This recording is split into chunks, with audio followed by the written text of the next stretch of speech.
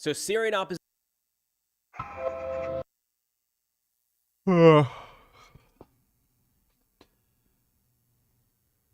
What's going on, everybody? Yeah, I'm like 24 minutes late because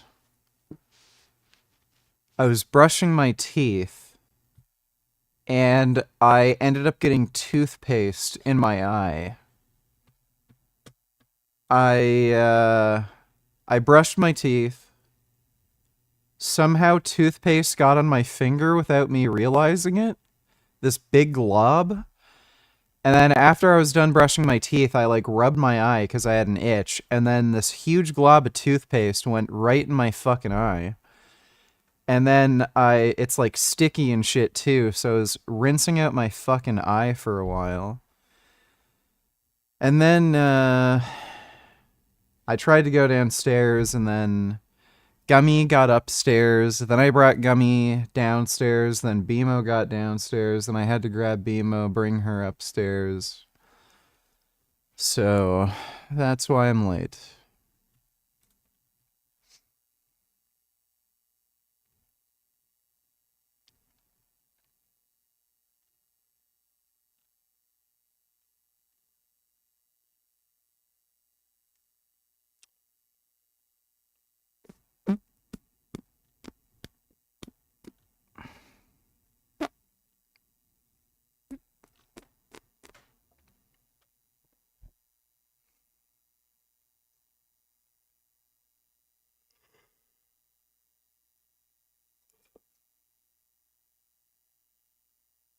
But we set up Doge. Yes. How much do you think we can rip out of this wasted $6.5 trillion Harris-Biden budget? Well, I think we can do at least $2 trillion. That's all of our discretionary spending, by the way. The entirety of our discretionary budget. So when they talk about the budget, that's all of it. He just said we were going to make it zero. But okay. What is the discretionary budget? It's all the things that we talk about when we talk about the budget. And then there's things called non-discretionary, which is stuff that the United States has to pay. We are like promised to pay. So if you talk about like, usually when they talk about making the budget every year, or it's yearly, right? Quarterly? Yearly? I think it's yearly. When they talk about the budget, they're talking about our discretionary spending. So for instance, when people say like, oh, the military budget is half of our spending or whatever, they mean half of our discretionary spending. Because you see it's 18% of our total spending. Is it possible they'll look to cut non-discretionary spending? You can't cut, it's called non-discretionary. You have no discretion over it. So you can't cut non-discretionary spending. It's promised already. You'd have to start breaking laws or violating agreements to do it. The Congressional Budget Office. Okay, this is a cute chart. So you How in the fuck did people vote for these idiots? What's your favorite pizza topping? Probably olives. I really like olives on pizza. can see of our Death of Rabbit donated $2. Hi, girly pop. Have you seen the clip that surfaced that apparently Destiny was looking at an 8-year-old pee-pee? Want to see Destiny's response to this? VG, please don't be a pedophile. Everyone is turning into one.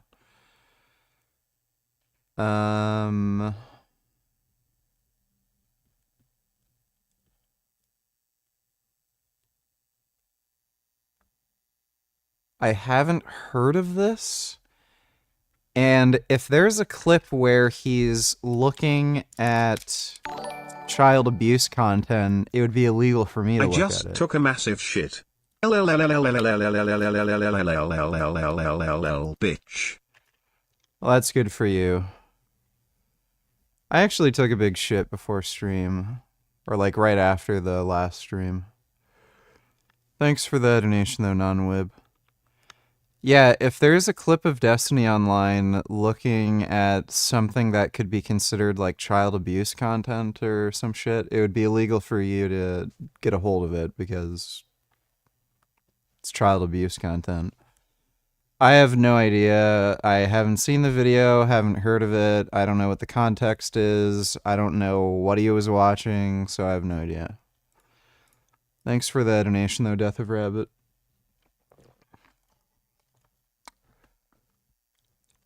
Why is white so bright? Our $6.1 trillion right here. The discretionary budget is $1.7 trillion. The mandatory spending is 3.8, and then 700 billion is interest. So when when Elon Musk says we're going to cut $2 trillion from the budget, I don't know what the he's talking about. So what's it? Great news. VG rumor has it that the Daily Wire plans to fire Brett Cooper after a disagreement she had with the CEO of the channel. The downside is they plan to replace her with that even dumber blonde chick. Do we really have to watch a video from the fucking quartering? Wow. I was not expecting this news. And when I first saw it about the silence is stunning. There is a rumor going around, which just seems at first blush looks completely unfounded. And as of right now, 11:09 a.m. on December 3rd, Brett Cooper has not reacted to this rumor, has not responded to anybody who has been about me getting fired. Like, they could be true. Spots at the Daily Wire.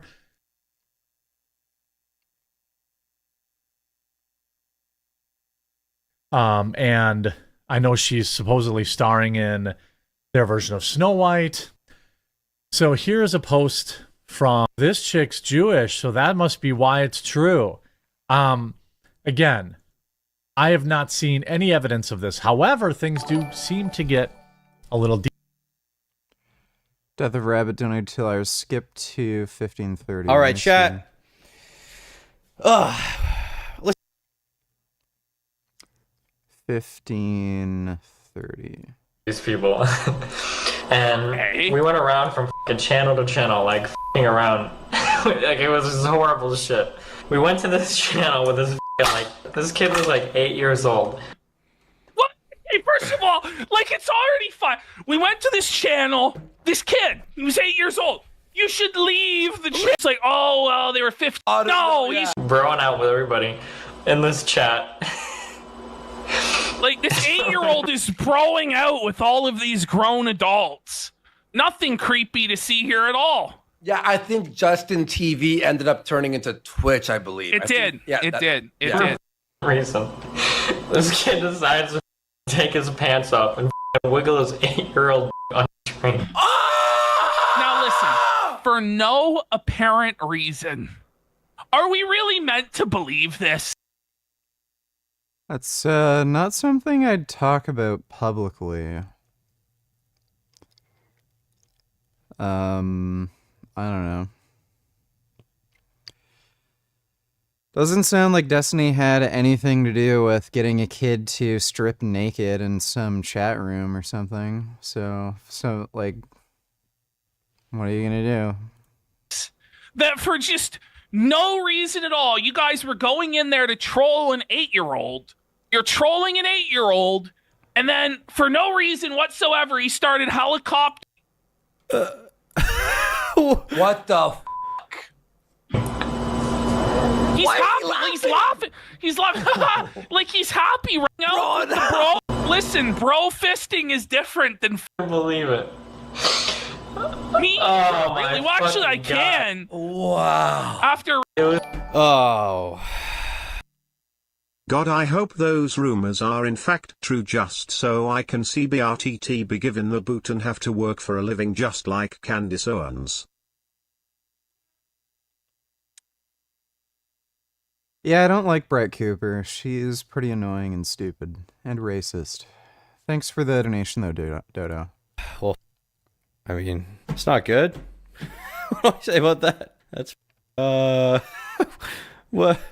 When did that happen? Has he ever responded to that? I don't know. What the do I say to that? I don't. What am I supposed to say? Holy shit! Like, we had to do like a double take because we didn't even know like what the was on. Like, we were looking at like an 8-year-old like on the screen. And his brother. Why didn't you close out the window? You just kept looking at the 8-year-old's.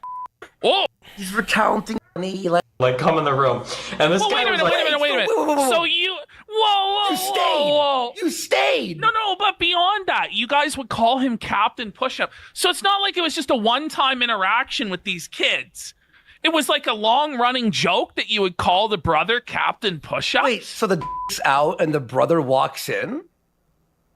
What? What's going on? Wait. But like what? This is just he say that? Please respond. Turkey Tom. Here I am. Turkey Tom bros are responding. Wow. I don't know. I don't know what to say about that. I mean, maybe it's satire or something. I don't know.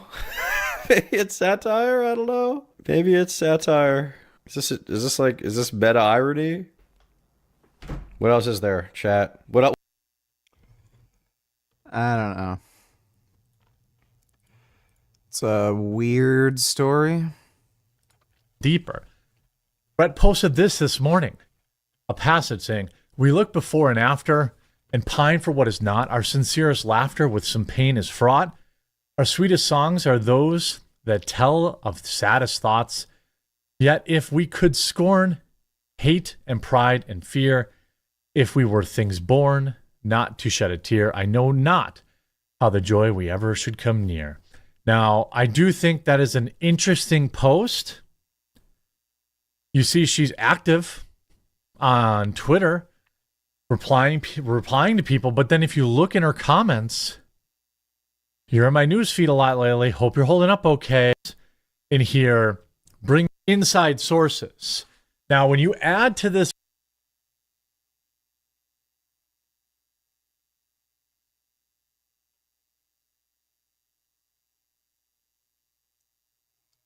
Company is in a dire financial position because of Jeremy Boring's The God King's massive ego. this rumor, the fact that she has not addressed it, perhaps. Here's 51 James L., who first broke the story. Brett Cooper fans, I just got a source very close to the Daily Wire who told... Again, who? We never even really found out what happened between Candace and Ben. But somehow you have data on Brett Cooper a little further down the food chain. I see Gag order, maybe, allegedly, wouldn't be at all... So his source is his own notebook that he wrote stuff in. Again, I left Brett The Daily... spent on... Oh, and she's also supposed to be doing this Snow White thing next year. You know, if you look at this here... Dude, I think the Daily Wire might be about to collapse. It's not. I can tell you that right now. Be kind of surprising if the Daily Wire went bankrupt because they're getting paid massive amounts of money by billionaires in the fracking industry who are like religious. It's possible for them to go bankrupt. You think this guy could beat you up yet or not yet? Alright, let's go.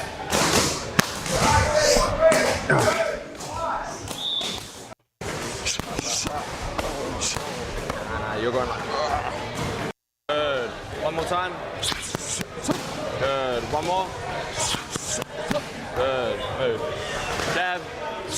Good. Chin. Jab. 1, 1, 2. Good. You sort of like... No, I don't think he could. He's too small and weak and dumb.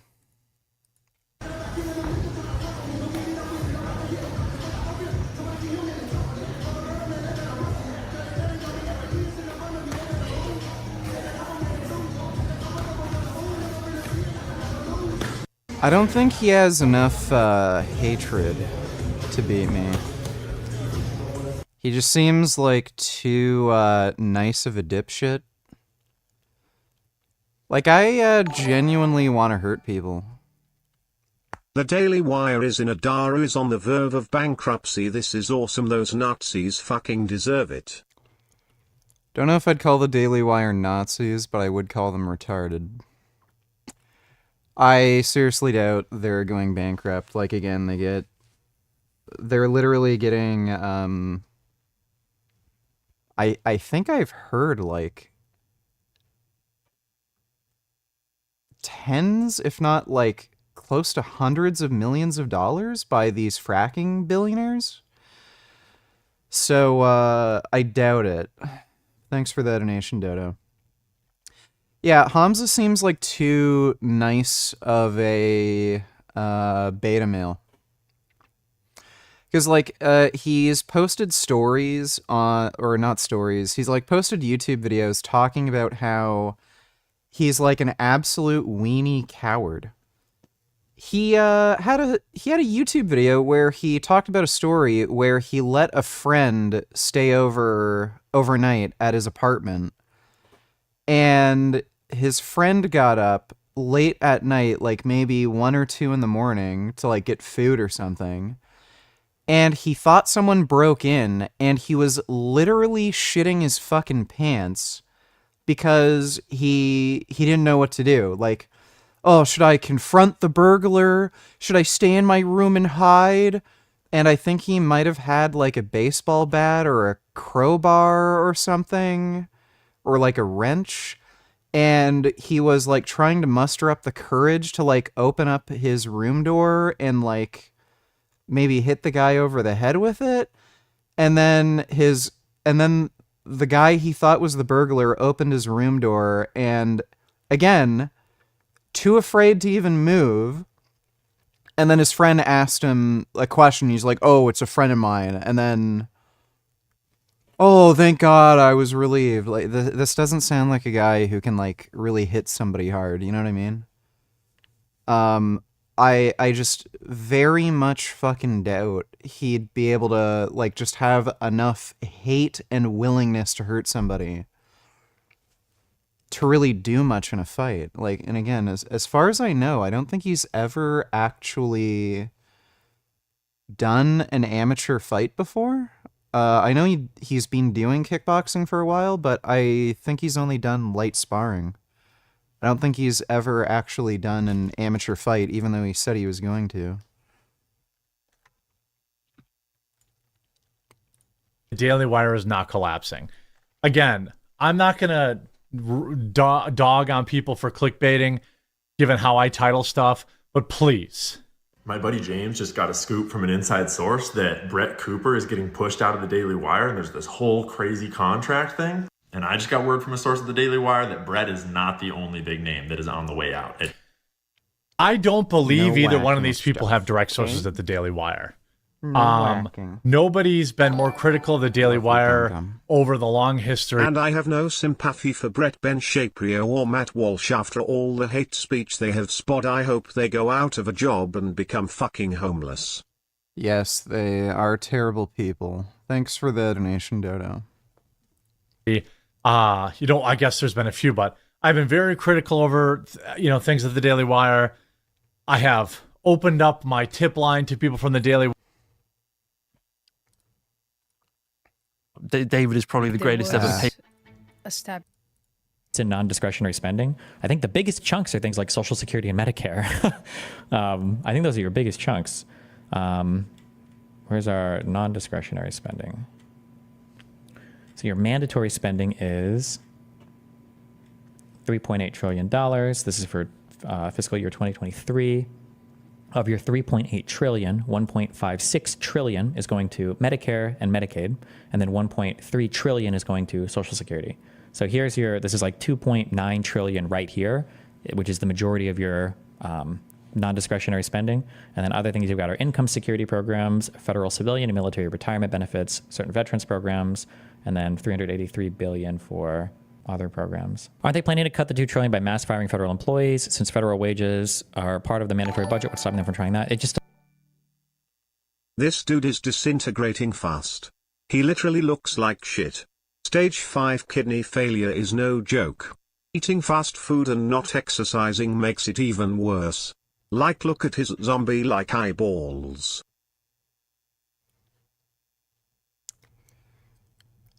Yeah, he's not gonna live long. See, my nigga, what I'm having a very hard time understanding is why in the fuck is Avanti Maddox's sorry scrub motherfucking ass even out there, my nigga? Cooper DeJean been kicking ass all fucking year, right? You have him dead to fucking rights. Right? Here come this motherfucking sorry scrub ass, haven't had a haircut nigga since motherfucking middle school, nappy haired ass punk motherfucking light skinned bitch. Avanti Maddox, this injury prone ass nigga, to come out here and fuck it all up. nothing. Thanks a lot, you stupid bitch. I'm assuming he's talking about football. Thanks for the donation, though, Killian Titan. Booty Cam donate $2.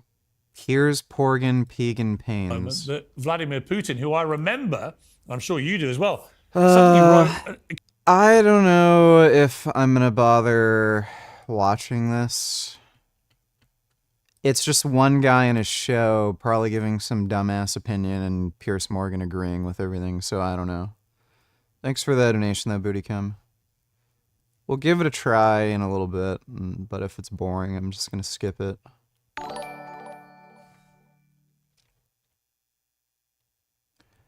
Dodo donates $2. If they want money, they can all get real jobs and stop making pointless hate videos online. Yeah, they could do that. Thanks for the donation, Dodo. There's just not enough money to cut there. People just super. Anytime somebody's like, we're gonna go line by line through the fucking tax code to do things, you're talking about like from $1 trillion, you'll save like a couple billion maybe. Like nobody. But the problem is nobody really has any concept of like all the numbers. Nobody really has like any concept of when you're talking about these levels of dollars. Nobody knows. Like if I tell you last year the United States government wasted $10 billion. Bootycam donate $2. So you like more than one guy at a time? Yeah, usually if it's Pierce Morgan.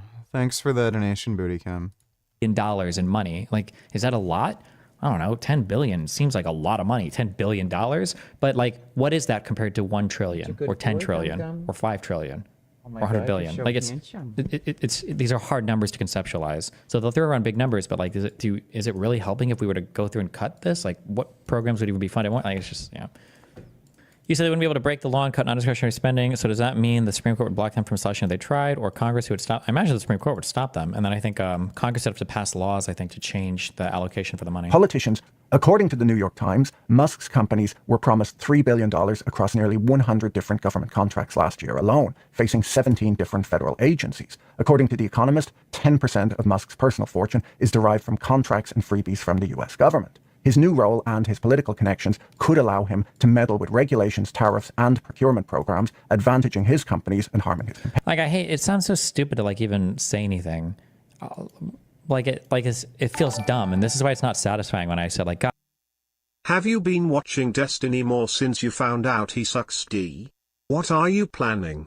What's going on here? Are you scamming today or are you doing sit-ups? I mean, I can do sit-ups. I can also scam.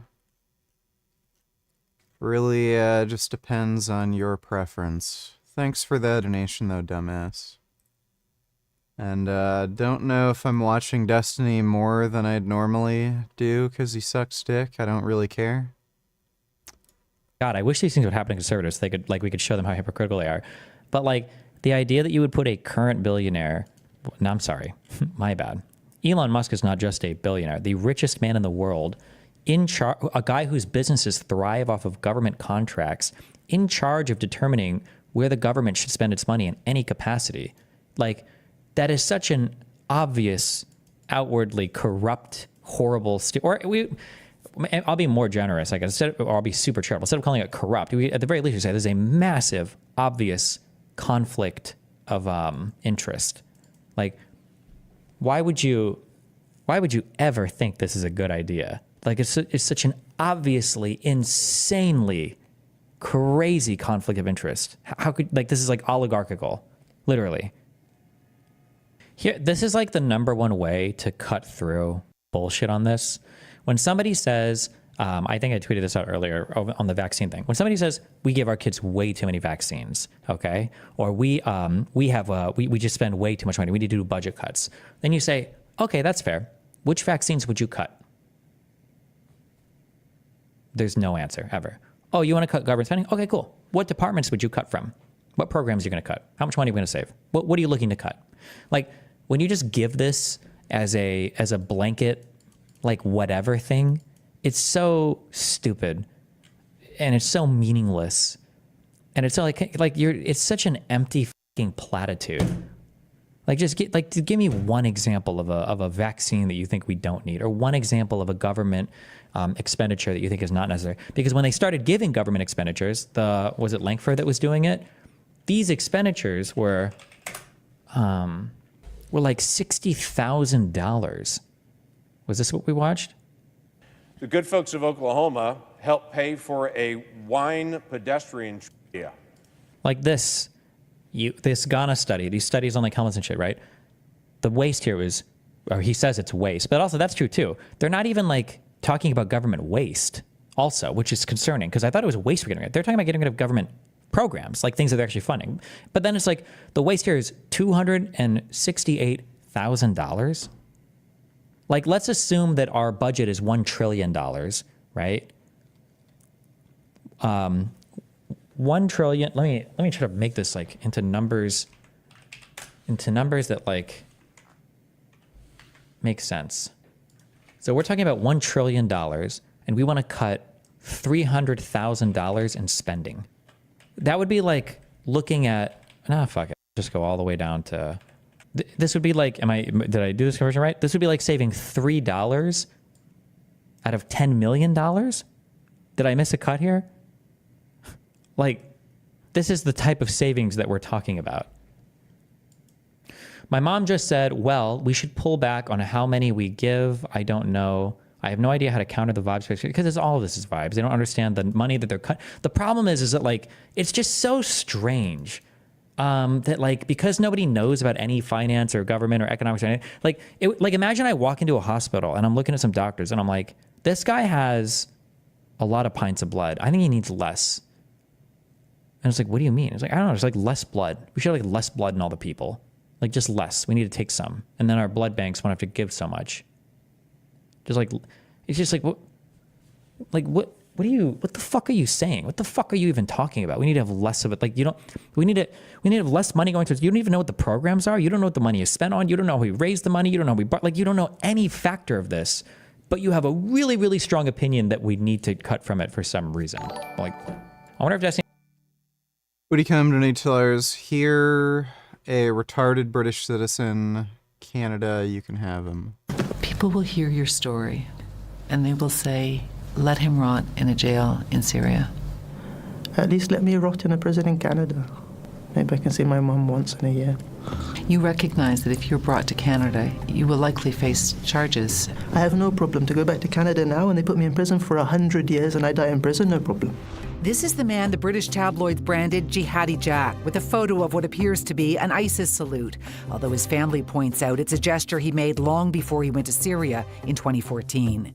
Jack has previously admitted to being a member of ISIS, but now claims he was under duress and wants to set the record straight. Was I an ISIS member? No. A lot of things I said a long time ago because I was scared. If that makes sense. I can't say everything because I'm still in prison. Maybe it will be the last opportunity I can to get this truth across, I don't know.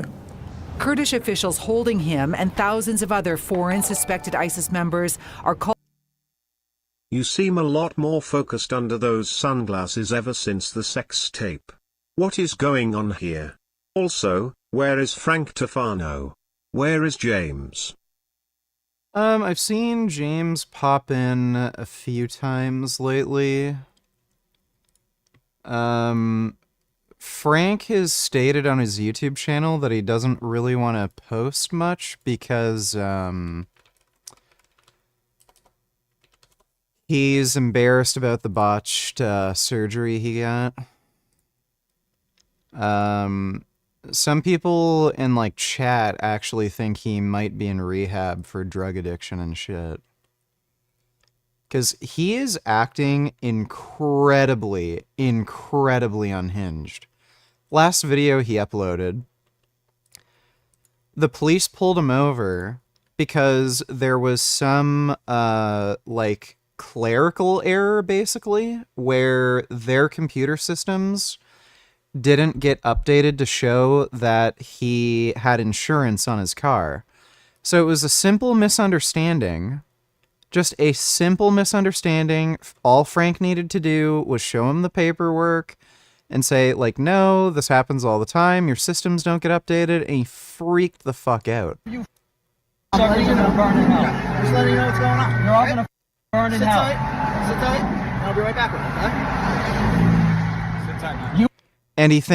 And he literally thinks Jews were part of a plot to tell the police to pull him over. So, who knows exactly what's going on? He was perfectly fine with uploading to his YouTube channel before, right after he got the surgery. And he was uploading months consistently, even though the surgery was botched. So I think there's something else going on behind the scenes where he's probably developing like severe mental illness. I think he's actually becoming schizophrenic, and he's likely addicted to alcohol and kratom. But thanks for the donation, dumbass. Calling on countries to take their citizens home. Since Jack has been stripped of his British citizenship, Canada is the only place he could be repatriated to. There is no public or political will to do so. Jack has been here 7.5 years. £675 for 2 reps while being like 270 pounds in body weight. You can't make this shit up. Fuck this dude for being so disrespectful. I strong.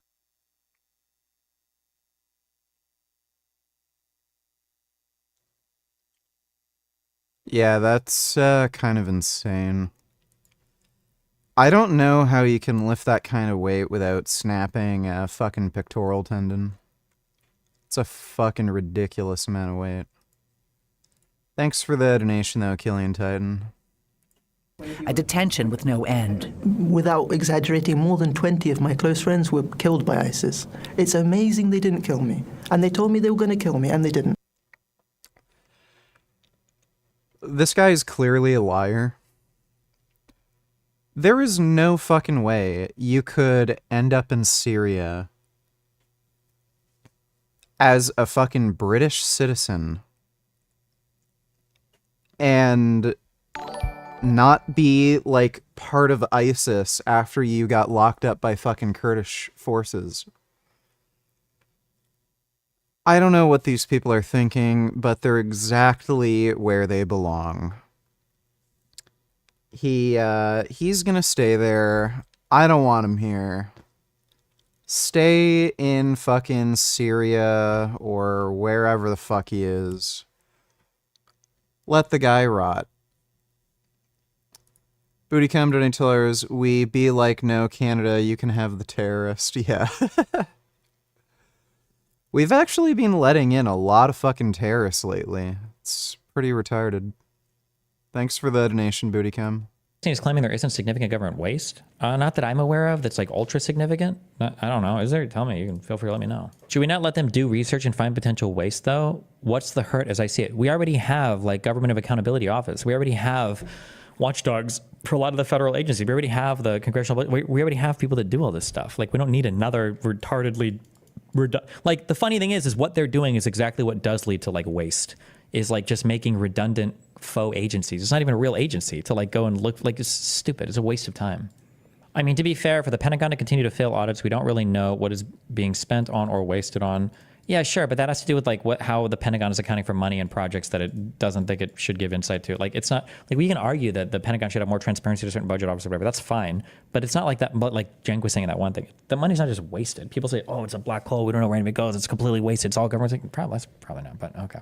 Destiny has too much faith into the corruption of the public sector. That's great, my dude. I don't know what to tell you. Like, you're either retarded, you either don't have a real job, or you're just like turn the blinders on. But like, my dude, like turn away from the government and go talk to anybody that works for any major corporation and ask them, hey, do you think that your major corporation that you works for 100% efficiently allocates all the resources? And see what the kind of answers you get. Like, talk to somebody that actually works a real job. Everybody's going to say like, oh no, like we have so much waste in management. Oh my God, we like allocate budgets for projects that are retarded, like expenditures of money. Like, oh my God, we have all these stupid things in the office that like we don't need. Like people, bro, everybody has like some level of waste or corruption or whatever. Like it happens. It's not good. Like we don't want, but there's like some level that exists in all places. This idea that like huge fucking, huge corporations run like clockwork, and they're so efficient, and they're so, there's no waste or corruption. It's so stupid. It's such a dumb, naive, stupid idea. The only difference is, at least for public office, you can hold them accountable by voting them out. In a private company, unless they're committing a crime, you kick rocks. Thanks for the gifted membership, Diagorus. Appreciate it. Yeah, but what happens to corpse if they keep wasting? LOL. They close down, no? There's nothing of value to out of.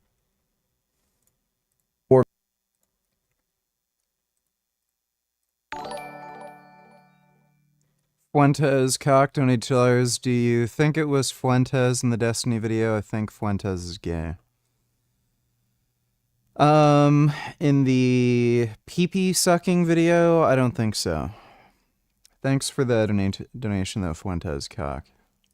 Opposition forces continue to advance in multiple directions, and it does not look like any of Assad's buddies are quickly rushing to help him out. Well, maybe some Iranian militias, but we also got footage earlier today of some American A-10s providing close air support in eastern Syria, which, could be a problem for some of those groups. So we're going to dive into that, take a look at a Syrian opposition drone school, some of the tactics they've picked up, probably from the ongoing war in Ukraine, and then some information on how HTS, the group leading the opposition charge at this point, has gone about kind of stability operations in areas like Aleppo that they have since taken from the Assad regime. And warning on that one, you might have some mixed emotions. It's tricky, as expected. Now, starting out, there's a couple of articles I wanted to highlight here written by some legitimate Syria experts. They'll both be linked in the description below.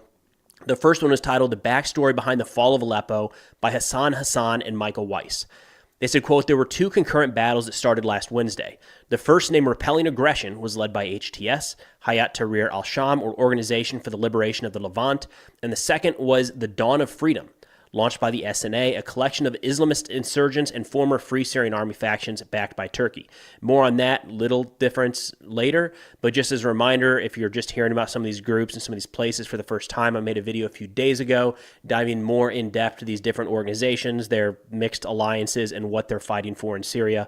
I'll link that in the description as well. Weiss and Hassan mentioned that HTS practically controls all of Idlib province now and large parts of Aleppo, Syria's largest province. They said overall the regime suffered a complete breakdown in command and control. Gohan donated $3. Let me see. We once heard a story from a driver in downtown Halifax, Nova Scotia, who was annoyed that a cyclist was slowing him down. Do you know what he said? You're not saving the environment, buddy. That was interesting. The assumption was that if you're on a bike trying to get somewhere, you must be doing it for environmental reasons, probably in an annoyingly self-righteous way.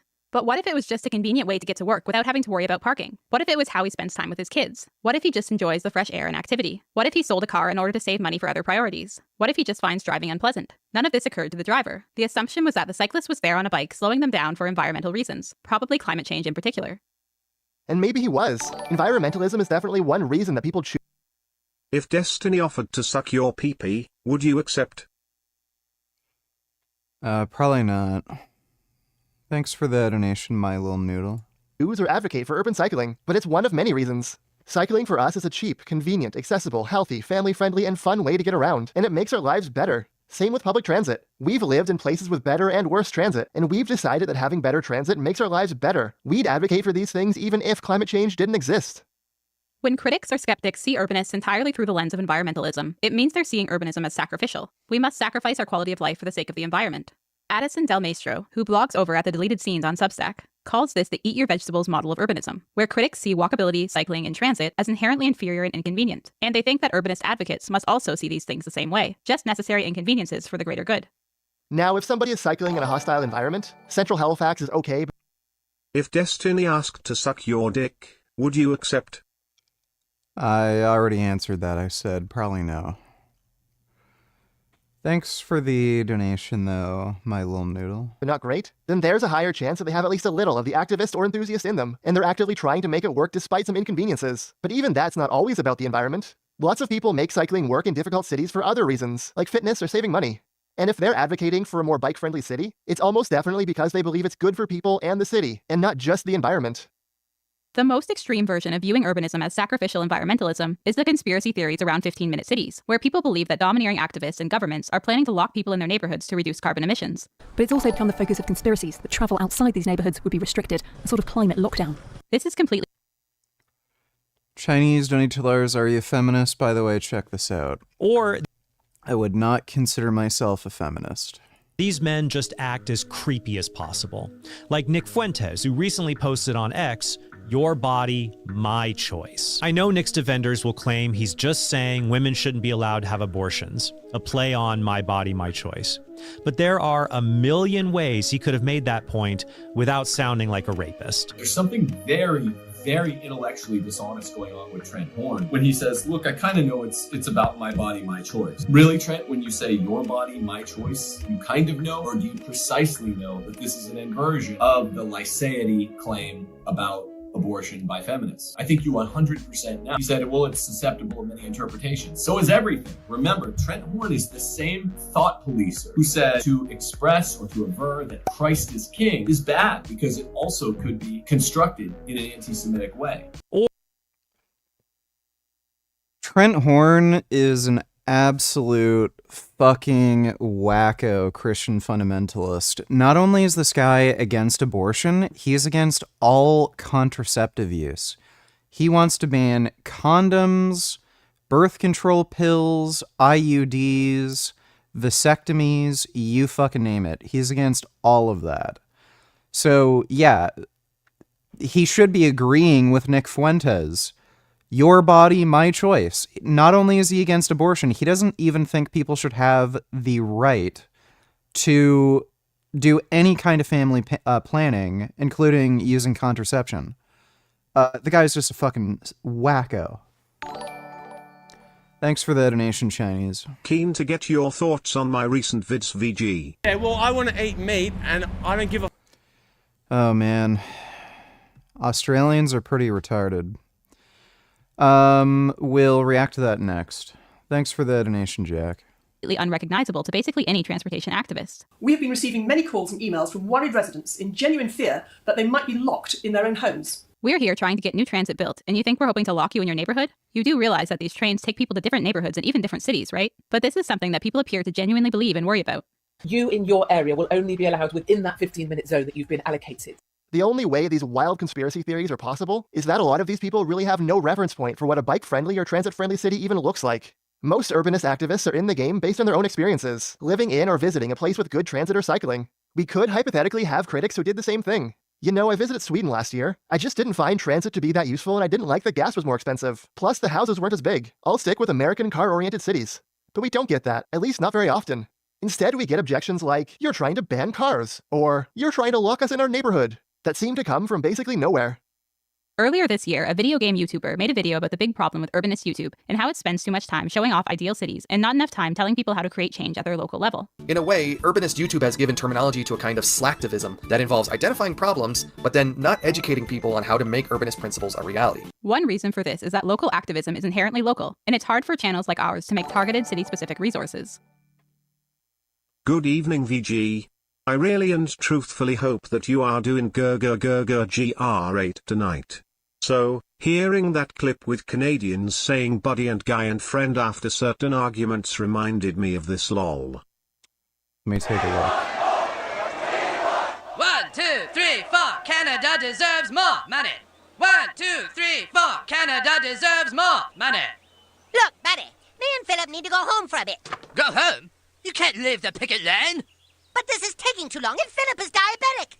Look, guy, we have to stay strong. If you don't stand with your fellow Canadians, then you are a rat. Don't call me a rat, buddy. I'm not your buddy, friend. He's not your friend, guy. I'm not your guy, buddy. He's not your buddy, friend. I'm not your friend, guy. Yeah, let's give it up, guy. Don't. We're setting you adrift, idiot. Maybe you can go live with the Danish. You'll regret this day, friend. South Park Canadians are pretty good. Thanks for the donation, Ben. That's a job for actual local groups organizing through Discord, Facebook, and real life. But a bigger reason urbanist YouTube spends so much time covering success stories in transit or cycling, whether in Europe, Asia, or elsewhere, is that most people in North America still genuinely don't know what it means or even looks like for a city to not be car-centric. It just doesn't compute. Being able to show a place that's successfully done it is really useful. When someone responds to a bike lane proposal with, but how do you do deliveries? It's powerful to be able to point to Denmark or the Netherlands and say, do you think they don't have deliveries here? There's actually something similar with green energy. Do you think it's possible to have a zero-carbon power grid, or is that pie-in-the-sky utopianism? Well, we live in a place that currently has one. Quebec gets nearly all of its electricity from hydropower, with a smaller amount of wind. Next door, Ontario is more than 90% clean energy, mainly from nuclear. Bruce Power is one of the biggest nuclear plants in the world, supplemented by hydro and wind. This isn't seen as a major sacrifice for the environment. It's just normal and unremarkable, and mostly not politicized. Conflict with quality of life. Long-haul flights are bad for the environment, but it's also really nice to be able to visit faraway places that just aren't practical by train due to distance or oceans. It's hard to say how or whether we'll find a green solution to distances like New York to London, but there's also a lot of low-hanging fruit where the green solutions exist and are practical. Urbanism. You know, I gotta say that channel sounds gay. They're right, but they sound really gay. I can say something. I want to eat meat, I don't care. Shred us to pieces, but you Oh yeah, what's all the kerfuffle going on over here? You're interviewing me, but can I interview you, bro? I'm No, a I'm radio interviewing. interviewer, I'm a pod. Oh, hey, it's that fat retard from before. Oh my god.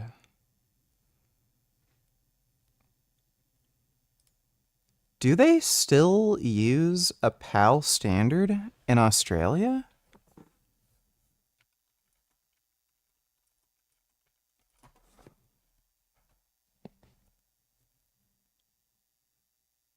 I don't know how you people get by. 50 hertz.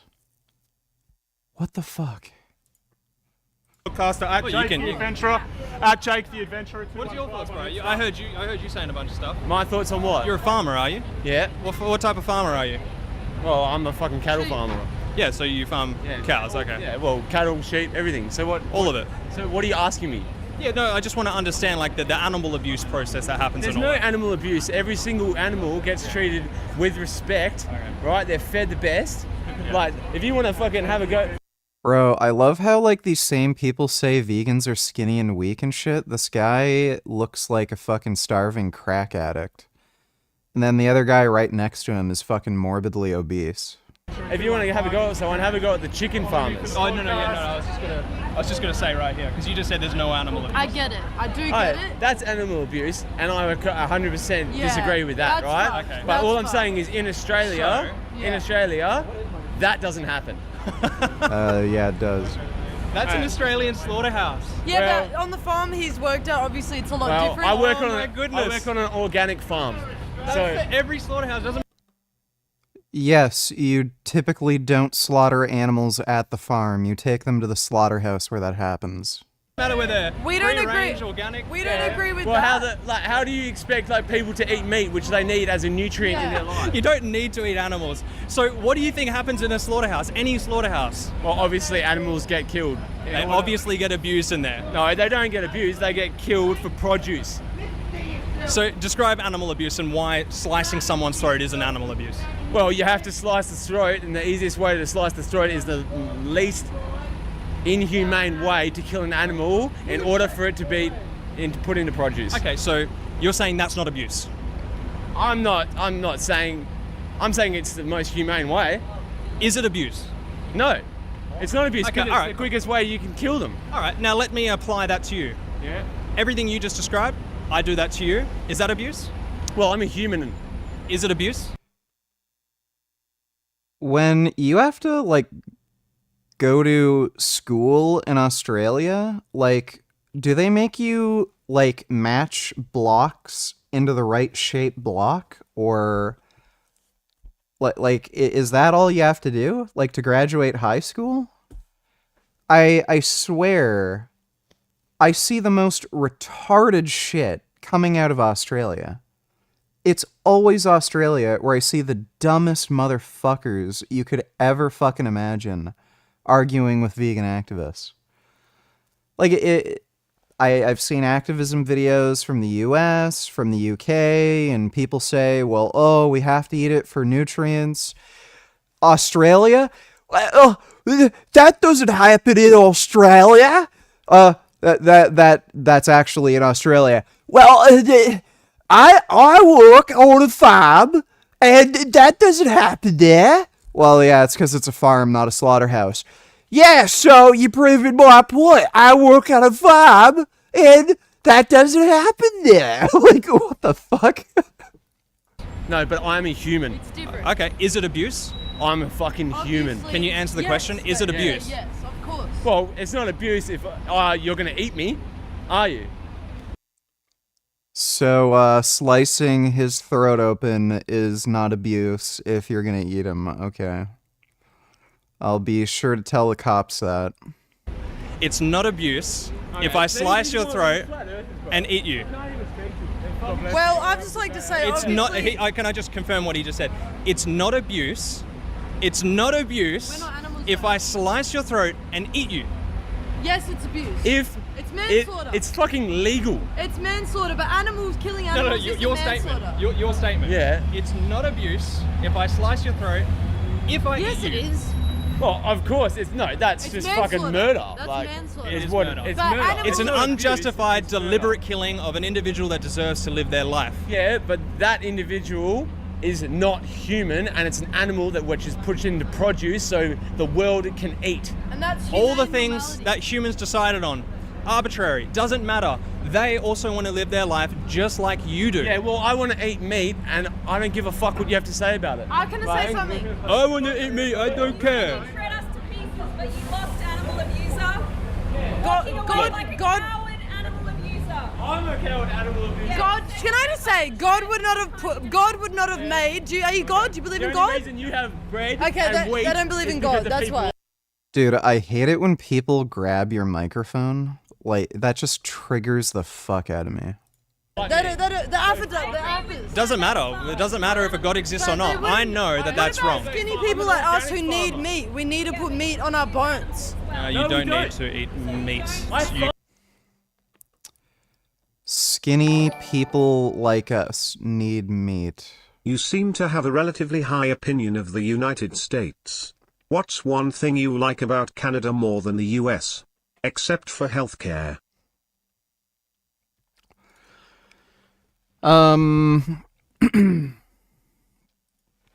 If you asked me this a few years ago, I'd say probably government corruption, but that's not really the case anymore. People are definitely friendlier here. In the US, people are definitely more standoffish, hostile, not willing to talk to you, stuff like that. Or, like, offer any kind of help. At least for me personally, I prefer the tax system in Canada. But thanks for the donation, Jesus. Appreciate it. You can eat anything else other than an animal. Send them to the slaughterhouse. Yeah, you forced them into a slaughterhouse. Yeah, and you force people to watch your OnlyFans, which You sound like you have no clue what happens at the To be slaughterhouse. honest, I don't think anyone would watch you. What's up, man? Subscriber, are you? Oh, come over here, bro. Come over here. I'd love to talk to you. Yeah, but why are you talking to me about it? Why not? Because you're no different to a racist, a sexist, a homophobe. You're a speciesist. You're the equivalent of a racist, a sexist, a homophobe to these animals. So I want to tell you that that's fucked up. But it's an animal, like... That's exactly what a racist would say. You're talking to like a 13-year-old and having an argument with a 13-year-old while you're... Yeah, because your mentality is disgusting. Have you seen this type of stuff before? No, it's scary. It's scary. Yeah. How do you feel when you see animals being abused and exploited like this? Not good. I It's don't want my upset, like cats to go through this and stuff. Yeah, right. So if you wouldn't want to see cats, probably dogs. Yeah, probably. Probably dogs, yeah. Or anyone, any human you would never want to see go through. Australia used to be a prison island. Britain would send all of its worst degenerate, tarded criminals here, so that's why it's like that now. It's kind of weird, though, because Australia is also a pussy-ass, retarded, cucked country. Like, you guys banned most of your fucking firearms. The way they do policing is a lot like in the UK, where they'll, like, arrest you because you have an e-bike that goes more than 30 kilometers an hour. Like, it's just so weird. If there's, like, a lot of criminals and shit and degenerates that went in Australia and made the country, like, why in the fuck are you all lame-ass fucking pussies and let the government, like, be your daddy and take away your fucking guns and freedoms? It's just weird. I don't know, maybe it's...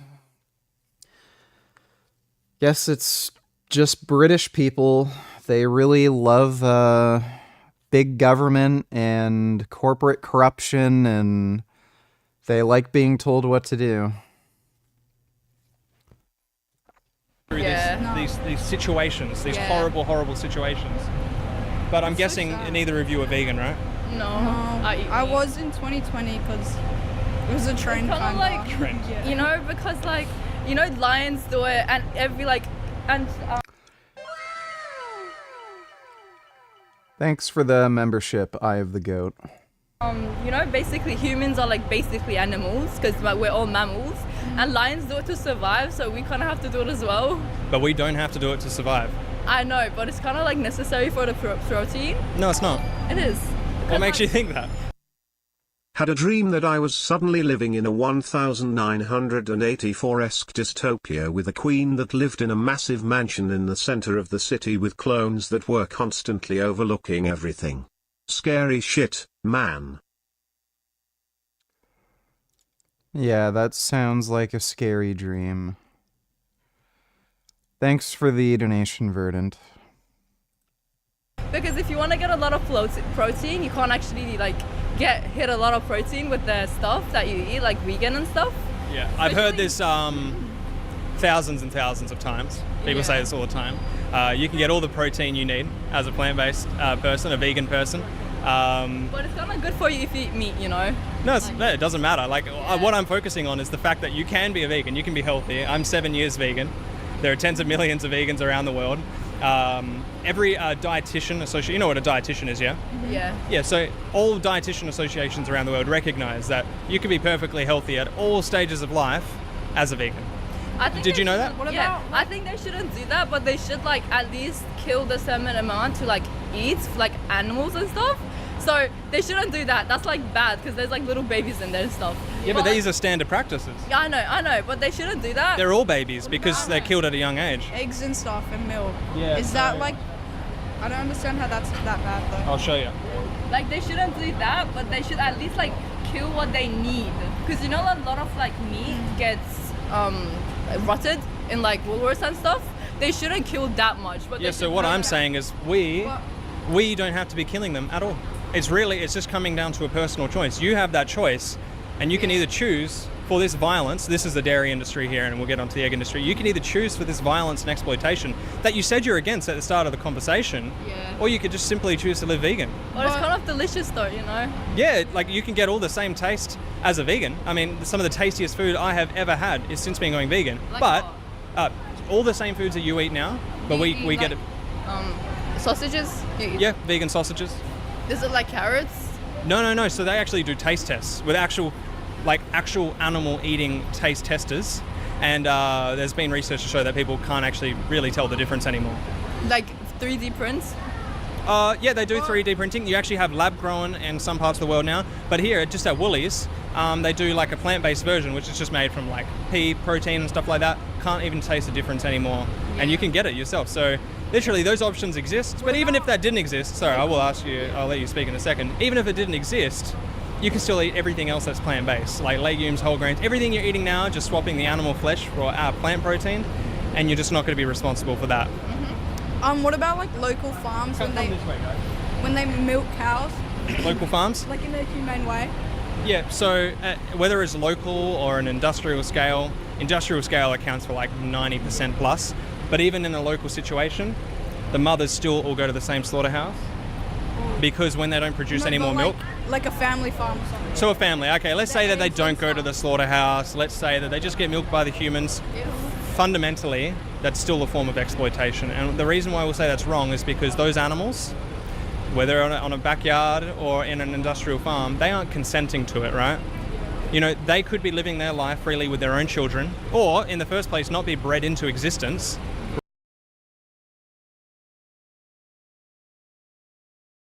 My religion though, like it's kind of my culture. What religion? Oh, I'm Muslim, yeah. Yeah. So there are many vegan Muslims. I know, but it's kind of my culture as well because I come from like a really cultural family, and it's kind of like a culture on like the New Year's for us to eat fish and meat, and if we don't, it's just like This is like saying my family is really cultural, That's why we're all KKK members. We really like our white culture. And then use that to justify racism. Disrespect for my culture, and I feel like I have respect for everyone in any age, like any like religion or any like what do you want to eat, it's fine, but you know they should respect me eat too. But yeah, so there's nowhere I believe in because I have a vegan Muslim friend. But it's like my cultural, like from Iran. Yeah, okay, so culture then. Let's just focus on culture and not religion, because you can be a vegan Muslim. But let's say it's your culture. It was my culture too. But I realized that culture, things that happen traditionally, isn't a good excuse to inflict pain and suffering on an innocent being when you don't even have to. What if they just like die naturally? Yeah, that's what happened. What if they die naturally? Yeah. On like one of my I don't know, my cousin's auntie or something. She has a farm, and the ram died naturally, and they ate it for like in a stew and stuff. Ethically speaking, there is an argument to be made if you just come across a dead corpse. You're not inflicting any harm on that individual because they already died, unfortunately. My concern would be is why were they there in the first place? Were they forcibly bred by humans in a farm? I would be against that. But the act of eating a dead corpse of somebody that just died of natural causes, no ethical issue, but you put that in the... I was just going to say, yeah, this is the egg industry, yeah. Male chicks that don't produce eggs so they get ground up alive. But look, let's put that in the human context. If you saw a human corpse, I'm sure you wouldn't eat them and you would want to give them a funeral. Do they just like die? Yeah, they just get ground up alive. If you eat eggs, that's what happens, yeah. So you guys don't eat eggs? No eggs, yeah. What about milk? No, we drink soy milk, almond milk, oat milk, all that stuff. Isn't milk okay though? Because it's like the animal doesn't die. Let's go back to that.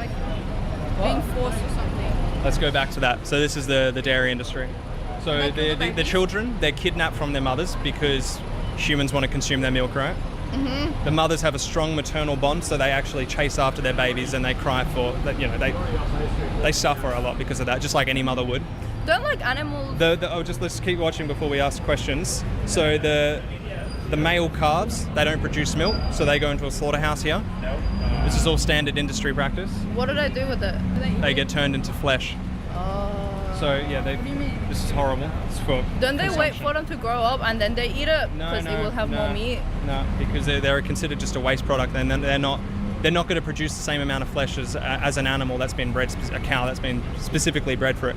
Then they get their throat sliced, and then all. Hey? Do they eat it? Do you eat it? No. Do we eat it? Some people eat veal, which is baby cows. Isn't that like lamb? No, baby cows. And then look, the mother cows. This is also the dairy industry. This girl is giving me a bit of a headache. She's really fucking stupid. When they're no longer producing enough milk to be profitable in the industry, Would I kill them? they put a knife in their throat and a bullet in their head. But I don't know. In my culture, we do this as like it's a good thing to do, but like I don't know. A good thing to do. I know. But it's kind of like respectful because when a new baby is born, or you want someone to stay safe, you buy a sheep and you kill it and you eat it. Bare knuckle boxing, donate $3. I don't ever let people know publicly what the full extent of my operational capacity is, what the extent of any training I have is, and my fighting ability, because that's giving out free intel that gives people a possible advantage if they do want to attack me. I would much rather have people have no idea at all what my training is and what I'm capable of. I earned black belts in 2 different styles of martial arts with it. I did bodybuilding, I did powerlifting. I started training at 19. Well, not training, but actually lifting weight. You think the US could ever realistically become authoritarian? It would take decades to dismantle the system of checks and balances, and I don't think a potential dictator has that sort of patience. They'd be old or dead by the time it happened. Wouldn't necessarily take decades. It really depends. People can very quickly become ideologically possessed, as Jordan Peterson would say. So if you have a charismatic leader who's able to convince a large enough percentage of the public, they can just very quickly completely dismantle all public institutions. Like, look what happened with Hitler. As soon as he took power, he killed every single one of his political opponents. Similar thing occurred several times in Russia. As soon as Putin took over, He killed every single one of his political opponents. And again, they died under mysterious circumstances, heart attack, their planes would crash, you know, shit like that. So, no, it wouldn't take decades.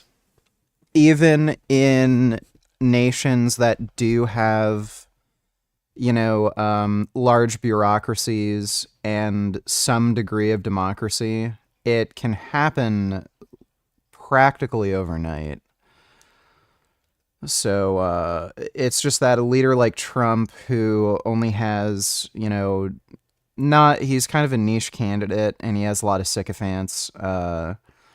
He wouldn't be able to do something like that, but if there were somebody with enough popularity and maybe enough power where they're linked to like the mob and organized crime, to assassinate political rivals, it's possible. You know, like Putin. Thanks for the donation, Verdant. Been a martial artist and a distance runner before that. But yeah, I got into weightlifting when I was 19. I trained completely natural for 4 years. And while drug-free and in my prime, I got up to like a 315 bench and I could squat 470 pounds. I think I am more suited to wear a Batman shirt than any of those guys. I have black belts in more than one style of martial arts. Batman was a martial artist.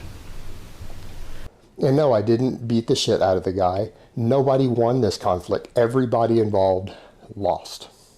Because he and I had to grapple around, I specifically went completely out of my way to avoid punching this guy or hitting him and using submission holds. I ended up getting my arm bit. By the way, this is the guy who, like, literally said he would shoot and kill somebody if they ever tried to attack him. And then he's saying he got into a bar fight and he tried everything he could not to harm the dude. Like, he's just clearly full of shit. He just got his ass kicked. And the rumor was, it was probably like a Marine or something, because he was literally claiming he was like a special forces agent, and he got a lot of the military community pissed off. And chances are some guy just recognized him at a bar, beat the crap out of him, and then he made some like bullshit fucking video about how, oh, I actually won the fight. And when he bit my arm, I hooked my fingers in his cheek, which will generally paralyze somebody. You can hook them like a fish. And I put him chest down on the floor and I held him there. The bouncers were coming and I told him, if you're going to be cool, I will let you up. And he said he'd be cool, just please let him go. When I let him up, he came up and he caught me with the left and he got me really, really good.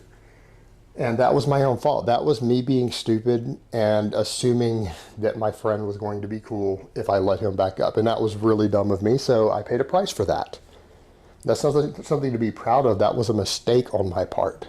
I had the guy subdued. I should have just kept him there in the submission hold until the bouncers got there. When the bouncers came over and the owner got in my face, who happens to be a personal family friend of mine, I backed off, let the bouncers deal with him, and I didn't continue the conflict. I kept my cool because, again, it's important to behave as a gentleman in public. You shouldn't have to have bouncers pull you off someone, even if you've had to restrain them. When the owner of an establishment comes and tells you to back off, you back off. And you apologize to that person for whatever behavior you were involved with in their establishment, guys. And that's part of being a gentleman and being a man, is to know when to back off in those situations and to apologize to everyone involved. And I went around that night, and every one of our friends who were there, who had to see all of that, who had to deal with it, I apologized to each and every one of them. I apologized for his behavior, and he and I are no longer on speaking terms. So no, that's not something to brag about. It's not something to be proud of. I'm not proud of the fact that I had to get into a conflict. I'm not proud of the fact that I made a mistake and let somebody up who I shouldn't have and got a black eye for it, guys. But there are times when these things arise, and it is important for us as men to deal with them as men when these situations come up. All right. Blaha is such a fraud. That sounds fucked up. No, Sorry, I have to say. It's not fucked up. It's fucked up for the land. Yeah, it's fucked up for the land, but it's Absolutely, which means it's fucked up. not really. It's animal. You just agreed it's fucked up for the land. They don't feel it though. They don't feel a knife going into their throat. They don't actually feel it. Like they don't, they feel the pain, but they don't know what they're doing. So they feel it. They feel the pain. Yeah, but that's all that matters. Emotions. Like they're not like, oh my god, this human is killing me. They don't have to think that. They're suffering immensely.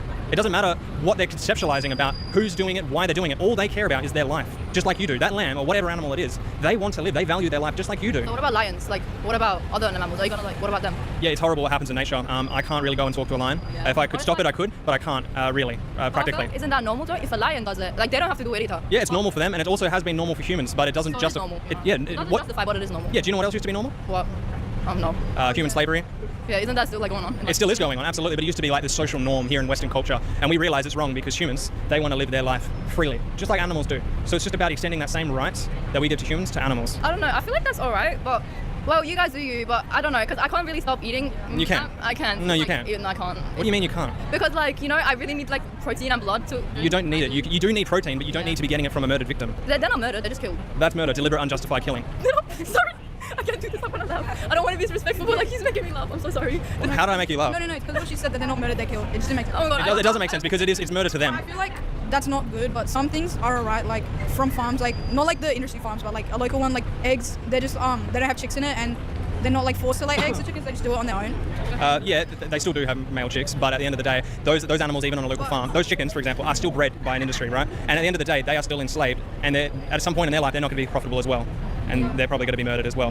They're not murdered though. Like even like if their egg has a baby in it, what they'll do, not all of them, but just No, the actual hens themselves. Oh, the hens.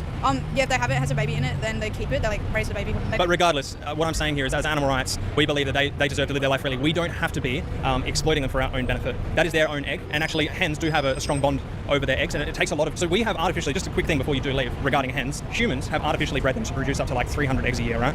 And in nature, like a natural hen would only produce maybe 12 a year. So it's actually so it's an ovulation. It's actually their period, and it's really, really taxing on their body.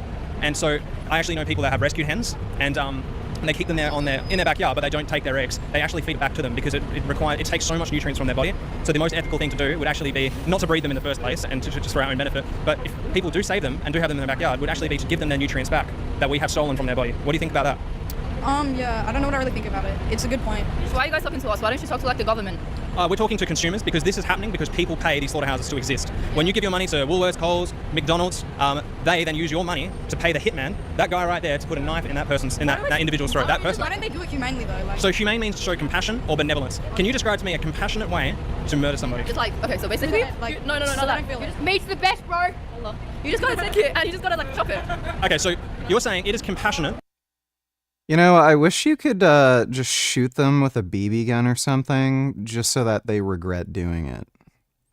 Like, they probably walk away laughing and smiling, and then, like, when they get home, they tell their, like, friends or something, guess what I did today? I ran into a vegan, and I said, meat is really good. Like, if you could shoot them with a BB gun or something, and they'd have to go to the hospital to, like, pull out the fucking BB with pellets or something, they probably wouldn't be laughing about it. And I just wish you could do something where there's at least some level of regret. Like, shoot them with a BB gun, slap them good, I don't know, spray them with something, like pepper spray, just fuck those people.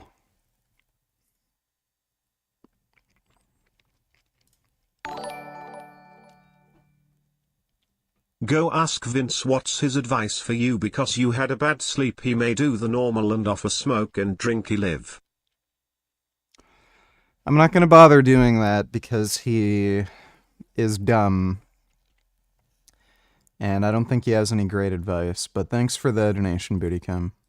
To just chop someone's head off. Yep. Yeah. Say that to the camera. It's compassionate to chop someone's head off. Not someone, an animal. It's compassionate to chop an animal's head. Someone. No. And not something. They're not an object. They're not an object. They're an animal. It's like, why don't you feel like embarrassed if someone calls you an animal because they're dumb? We are animals. Yeah, but like not. I wouldn't be embarrassed. It's a factual statement. Yeah.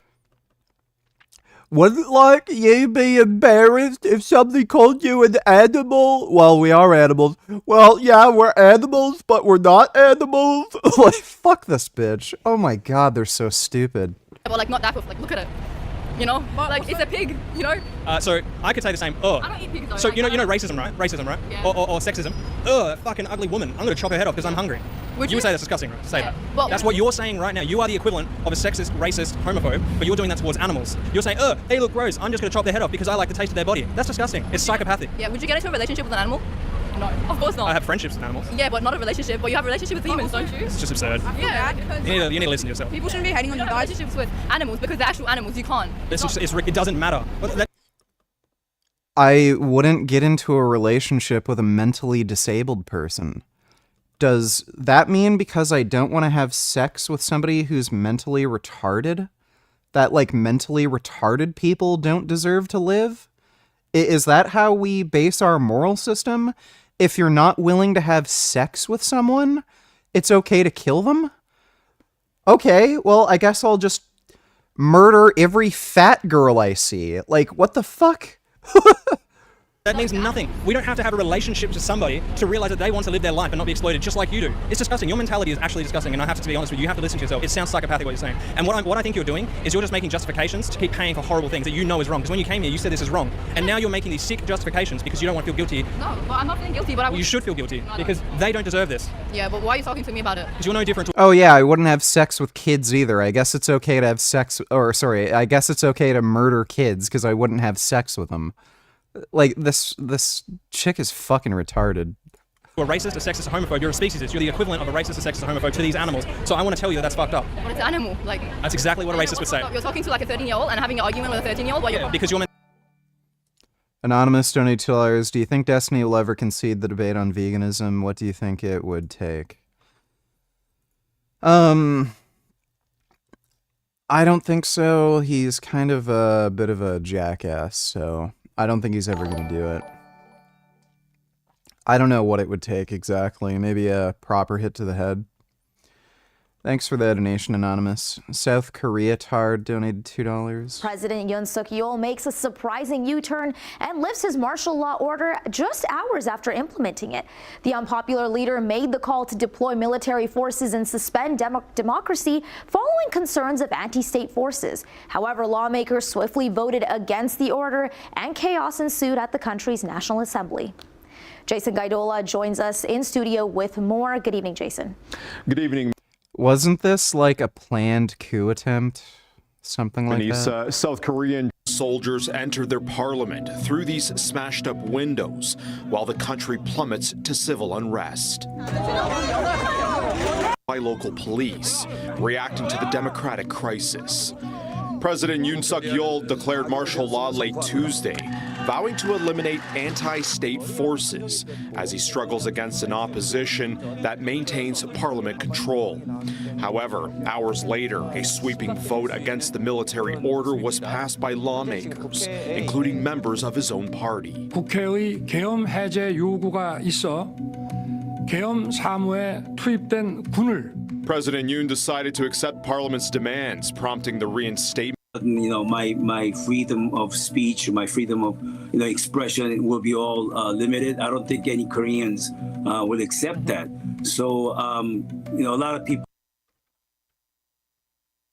Part of the difference with the old media, let's say, the corporate media, and the new media is that those organizations are corporations, and the people that you see are the front men for the organization. Exactly.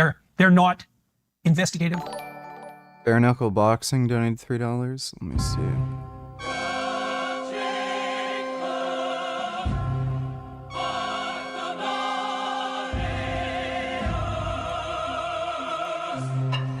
Ian McCarthy can't even lift this shit. He's small. He's talking shit all over the internet.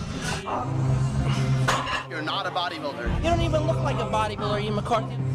60 pounds heavier and you're running your fucking mouth off. So fat. Fucking forearms to see if Ian's got that.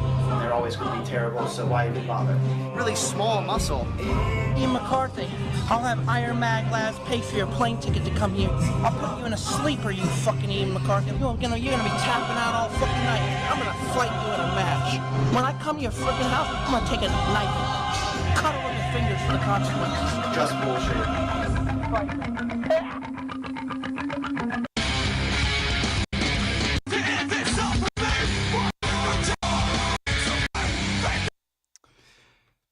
I would bet on Genova to win that fight. Thanks for the donation, though, Bare Knuckle Boxing. They're not independent investigative journalists. Now, I know you claim that, that you're not a journalist, and technically that's true, but that's the roughest equivalent, because I don't know, apart from podcaster, I don't know what the definition is. So yeah, it's something like I'm trying to translate. Oh, dude. Calling Dave Rubin a journalist? Are you kidding me? He's talking with Dave Rubin. Wait, the nonsense. But that's not talk show host. Yeah, I'm a talk show host. That's Phil Donahue was. That's right. That's right. That's right. That's what I'm doing with my podcast too. They're talk shows. Like, but why is it then that for the last let's say starting when COVID started, like that day, all of the hoaxes that we've all been through, why is it that I didn't fall for any of them? Why is it that my track record, I get political predictions wrong all the time. I thought DeSantis could win the primary. I have no problem admitting that. I thought there was a different way the Republicans could go. And by the way, I'm thrilled with the result. I couldn't be happier. I fought for Trump and all that stuff.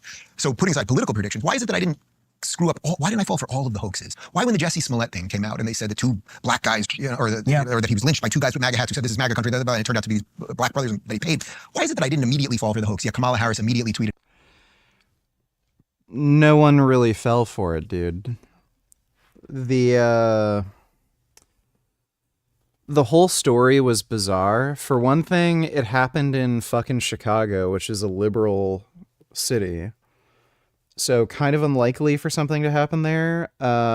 He also still had the noose around his neck when the police arrived like 15 minutes later. No one bought it. It's just because, one, I think the main reason is just because he's ideologically opposed to the idea of, MAGA supporters being terrible people. But yeah, I mean, you don't have to be a fucking genius.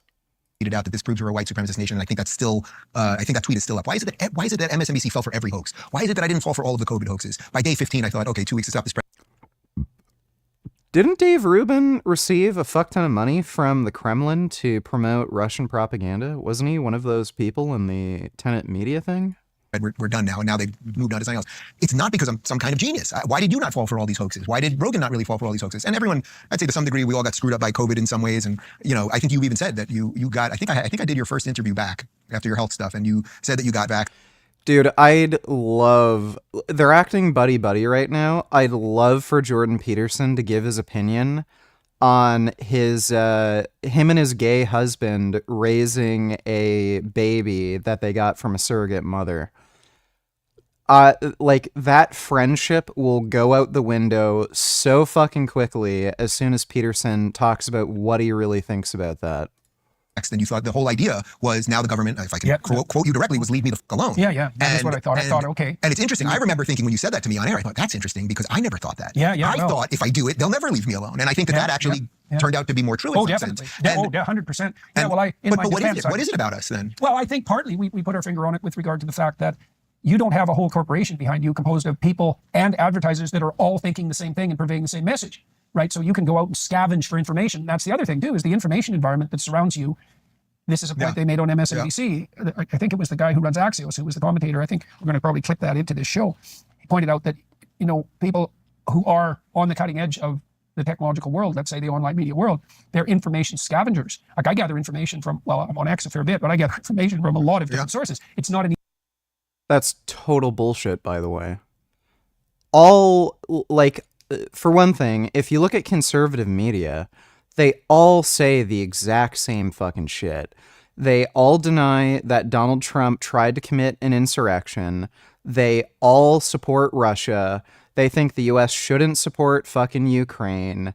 They're all against social programs like universal healthcare and crap. They all have the same... they literally all have the same unified fucking message, but then they're saying, oh, we're free thinkers and we just scavenge information. They're literally just getting information primarily from fucking Twitter. And I know this is definitely the case with Jordan Peterson, because if you listen to any of his fucking talking points on things like climate, vaccines, gender ideology, all of that horseshit is coming from fucking Twitter. He literally repeats fucking Twitter memes. I remember he did a interview with Destiny, and then they started talking about vaccines, and not just the COVID vaccine, just vaccines in general. Jordan Peterson said children are over-vaccinated, and they give, I think the number was something like 76 vaccines to babies, which isn't true. Like, you can look at the vaccination schedule for infants. I think there's 24 vaccines, something like that, from infancy up until like they're toddlers or something. So over the course of like 6 years, it's like 24 or something like that. I know exactly where that information comes from. He mentioned a very specific number.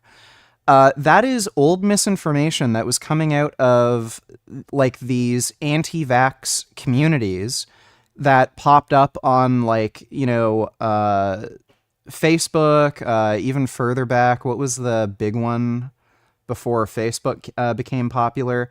Like, this was misinformation that was being spread around since the fucking 1990s, and you still see these anti-vax communities on like Twitter and Facebook still bringing up these like ridiculous numbers. Oh, babies receive 76 vaccines the first year of life. He was repeating that, so I know exactly where he's getting his information from. He's literally looking at the most dog shit, retarded, degenerate content primarily on Facebook and Twitter. He doesn't do any research whatsoever. Let me see. Richard loves cheesecakes. Donated $2. Yeah, MySpace. Yeah, there was a lot of anti-vaxxers on MySpace way back in the day. I saw anti-vax shit there. Oh my goodness, it's a little baby deer and a kitty. Oh, they're friends. Oh my God, they're good friends. That's amazing. Oh. Oh my God. What the hell's going on here? What the hell is this?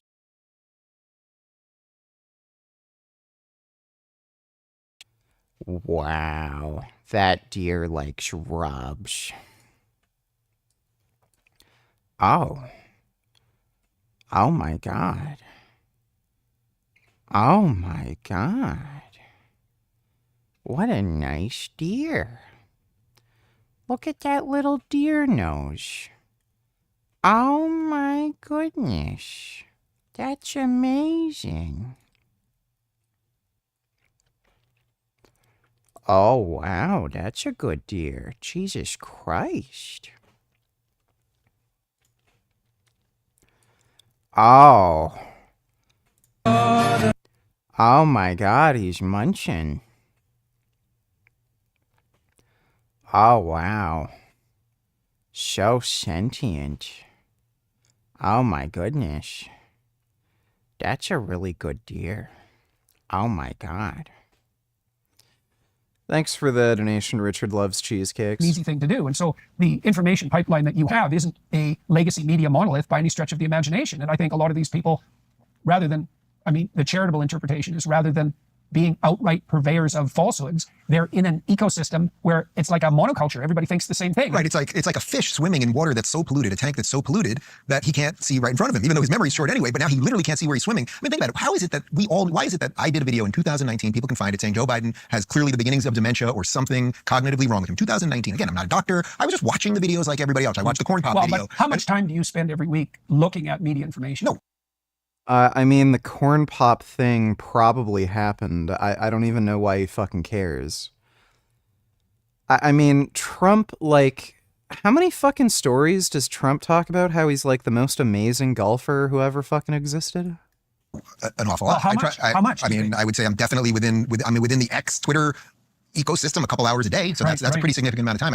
I try not to do it on the weekends. You know, I do my August off the grid thing, which I think also has helped me stay sane throughout this because I get out of the hamster wheel basically, once a year for 8 years now. But the Biden cognitive issue, they lied and lied and lied, and they kept saying, don't see what you see. And he's still president right now. I know, it's although something seems to have turned on, because I think he's starting to realize, man, he's got a legacy and he can figure it out in the next 2 months. And I think his legacy, if he's smart, and I don't know what's left of him, but if Jill and whoever else is around him that has sense with them, they have an incredible opportunity right now. And I hope they'll take this. The opportunity is you have no reason to placate to the left. You were brought in because you were old Joe the moderate. You weren't crazy Bernie. You weren't Elizabeth Warren. You weren't one of the radicals. You governed like one of them. They took advantage of you. But now they clearly tried to screw you by forcing him out. He's basically said that. I mean, that's what he said on The View, that they forced him out. He thought he was going to win. So we'll find out what happened there one day, because eventually the truth will come out. But what an interesting moment he has right now. He has 2 months to say, I have no reason to play with you children anymore, and I can build a legacy. So what could my legacy be? Well, maybe Donald Trump's not Hitler. And maybe I could do a few things like, I don't know, maybe somehow winding down some portion of the Iraq war, or helping Israel win their war, getting our hostages back, the American hostages. The Iraq war? What?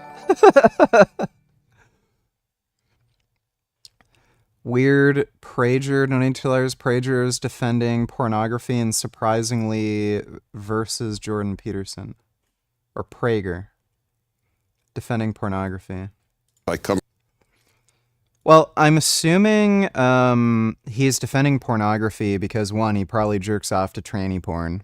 And 2, I'm pretty sure he is an adamant free speech defender. So if you're in favor of free speech, you'd absolutely have to defend pornography.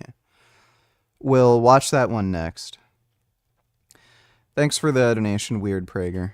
If not the Israelis, or maybe doing something about the border, which they are doing a little more now. He has an interesting moment right now where his legacy could be, he took us.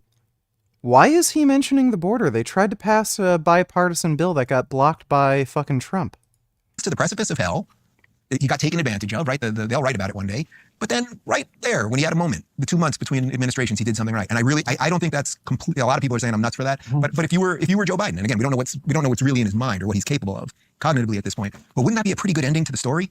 That would be a good ending. That would also help the Democrats get back on track. So if it's a story. So maybe we'll get lucky too. And so in the last month of the campaign, we had all these strange people aggregate around Trump, and that was a game changer as far as I was concerned. Because that was it. It really helped put my concerns about a Trump administration to rest. And then we had the spectacle of him turning to the podcast world, and he did that with accruing success. Like you could see that he had some trepidation to begin with, but as he found out what that ecosystem was like, we can forgive him for not discovering that earlier because he is 78, I mean. And he did do some of it, by the way. I mean, he did my show. Yeah. He did my show when he was president. Right. So he was bouncing in and out, but yes, you're totally right that he went hardcore. I'm going to sit down with the Nelk boys while they're talking about, Spiked Seltzer and then Rogan and everything and with Theo Vaughn. And Theo, which was great, which was really great. Yeah, it was great. It was great. And then, of course, the capstone was obviously Rogan. And then they tried to censor that on YouTube, right? Which was just beyond comprehension that they mucked up. What do you mean they tried to censor on YouTube? What is he talking about? The search algorithms. I just couldn't believe that. But again, they knew they were going to get caught. And this is the thing that I'm still stuck on. I'm not stuck on that they lie, and I'm not stuck on that they put themselves in. Like, how have I not heard of the story? They tried to censor Joe Rogan and Trump on YouTube? Where? How? When did this happen? Is this just some retarded conspiracy theory because they expected the Trump interview to get more views than it did? Like, is that all that is? In an ecosystem where the lies then become pervasive. I'm stuck on the other part. Like, you're going to get, Obama knows he's going to get caught. YouTube knows that they're going to get called out for the algorithmic tricks. Yet they still do it. And that shows YouTube took down the first interview I did with RFK during the presidential election. They took it down. I thought the Democrats were screeching for months about Russian collusion and election interference, and yet you're willing to censor an actual presidential candidate with an actual 2-hour interview, and that's okay. Somehow that's okay. Well, it's funny. It's funny you say the Democrats, and you're talking about YouTube, and that shows that shows you. They didn't do anything to censor the video. This has to be them just assuming it should have gotten more views than it did. Joe Rogan, Donald Trump interview. It got 52 million views. Like, what are they talking about? How did this get censored? It got 52 million views. What do they think censorship is? connection between these things, right? So that is what drove us all together. So that's another thing to point out too. When the Democrats are carping about not having access to this new media, it's like, well, all the YouTube censors, let's point out, are on your side, and you bloody well had Twitter too until Musk took it over. Jordan, I don't know what year it was, 2019 maybe. There was a cover story on Sunday New York Times with me, you, Thomas Sowell, Milton Friedman, I think Tim Pool, a couple other people, that we were the YouTube leaders of the alt-right, and they did an entire piece. The video was never trending. Oh, so it wasn't on the trending tab, and that's their argument that it was censored? The trending tab is mostly paid advertisements. Is there, yeah, trending. It's almost entirely paid advertisements. So Disney Snow White official trailer, that's a paid advertisement from Disney. They're literally, like, a big corporation will give them a bunch of money and then it'll be on the fucking trending tab. Here's the Red Bull channel. Again, paid fucking advertisement. Trending shorts. Again, some of this is likely just hand curated. I don't even know if they have an algorithm that puts things on, like, the trending tab. I think it may be entirely just curated by an actual human being. Rockstar Games, paid advertisement. Fortnite, paid advertisement. I wouldn't be surprised if some of these big creators with these family vlog channels, again, it's like a paid advertisement or something. But yeah, like, who fucking cares if it's on the trending tab? By the way, all these videos on the trending tab, 9.1 million views, 2.1 million, 436K, 877. The fucking Joe Rogan interview got fucking 52 million. Do you believe in the idiocracy prediction? What do you think YouTube culture will look like in 10 years' time? I feel like there have always been retards in society, now it's just more on display. Well, yeah, I don't know. Like, I mean, there's going to be more young kids who make YouTube channels and, you know, just the cycle repeats itself. You know, you're going to see some more Jack Dohertys. You might see some new Mr. Beast type channel or PewDiePie come up, but it's just going to be more of the same. You're just going to see new faces, but it's going to be the same shit. You're going to see some good content, some bad content, some degenerate shit. I don't think things are going to really change much. As far as idiocracy, I don't think that kind of future is particularly plausible, especially since we are developing AI. So if we can develop smart enough AIs, I don't think you're going to see a future like idiocracy. Like, we're probably going to be able to manipulate human DNA so that everybody has a minimum, you know, IQ, where we can literally just inject a gene into an embryo and guarantee that they're going to at least be a certain level of intelligence. Thanks for the donation, though, 269. Multi-page piece about how the YouTube algorithms were driving people to the right. Yeah. Think how absolutely bananas that is. Right. Now, in retrospect, they had the entire machine. They used it against all of us while telling us that we were the ones using them, in essence. Mm-hmm. And I guess they got their come up. These are, like, literally two men yelling at a cloud. They fabricate problems and just pretend to be victims. From a behaviorist, law-based religion. We care how you act. That's why we don't have a claim that if you look at another woman with lust, it's as if you've committed adultery with her. I am, as I said yesterday, I thank God for America's Christians. And Maimonides said if it weren't for Christians, the world wouldn't know about the Torah. So I'm a big Christian fan. But obviously Christianity and Judaism are not identical religions. And we have no equivalent that if you look upon another woman with lust, it's as if you have committed adultery with your heart. There's only one way to commit adultery in Judaism, and it's with a different organ. And I'm not being cute, I'm being very realistic. Looking with lust is not a sin in Judaism. What's the stance on pornography? So pornography, when I'm asked this question... Just to put you on the spot. You did indeed. Okay, so my answer, when it's raised on my radio show, I have a male-female hour, and I'm very open about sexual subjects. I always ask if a wife calls me and says, my husband looks at pornography, I found on his computer, I have one question. How is your life of intimacy with your husband? Is it good? In other words, is the pornography in lieu of you or in addition to you? And I know this is not a religious answer, and I'm not even giving a religious answer. I'm giving what I think is a moral and realistic answer. Men want variety. And if adultery is a substitute for, Variety is the spice of life. You need white bitches, Asian bitches, Arab bitches, black bitches. Pornography is a substitute for one's wife, it's awful. If it's a substitute for adultery, it's not awful. That is my unpredictable answer. Well, there is a clinical rule of thumb that's akin to that, I would say. If you're trying to decide clinically whether someone's partaking in a habit, say use of alcohol, has reached the threshold of clinical significance, one of the things you do is ask the person you're assessing, now, is it interfering with your employment? Has it got you in trouble with the law? Is your family complaining? Does it stop you from doing other things that you should be doing?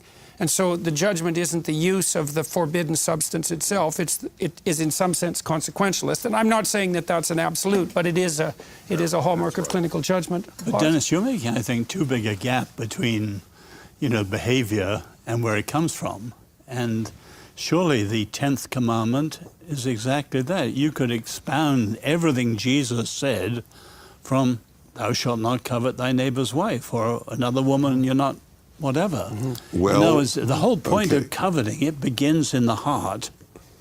And I understand your Hebrew word for covet is a desire that doesn't stop halfway. Right, to take. It takes action. It's to take. Yeah. It's not, there's no ban in the 613 laws of the Torah on lusting. I don't even know, there's a ta'ava is the closest you can get to lust in Hebrew, but yeah. Okay, so let me ask you about that. The covet is critical. I can be attracted to my neighbor's wife. I can't want her. There's a difference because but what about a single woman? I asked one of the great Protestant thinkers of our generation in a public debate in Phoenix. I asked them, so can a single Christian male look upon a single woman with lust? He can't be committing adultery. He's not married and she's not married. So is the real ban lust or is the ban on adultery? Yeah, I mean, at least for me, when I hear all of this from my own Orthodox perspective, it's bewildering because at least from the tradition in which I am, it's not a morality question. Even the word morality, it bothers me. At least in the Christian tradition that I participate in, the call is to be transformed. The call is to be free. That's the call. Christ is calling us to be free.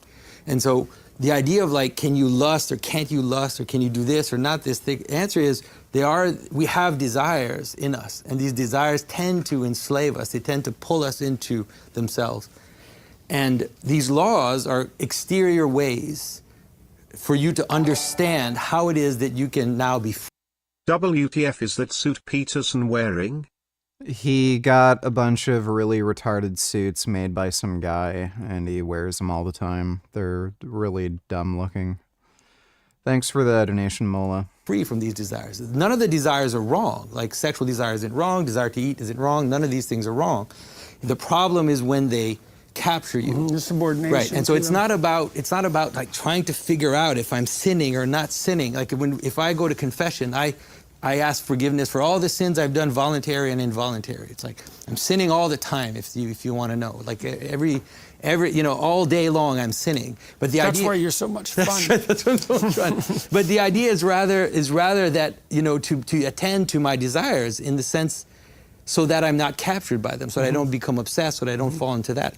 So to me, like the question of like legally trying to figure out like where I'm sinning or where I'm not, it's just like it pulls me into a world that I... So if a man has, and I know this case, I know a man who was saintly in taking care of his Alzheimer's wife, who got Alzheimer's at the young age of 50, and watched over her and bathed her for a decade.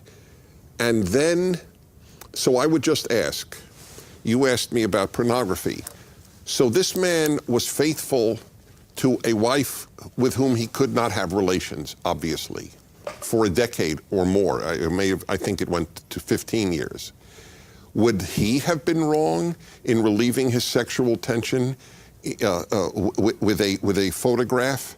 See, I'm wondering if it's this, Dennis, maybe, and this is something that I had talked to people in my clinical practice about. So imagine there's and I guess we're into thou shalt not commit adultery, by the way, which is the next commandment. You can imagine an erotic image that compels sexual desire, and I think that's part of what we're discussing, the morality of that, or its potential to be an implement to the instantiation of an ideal. You can imagine a situation where your desire is to sleep with your neighbor's wife. You're not acting on it, but the reason you're not acting on it is because she doesn't want to sleep with you. Now, it still seems to me that given that you're... This sounds like projection, honestly. What are your thoughts on Judaism? Would Richard Burgess follow Judaism? It's fucking stupid, just like every other fucking religion. That's really my only thoughts. It's fucking dumb, retarded, makes no fucking sense. There's a lot of retarded horseshit in it. Allows for slavery, tribal genocide, just like in the Bible, just like in Islam. It's all stupid. Thanks for the donation, though, Majin Buu. Yeah, this sounds like fucking projection. Jordan is assuming the only reason a dude who's sexually interested in another woman, the only reason he wouldn't act on those desires is because she wouldn't be willing to do it. That sounds entirely like projection. Couldn't, like, by the way, there's plenty of women that I've seen and met that, yeah, I thought were hot, that would kind of be cool to have sex with, but that also requires some degree of relationship, like talking to them, spending time with them. If that comes along with it, I don't want to deal with them. I don't really like most people. I don't want to talk to people. I don't want to spend time with them. I don't want to take time out of my day. So, like, do you think there may just be some other practical concerns, like it not being worth it? It might ruin other relationships, like you just don't like them enough as a person to really bother going through with it, even assuming, like, your current partner's okay with it? Like, there's plenty of women that I'm sexually attracted to, but I just wouldn't bother making a move on, just because I fundamentally don't like them as people.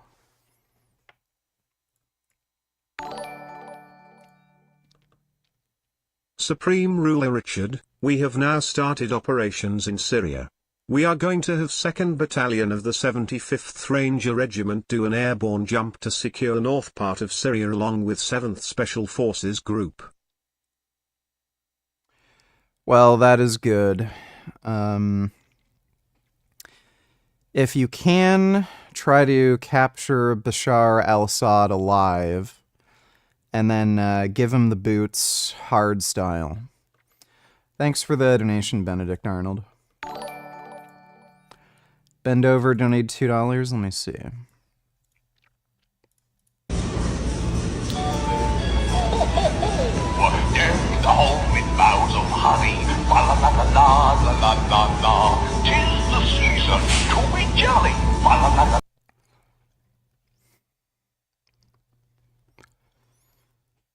I don't know what they were thinking.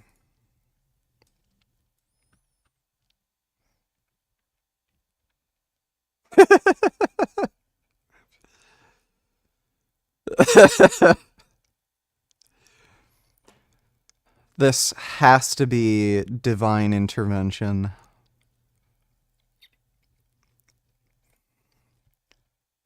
Oh my god. Oh. Ow.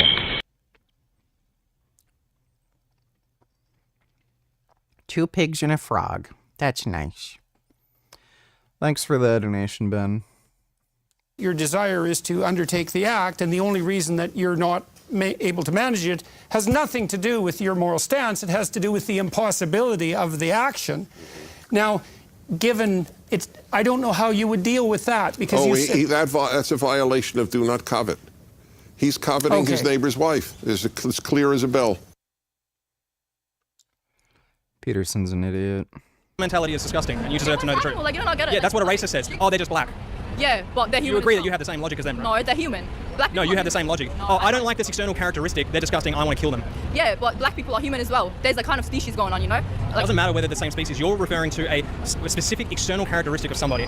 Their species, their skin color, their sex, their sexual orientation, and we're... Like, a good argument to make here would be, okay, well, if black people weren't human, they were technically a different species, you'd be okay with killing black people? saying all those things do not matter. What matters most is that they're sentient and they deserve to live their life freely, just like you do. Yeah, but why are you telling me what I think? I think they're animals. And I don't think they should be killed just because they're animals. I think, okay, I'm hungry, I want Macca's, I'm gonna go get Macca's, you know, I'm just a kid, let me live. You know what I mean? I don't care whether you're a kid. What I care about is what you're responsible for. It doesn't matter what age you are. If you're giving money to these industries and you're saying, I want this, they're going to continue to do this. And it is absolutely disgusting. You have a choice. It is disgusting. You could be food too, you realise that? Yeah. So if I applied all your same logic to me wanting to kill and eat you, would you say it's all good?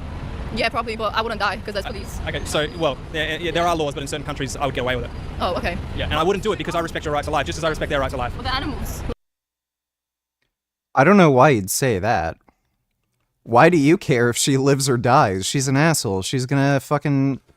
She just said it. She eats meat. Why would you want her to live? I would have told her, like, yeah, if I could get away with it, I'd have you fucking killed and turned into fucking hamburgers, because that's what you do to animals. If you're dead, that's fewer animals that will fucking die. Like, yeah, you're an animal too. Yeah, but I'm like a different type of species. Yeah, you got some learning to do, but just please listen to yourself. Watch this video back, hopefully, and take some notes, because what you're This chick is hot. You realize she's 13. saying is disgusting. It is psychopathic, to say the least. And I will say, look, I'm going to come just with one point of empathy towards you, that I understand you have been raised to think like this, and I understand that at the start of the conversation you said you are against animal abuse, and I know it's hard to change. They should just do it fast, like...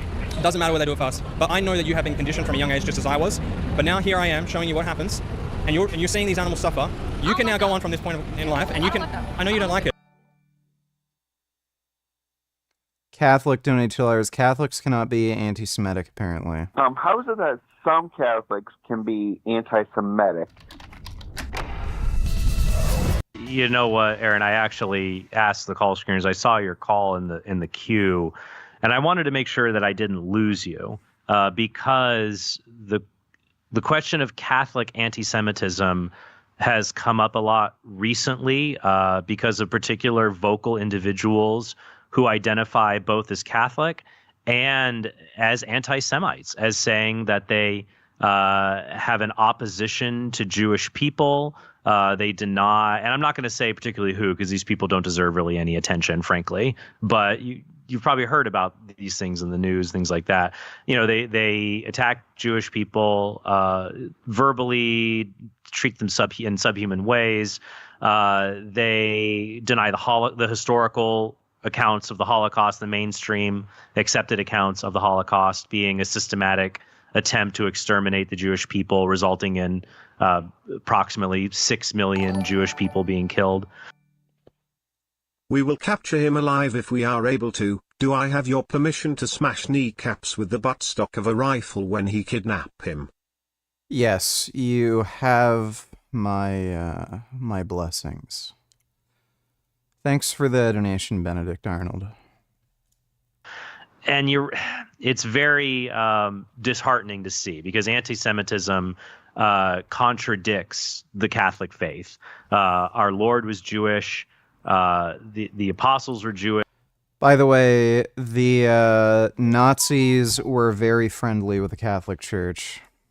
Everyone except for one of the authors of the New Testament was Jewish, and that would be Luke, who was a Gentile. Pope Francis in 2018 gave an address, and he said this: "As I have often repeated, a Christian cannot be an anti-Semite. We share the same roots. It would be a contradiction of faith and life. Rather, we are called to commit ourselves to ensure anti-Semitism is banned." If you go to any of these Nazi rallies, KKK, neo-Nazis, I can guarantee you just about 100% of them are Christian. And I'm sure many of them are also Catholic. From the human community. As to why some Christians are anti-Semitic, why would you say that anti-Semitism is not unique to the Christian faith? It is a evil that can be found among people of other religions or even of no religions at all. So I think that it is. Don't support any Israeli business even if they're vegan.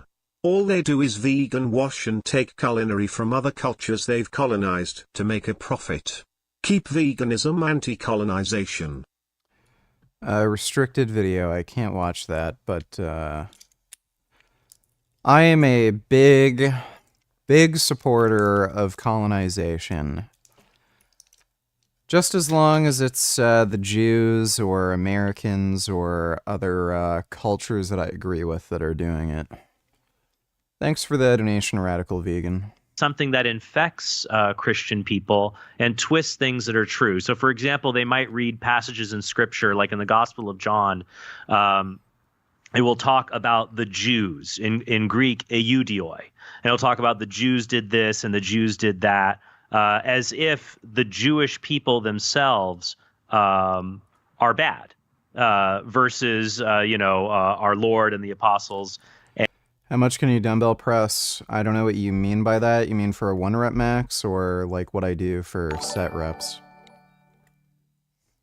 Hexacorn must be Muslim for making that comment. Maybe. Thanks for the donation, Ben.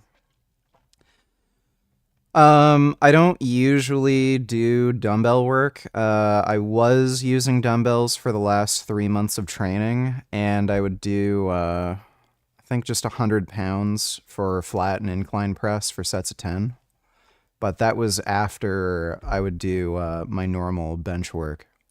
And everyone else who's Christian. So, like, for example, but that's just not the case. Let me read from John chapter 9. Remember when Jesus healed the man born blind? And then the Radical Hindus donate $2. India created the West. How can human civilization have all come from India when it has been demonstrated that humans came from Africa and developed civilizations everywhere? Also, how do you state that the out of India theory is superior to the Aryan invasion theory when it hasn't been demonstrated in a peer-reviewed scientific paper? What if America colonized Israel and made everyone speak English instead of Hebrew? That'd probably be bad. But if you're talking about, like, Israel colonizing, like, Iran, why would I be against that? That would be a good thing, if you ask me. Because then Iran would have human rights, they wouldn't be in support of terrorism, so... I am a big supporter of colonization, just so long it's other cultures I agree with. Richard, Vegan Gains, Burgess 2024. W colonization. I don't know how that could possibly... Like what's the criticism exactly? So, let's assume you have 2 civilizations living on the planet. One civilization is Muslim, and they're radical Muslims. They want to exterminate other races of people like Jews. They want to take away all human rights. They want to subjugate women, murder gay people. And you have another civilization that has modern, liberal, Western values of, like, human rights and shit.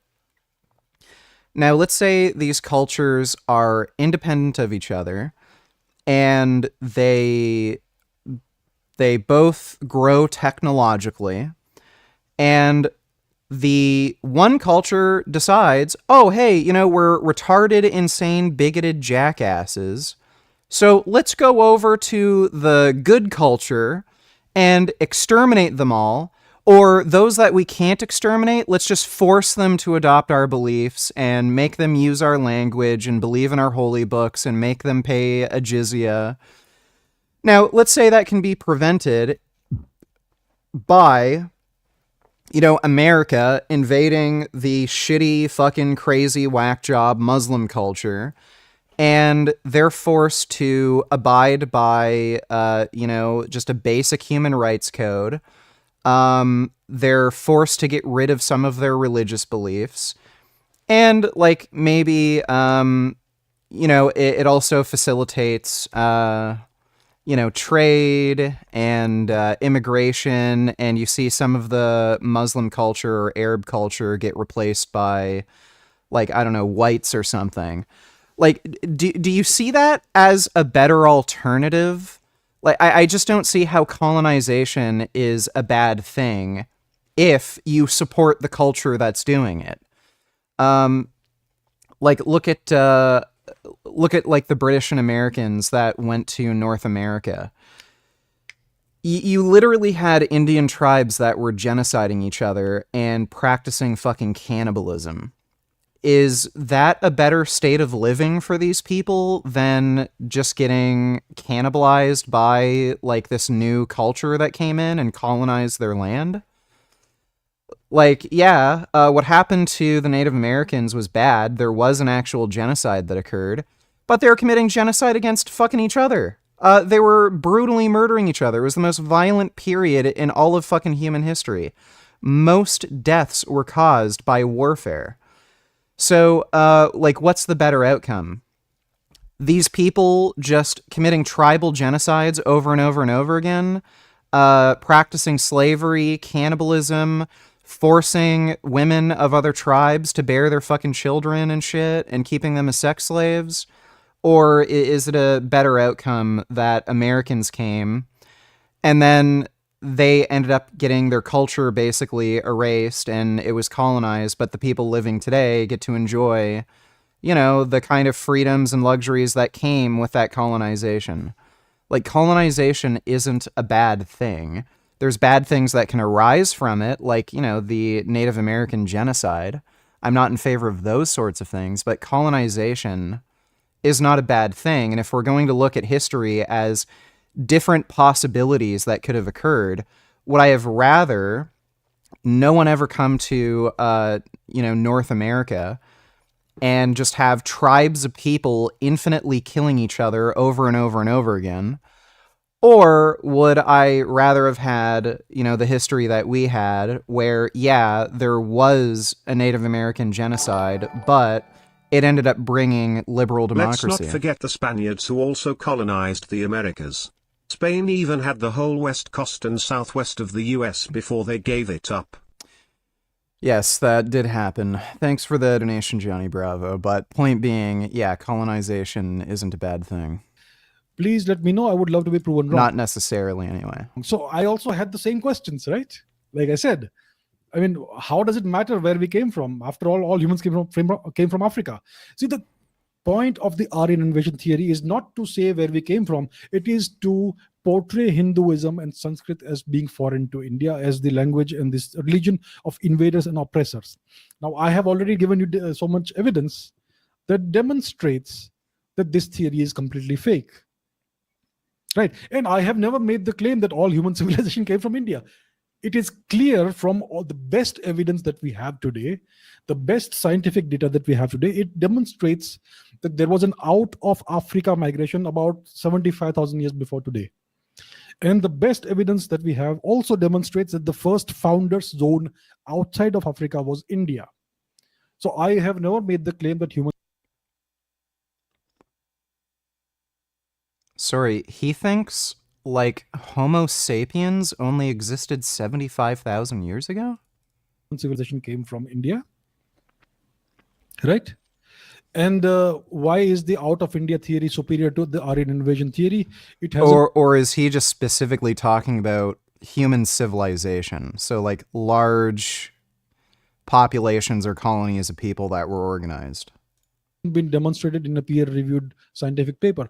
So there is no single scientific paper that talks about the Aryan invasion theory or the out of India theory. There are all these scientific papers are individual data points. It's only when we take all of these data points together that we form a big picture which completely disproves the Aryan invasion theory. But if you want to see one image that that demonstrates that the out of India theory is correct, then let me show you that one image. This is the image of the invaders who are the ancestors of more than 90% of Europe's men who are alive today. What do these individuals, what do these fine gentlemen look like? Do they look like Europeans? QED. I rest. Okay. Check this What out. is the Aryan invasion theory and what are the claims of this Aryan migration and tourism, etc. theory? Okay, let me share my screen once again. Where are we? I'm going to share my own article and I'm going to read out from there. Okay, so the Aryan invasion theory has its central thesis, the central claims has three components. The first claim is that India's original inhabitants were dark-skinned Dravidians. Yeah, you've got all right balls, I guess. Could you rate my balls for me?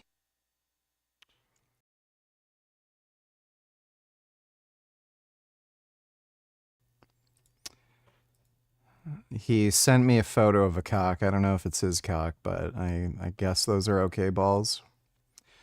Thanks for the donation, Canadian.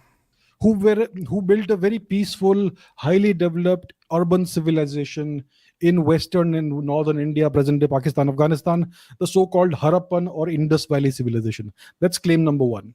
Claim number two is that India was invaded and conquered from the west by a nomadic people called the Aryans or Indo-Aryans around 1500 BC. These Indo-Aryans were of European origin. They were white-skinned people, and they spoke Vedic Sanskrit and they practiced Hinduism. So they destroyed the indigenous Dravidian civilization. They subjugated the natives and forced them to migrate to the south of India. That's claim number two. And claim number three is that these Aryan invaders then composed the Vedas and imposed this evil Hinduism and the barbaric caste system upon these poor Dravidians and other indigenous people of India.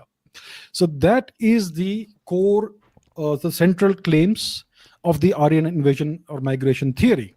That's what it is. But even deeper, this theory actually has a deeper purpose. It claims that Hinduism and Sanskrit are foreign to India. That is the real claim. That Hinduism. May Spain colonize the world again, minus genociding off the local population. I don't know why you'd want Spain to do that necessarily, but thanks for the donation, Spanish conquistador. Is foreign to India. Sanskrit is foreign to India. These are the religion and language of invaders. And because I can barely understand what he's saying because of his accent. There are a lot of really hot Spanish girls. Religious authorities, who John calls the Jews, say, "Well, who's done this?" And they go to the man's parents and they say, "Was he always blind? How did this happen?" In John 9:22, it says, it says that his parents say he's old enough now, he can speak for himself. Don't get us involved in this. In verse 22, it says, his parents said this because they feared the Jews. For the Jews had already agreed that if anyone should confess him to be Christ, he was to be put out of the synagogue. Now, that's a weird statement because the blind man's parents are Jewish. It's like, it'd be like if the IRS came to my door and I said, I don't know what my son is up to. You can go talk to him. And it said, Trent said this because he feared the Americans. Like, well, I'm an American.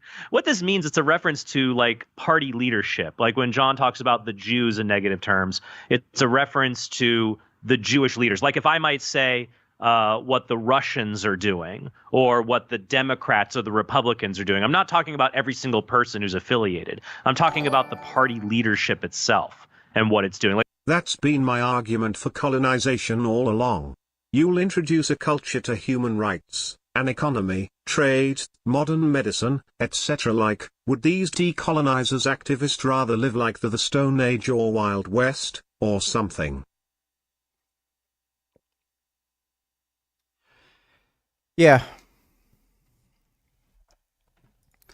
And I mean, their argument for it is, oh, well, the people being colonized don't want to live that way. Okay, so if the Nazis wanted to just kill Jews and have like a fascist society, we should just let them?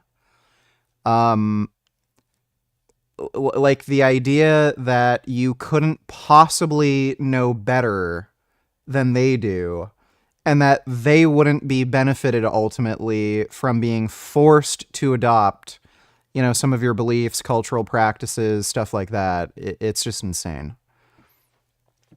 And by the way, we, like, in our own society, we do this. Like, when people are severely fucking addicted to drugs, we can force them into rehab. If they're anorexic, we can force them into rehab. If they're schizophrenic and harming themselves in some way, we force them into a mental institution. Like, we force people to do things against their will, knowing it's in their own interest all the fucking time. But for some reason, when we're talking about this in context of other cultures and colonizing, it's a bad thing. It's fucking retarded. Thanks for the donation, though, Grey Knight.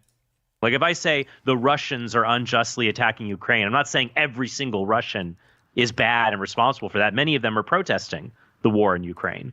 So I think that's one thing. There's other verses that are taken out of context in this regard.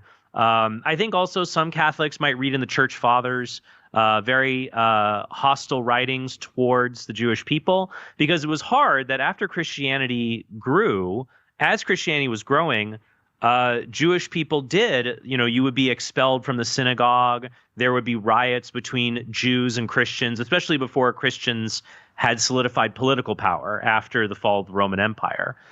So you have this antipathy from, one of the problems we have to remember is that some of the fiercest criticism of Jews can be found. What's the bigger shithole, China or Russia? They are very quickly becoming roughly equivalent. So you can find,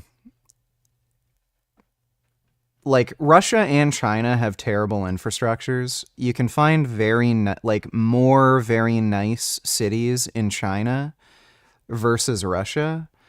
But like, when you look at GDP per capita, when you look at how most people in these countries live, it's roughly equivalent. China spends more on their infrastructure, though, but because of, like, communism, there's so much corruption and so much, like, theft that they still have a pretty shitty infrastructure. On top of that, just the way they handle, I guess, public health and environmental issues. Again, it's very similar.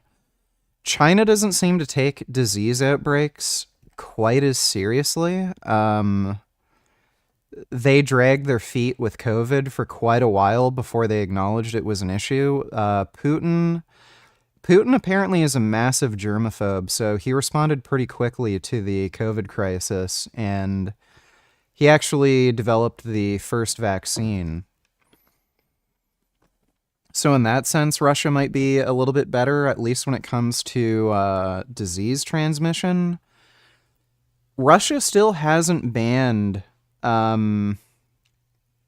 what's that thing that causes that crazy form of cancer and lung disease, like mesothelioma or something?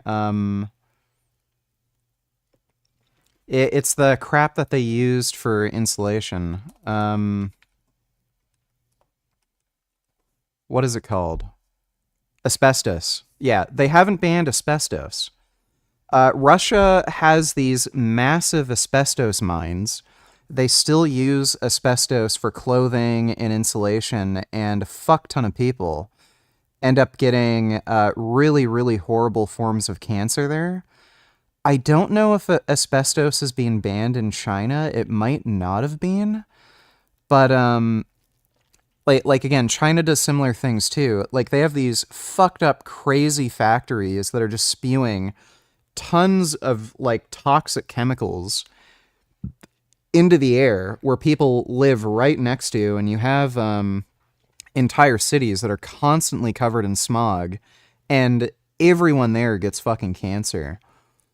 So they both are very bad with public health. They both are pretty bad when it comes to building infrastructure, but for slightly different reasons. Russia literally just doesn't invest in infrastructure, and they just pocket money that would be used in investment in infrastructure. China does try to make investments in infrastructure. Like they did try to make like massive 5G rollouts. They do try to do like large highway systems. They do try to like industrialize and make a lot of buildings. But again, because of communism and the corruption that arises from that, like there's just so much theft that a lot of these buildings like knock over when there's a strong wind. So they're pretty roughly equivalent, and China's driving its economy into the fucking ground. Like they're gonna go fucking bankrupt pretty fucking soon. So they're roughly equivalent. If I had to live in one versus the other, I don't know. Like with China, you like the food there is so bad. It's so like anywhere you go out to eat, like you're eating gutter oil. No one cares about disease. Everybody like snots everywhere, shits out in public, vomits, coughs on you. They have so many fucking disease outbreaks. I don't know if I'd prefer to live in Russia, assuming they're not at war. I really have no idea. From other Jews. So if you read, for example, the writings of the Dead Sea Scrolls, so these are the Essene Jews, the ascetics who lived out in the desert. John the Baptist may have been one of them. They talk about asking God to curse other Jews, to bring evils upon them, and they speak about Jews and the Jews and other Jews in very harsh language, because it's sometimes if you ever go to Catholic Twitter and see how Catholics fight with each other, you can see how. Nicholas Tony Tillers, do you watch this guy? He's great.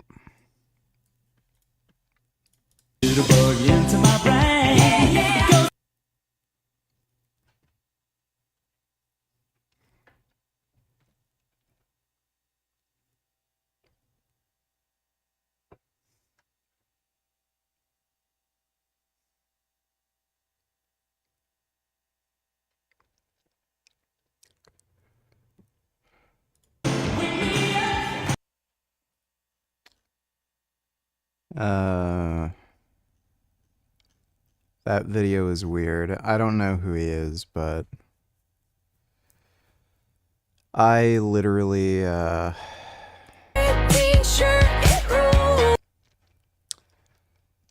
kind of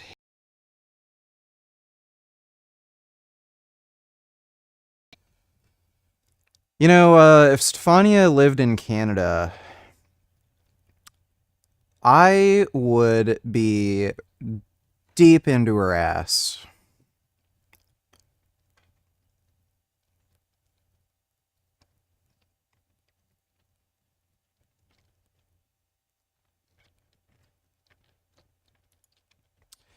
It's too bad she's in Australia.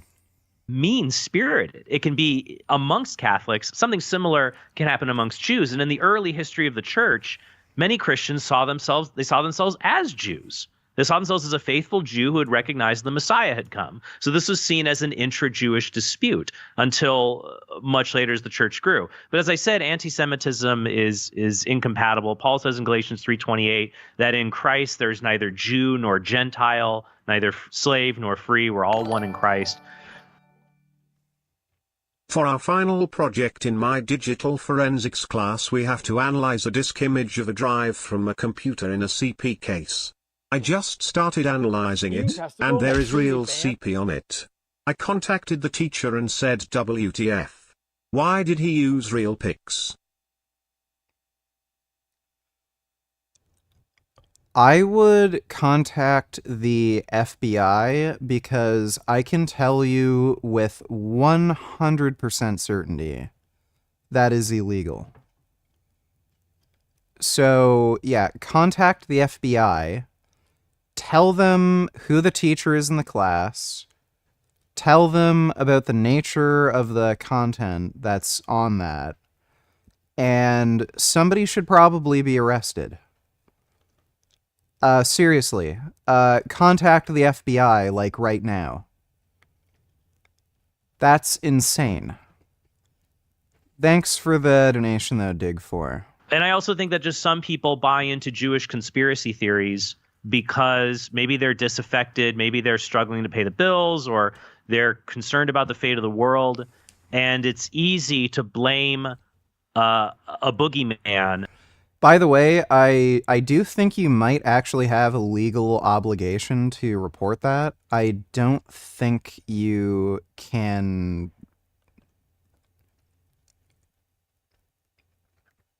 I think you have to report something like that. I know for most crimes, there's not a legal requirement to report, but I'm pretty sure for something like that, if you have actually seen something like that, you might actually have to report it.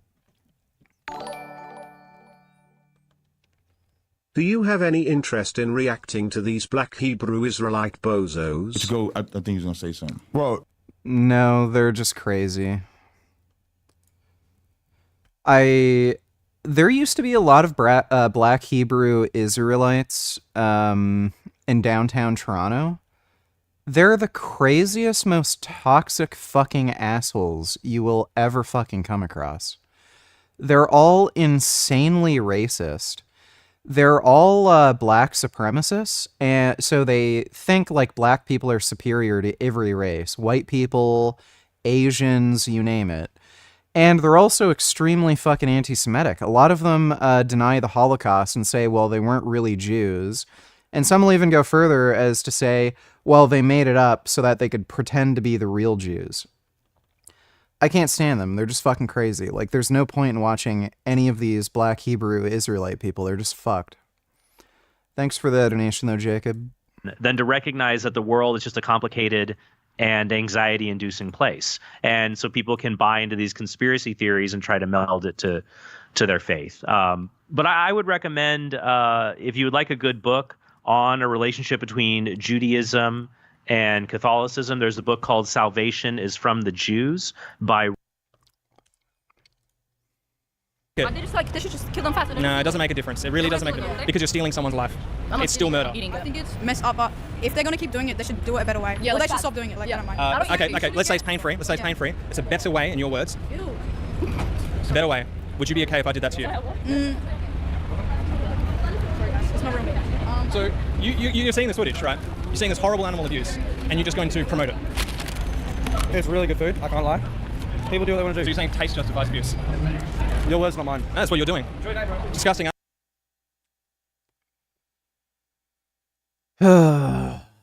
Australians. I can't stand them.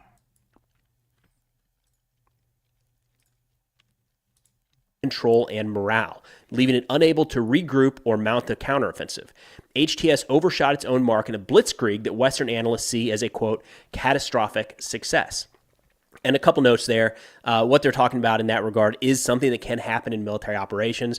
As an example, let's say that an operation plans to reach phase line 2, right? You move past phase line 1, you're going to culminate on or about phase line 2.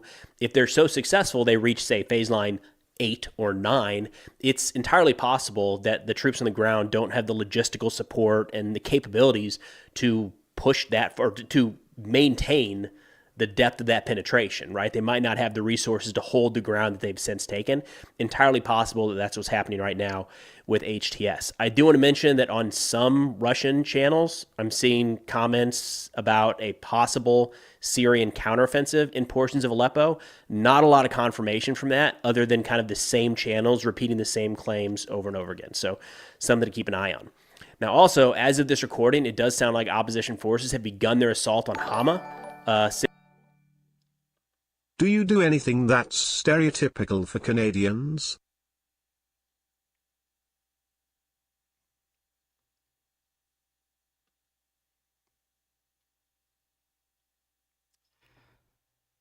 I mean, I used to play hockey. I don't anymore. The only thing that I can think of is like maybe inline skating, but that's not necessarily a Canadian thing. Thanks for the donation though, Speed Racer. City a little further south in Syria. Speaking of inline skates, Power Slide. I don't know if they have any new skates. Swell.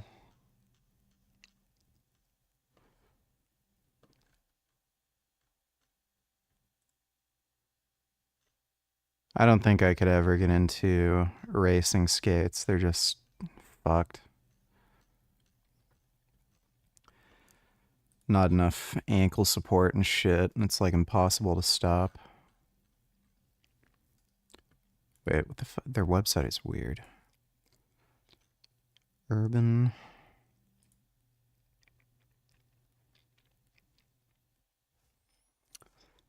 They redesigned their Tau skates. I can't wear these, they're way too narrow.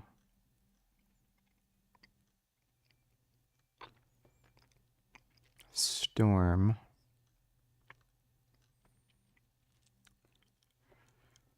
I kind of like the look of their Kaze skates, but you know, I've already got hardcore Evos.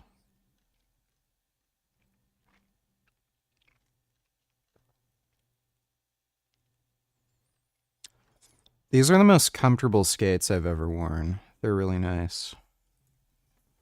And let me see. Rollerblade.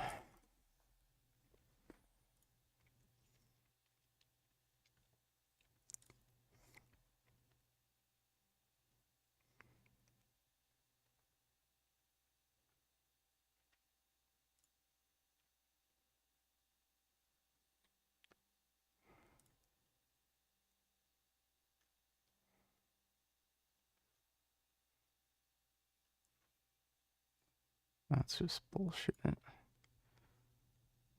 Pro skates? I've got these, the Rev Boas. I really like the Rev Boas. They're super convenient.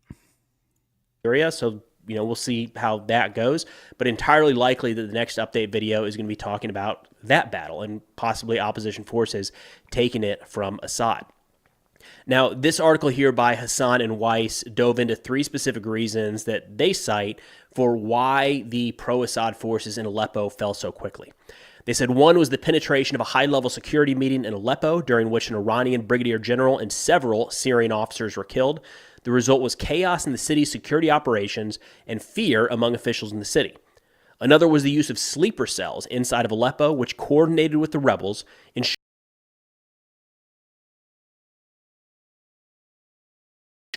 Yet another was that the rebels chose their targets wisely, bypassing more fortified positions such as the military academy and artillery college, strongholds located approximately 4 miles southwest of the city, where they might have been mired in static fighting.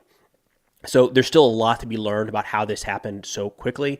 I think it's pretty safe to say at this point that HTS and other allied opposition groups fighting kind of under their banner or alongside them at this point had been planning this offensive for some time. This wasn't a last minute kind of take advantage of an opportunity. They clearly had planned and rehearsed what they were going to do here, as is evidenced by some of the actions taken by HTS as soon as they liberated some of this territory from the Assad regime.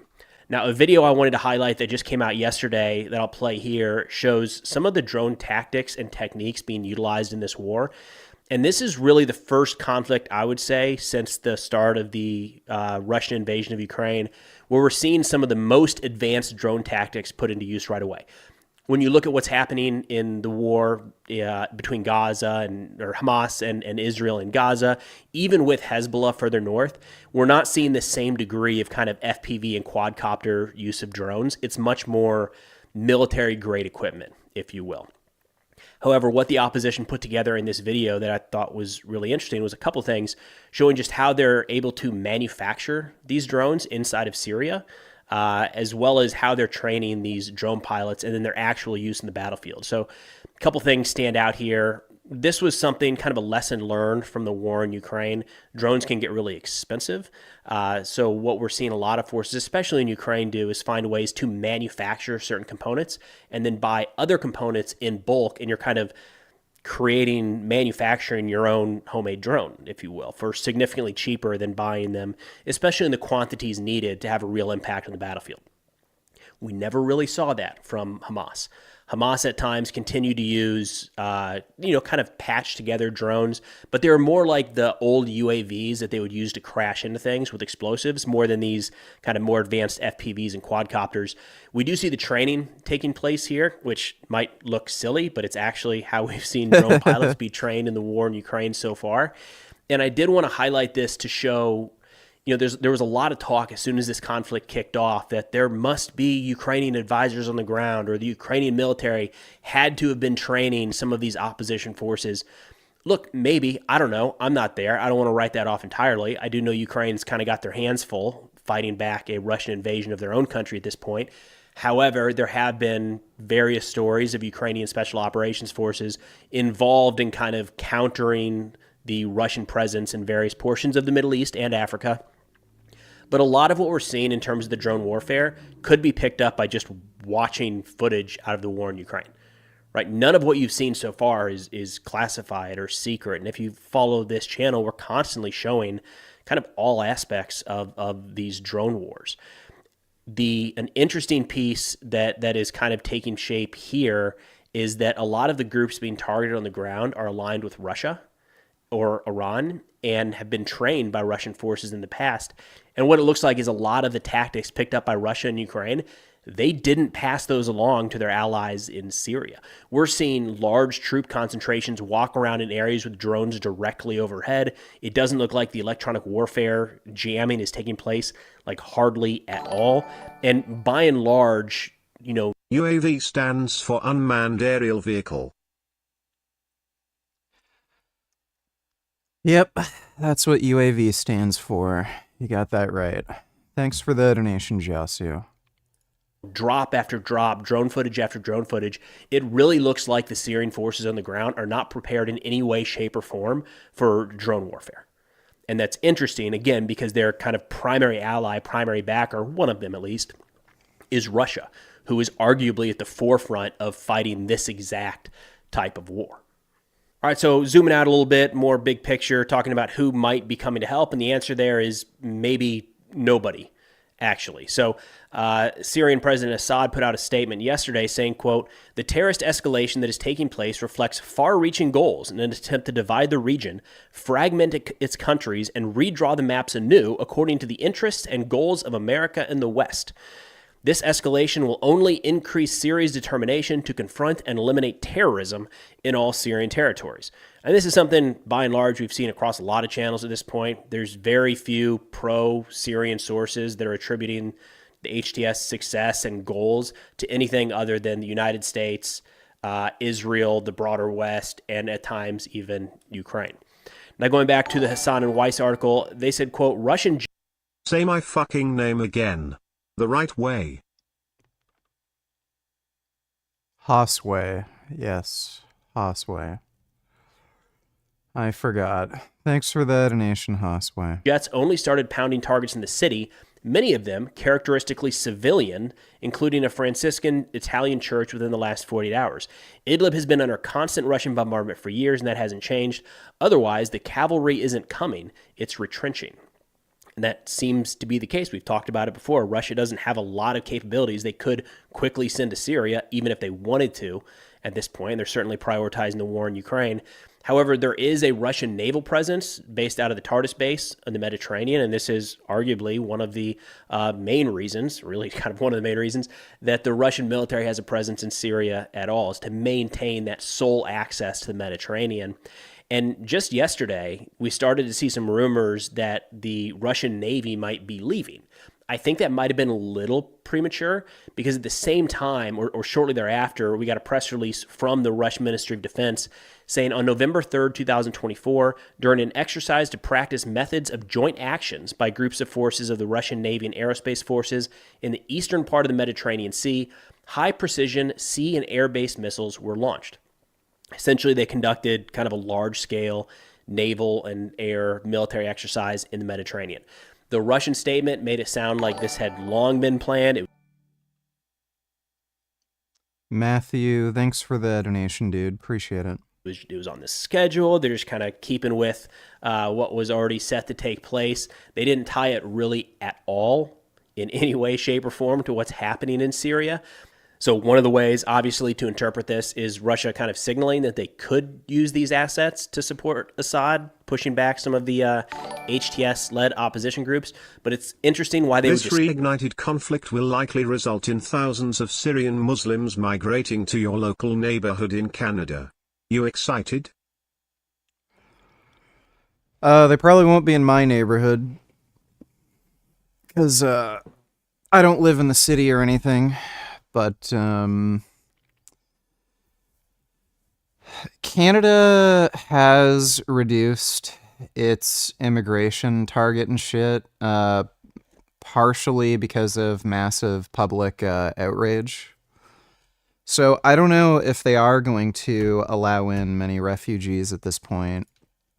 Last time we did that, it was very unpopular. Trudeau has been heavily criticized for allowing in so many immigrants, so I don't think he's going to do it. Just because of how unpopular a political opinion it is right now, and he's pretty much guaranteed to lose the next election, so he's pretty desperate. I think he's probably not going to let many in, if any. Thanks for the donation, though, Vegan Linguist. Much love, VG. Thanks for the streams. Miss being your next door neighbor. Hope things are nice in Ottawa. Yeah, Ottawa's pretty nice. It's very relaxed and chill here, and I do like having the house, so it's pretty good. Thanks for the donation, though, Kenny. Signal that when they are taking an active role in striking opposition forces, why they then move their naval vessels off the coast and conduct practice exercises instead of like actually striking opposition force locations. But either way, it is notable that amidst all of this, and there's rumors that, you know, at some point the Russian Navy might have to make that hard decision. Do they stay and risk being surrounded and possibly overrun by these opposition forces, or do they evacuate and give up the Tartus naval base? Now, Hezbollah is another group we've kind of been waiting to see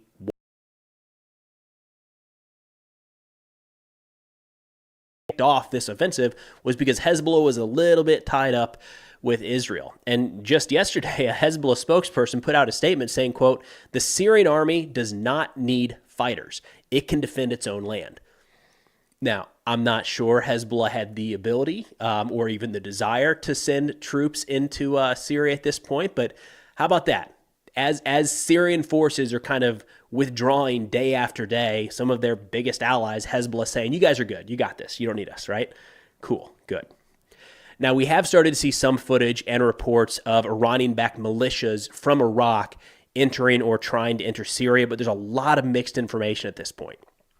So according to the Syrian Observatory for Human Rights, they said approximately 200 Iraqi militiamen traveling in pickup trucks crossed into Syria over Costco Guys parody. I'm pretty sure I saw my dad shove this up his ass earlier. We're Costco guys. I love the way double chunk chocolate black guys taste. We're Costco guys. My fat ass broke 2 couches before I found the right one. We're Costco guys. This is how I juggle my daughter's hoo-haws. Dad, please buy this fucking thing before I throw a huge ass tantrum in Costco. We're Costco guys. Of course, I played my wife's sex tape for the whole store to see. But Costco guys, of course I'm going to eat this piece of shit I found in the bathroom. We're Costco guys, of course I edge in the milk cooler. Well, Costco guys, of course I'm eating my shit bake from earlier. We're Costco guys, of course I need to help my son lose weight. You fat ass. We're Costco guys, my dick is the same size as this thing. Dad, stop lying. We're Costco guys. If I land this first try, my dad's gay. Guys, I'm... Alright, thanks for the donation, Matthew. Overnight. I'm going to show some footage from this that's been relayed on a bunch of different channels. It's hard to tell at this point which of this footage is coming from inside of Iraq, which is coming from inside of Syria, and that's really, really important. And then which of these is new footage versus old. Best There's one definitely was been a when he couple said it was up circulating his dad's showing like ass dozens of and ate tanks it. lined up that don't appear to be from the last couple days. Again, very, very mixed as to how many of these groups are actually moving into Syria to try to fight on behalf of Assad at this point. Notably, the head of Iraq's Popular Mobilization Forces, which is essentially it's the Iranian militias in Iraq, or the Iranian-backed militias in Iraq. They said that no group under their umbrella had entered Syria, and that they don't operate outside of Iraq. That second part, questionable, but notable. They came out and said, "Hey, none of our guys are there," and it doesn't appear that any of them are going. And then according to Iranian state media, Kataib Hezbollah, which is the largest and most well-equipped Iranian-backed militia, Shia militia in Iraq, they said, quote, the group has not yet decided to deploy its fighters to Syria to fight terrorists in the country. So again, we're looking at Hezbollah saying, you guys are good, you don't need us. Some of the largest Iraqi militia groups saying we haven't yet made a decision and or our groups aren't there. And then Russia doing naval exercises in the Mediterranean and bombing churches. So it doesn't look at this point like any of Assad's major backers are really jumping to his defense. Now, when looking at some of these Iraqi militia groups or these militia groups in Iraq as well as in Syria, both Iranian-backed, you have to remember that a lot of these are the ones that are actively firing drones, rockets, and missiles at U.S. forces in Iraq and Syria. So it wouldn't be crazy right now if you see like a large grouping of Kataib Hezbollah, let's say, hit the open road with their flags waving, that the U.S. may take that as an opportunity to eliminate a threat. Just have to throw that out there. On that note, there does seem to be some footage showing what is an American A-10. My grandparents were Jews from Halab, Aleppo, and were expelled during the Six-Day War. Kicking us out was clearly the best thing they've ever done for the Jews, lol. Yeah. Imagine if you had to live there. So yeah, it's pretty hilarious. Thanks for the donation, Vegan Linguist. Somewhere in eastern Syria. I'm a little hesitant to show this because it's mixed right now. That's clearly an A-10 in the footage. Haven't seen anything released from the United States officially on this one, but there have been reports that SDF, the Syrian Democratic Forces, are conducting some sort of limited offensive in the eastern portion of the country against pro-Assad forces. The U.S. Fights alongside and has long backed the SDF. However, the majority of those operations have been counter-ISIS in nature, countering Islamic State. So I don't know if, in this case, if the SDF was to go up against Assad's forces, if the U.S. would necessarily provide that same level of enabler support. But either way, we do have forces. The United States has forces in eastern Syria. It's entirely possible that part of the A-10 support was to protect our U.S. troops on the ground. Maybe they saw some threat materializing nearby. Either Booty come to $8. What is Vince watching? Right to River City, baby. I want you to write to River City, baby. Brother Midnight wants to hear from you, if you understand what I'm saying, baby. You got to write to Shaw Cable, baby. That's at 930 Marion Avenue, baby, in Winnipeg, baby. R2L, baby. OX8, if you understand what I'm saying. This here tape, baby. Don't forget, baby. Beginning in a week or two, baby. You'll have your choice, baby, between the Introducing River City tape and the March Meltdown, if you understand me, baby. But Brother Midnight wants to hear from you, baby. I want to hear from you, baby. I want you to pick up a pen. I want you to write to Brother Midnight. I want you to write to any of your favorite. Who do you hate more? Zerka or Svarinch?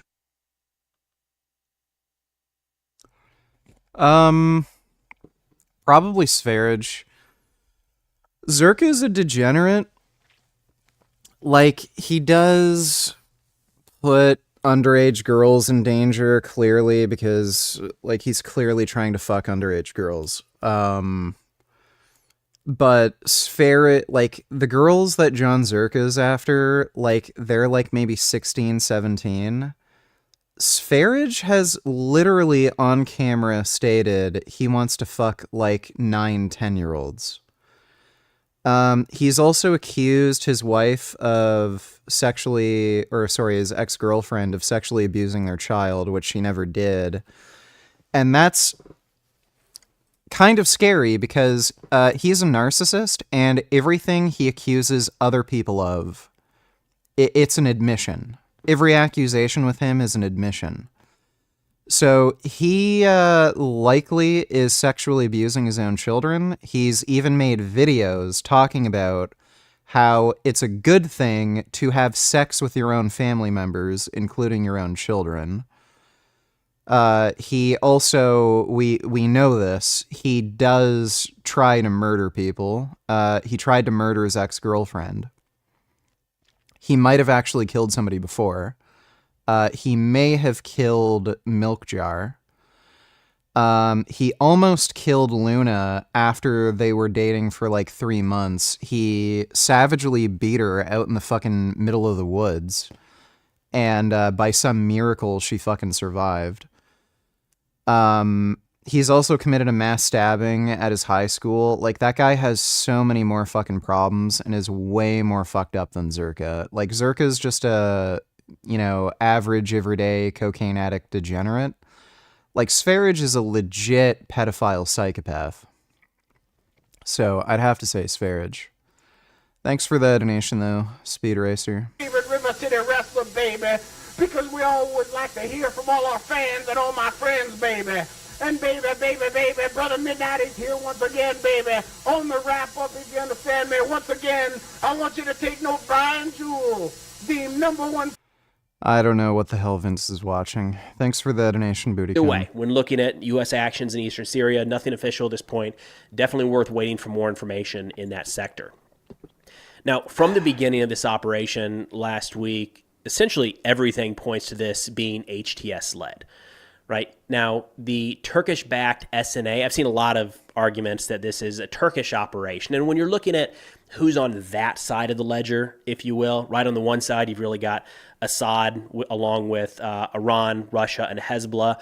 The other side, with a lot of mixed alliances, Turkey is a major player. And Turkey has and continues to back the SNA, the Syrian National Army. But they didn't start any sort of operations in Syria until 3 days after HTS kicked off their offensive. So I think it might not be entirely accurate at this point to say this is a Turkish operation or Turkey facilitated it or pushed or anything like that, just because if it was, they were late to the party, right? They didn't take advantage of that opening chaos. It seemed like they were trying to figure out what on earth was actually happening. And at the same time, if this was facilitated by Turkey in some big Turkish plan, you would think they probably would have used some of that same timing there in the opening days to conduct some degree of joint operations against PKK forces in the north. And by and large, they haven't, at least nothing out of the ordinary. Now, the second article I wanted to get into talks a little bit about how HTS is kind of shaping the situation on the ground, and they appear to be very, very different than a lot of other similar organizations, to include groups that they've been aligned with in the past. This is coming from an article written by Aaron Zellin in War on the Rocks titled, "The Patient Efforts Behind Hayat Tahrir al-Sham's Success in Aleppo." And essentially, he's talking about nation building. The group has gotten smart, and more on that here in a second. But Zellin just yesterday posted this image showing that HTS-adjacent contractor Syriaphone began installing new cell phone towers in some of their newly taken territories. That's different, right? Not something you would see with Islamic State or Al-Qaeda. But in his article here, Zellin writes, quote, "In the hours after the operation began, the Ministry of Development and Humanitarian Affairs began preparing new tents for internally displaced persons from the subsequent regime bombing campaign and provided village, city-based phone numbers for whom to contact most easily. There were also efforts by the committee to mobilize all medical resources for the injured and expedite the work of bakeries to meet the needs of the local population. It was not shocking to then see when the Hayat Tahrir al-Sham-led offensive took Aleppo that the Emergency Response Committee was able to quickly mitigate the bread crisis by first having Idlib bakeries send 100,000 loaves to Aleppo, But then the Minister of the Economy and Resources promising that the Syrian Salvation Government would provide the necessary resources to keep the local bakeries online. The Emergency Response Committee also quickly deployed the eClean Foundation to not only clean the rubble from the regime airstrikes, but also clean the streets of the newly liberated areas to illustrate their competence and care. Again, another indication here that this was not an ad hoc decision to go on the offensive, but something they had planned for quite a while. The HTS has governed territory for some time now, so they've been able to build up and kind of practice the use of these institutions. But it is notable that as soon as they moved into new territory, they brought those same institutions with them and started providing essentially humanitarian services. Continuing on, Zelen says, quote, in addition to activity on the ground, Jalani, the leader of HTS, and Hayat Tahrir al-Sham's political affairs department have made a concerted effort to legitimize their project and make sure outside actors can accept the new reality on the ground. The HTS-led administration of military operations put out a notice to the SDF and Kurdish population in Aleppo on December 1st, noting that their fight is with the regime and Iranian proxy militias, not the Syrian Democratic Forces, offering them passage to leave Aleppo towards northwest Syria with their weapons without harassment, and affirming that Kurds are an integral part of Syria, are afforded the same rights with everyone else in the country, and that they are responsible for protecting them and ensuring they have a decent life. It's complicated, right? I mean, this is not something you would expect to see from Islamic State, who Jawlani at one point was closely aligned with Baghdadi when they made their first move into Syria. It's not something you'd expect from Al-Qaeda, which the predecessor to HTS, Jabal al-Nusra, was the Al-Qaeda affiliate in Syria. Yeah, I wonder if they're just trying to get along so they can overthrow Assad. I think we have to recognize that these groups are smart. It doesn't mean they're good, but they're smart and they're able to recognize what is needed on the ground to effectively seize and maintain power in a certain area. They went on saying that HTS even invited international journalists and organizations to come to the liberated areas via its Center for Media Services to see the reality on the ground.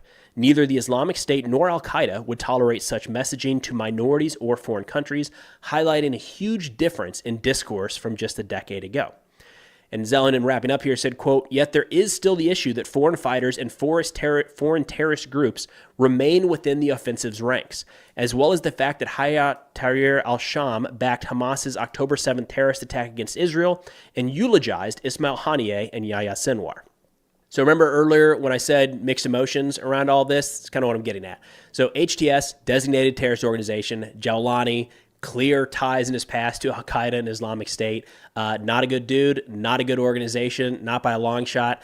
However, it does appear that they are doing good things for the people on the ground in Aleppo, at least, right? And when you're looking at it from their perspective, it's entirely possible that HTS and what they're bringing to the city right now is a better option for them than Assad, and certainly better than Islamic State. So in that sense, we'll call it positive. But again, as I've said countless times, it's an incredibly, incredibly complex conflict. But anyways, we'll keep an eye on Hama. It sounds like the offensive is Well, I don't know what will come of that. Pretty weird situation. Oh, yes. I gotta go take a piss. After I'm done peeing, I will be back and we will continue to react to stuff. But I gotta go take a pee-pee. I'll be right back.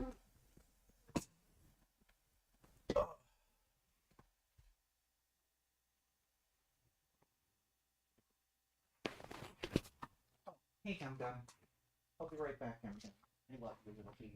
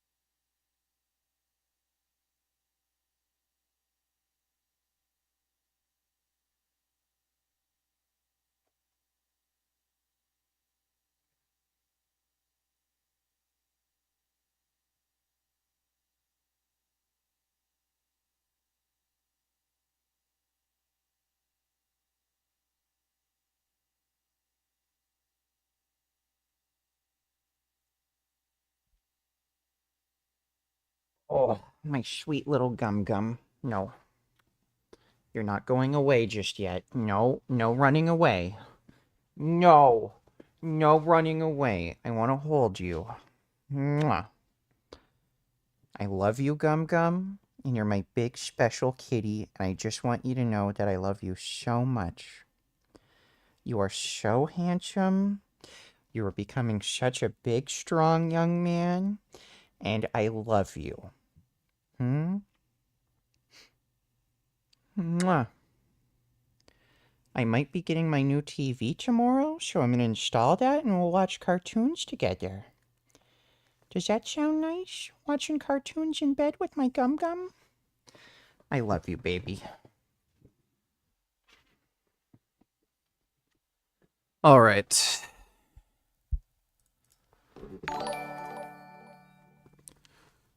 Just out of curiosity, how much would it take to dance like Trump listening to YMCA in the background? Lol.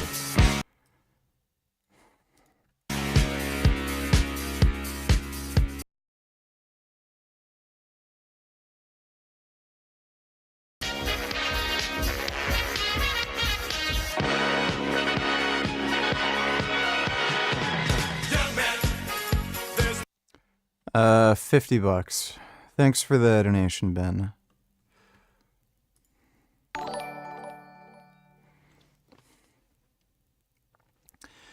Jerry donated $2. Let me see.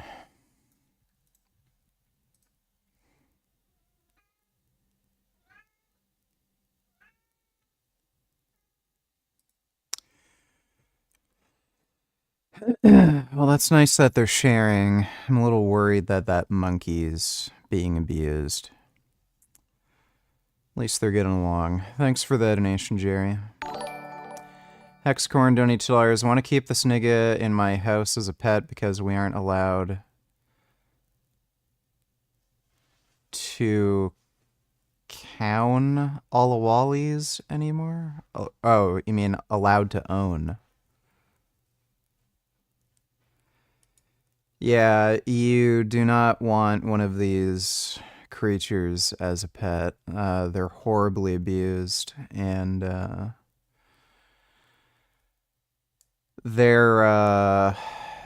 it's basically an animal trafficking ring that's abducting these creatures from their habitat. So, no, it's pretty sad. Thanks for the donation, though, Hexcorn. All right, but we set up Doge. Yes. How much do you think we can rip out of this wasted $6.5 trillion Harris-Biden budget? Well, I think we can do at least $2 trillion. Yeah! Yes. $2 trillion.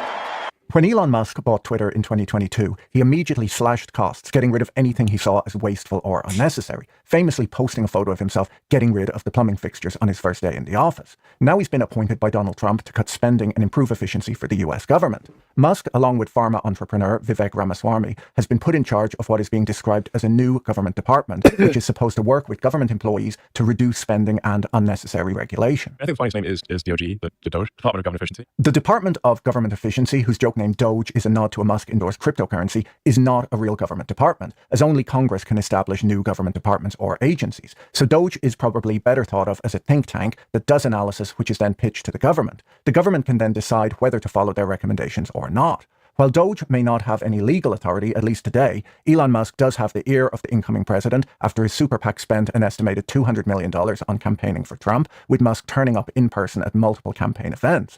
Most importantly, Trump appears to be taking Musk's pledge to cut costs seriously, having referred to Doge as the Manhattan Project of our time, a reference to the project to develop an atomic bomb during the Second World War. Now, rooting out fraud, reducing government waste, and increasing efficiency is something that should appeal to all sides of the political spectrum. If you're a believer in small government, the appeal is fairly obvious. But socialists would also want to see government waste and fraud being eliminated, as lower waste would mean more effective government programs where the spending is more efficiently reaching the people it's intended for. For years, the nonpartisan Congressional Budget Office has been warning that US national debt is on an unsustainable trajectory. And I think it's fair to say that there's a consensus that too much debt is a terrible idea, especially if the country's growth doesn't deliver.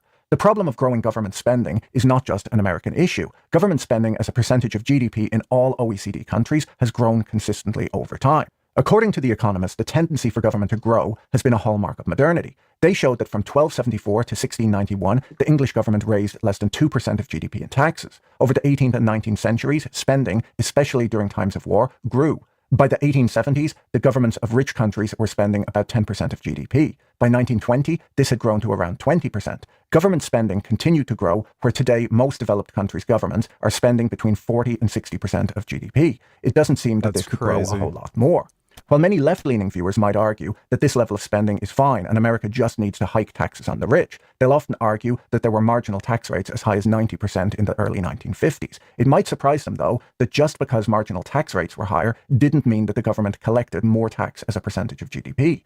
Burton McKyle showed in a recent FT article that while tax policy has varied wildly over the decades, outside of recessions, federal tax receipts as a percentage of GDP have been remarkably steady at around 17.5% of GDP over the last 75 years. Citizens simply defer taxes when rates are high or reduce the amount of work. Well, no, it's just because, okay, so this whole idea that if taxes are too high, people won't pay them, that's sort of true. You do see people end up dodging paying taxes, but on the aggregate, it doesn't actually end up reducing or not changing the amount of tax revenue you get. I think the main reason you end up seeing no more... You don't see more tax revenue or no more tax revenue coming in when you have like 80, 90% marginal tax rates is just because average people were more fucking poor. That they do and have been more willing to pay taxes when rates were lower. So what does the US government spend money on? And will Doge be able to slash government spending the way Elon Musk did it? Like by the way,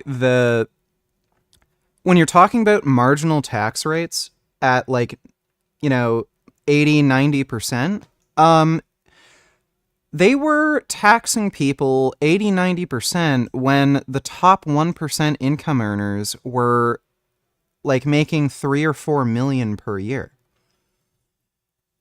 The income, like the wealth gap has increased so fucking much. The idea that if you made a 80, 90% tax rate for people making like over 30 million, that wouldn't end up generating more tax revenue. That's just fucking crazy.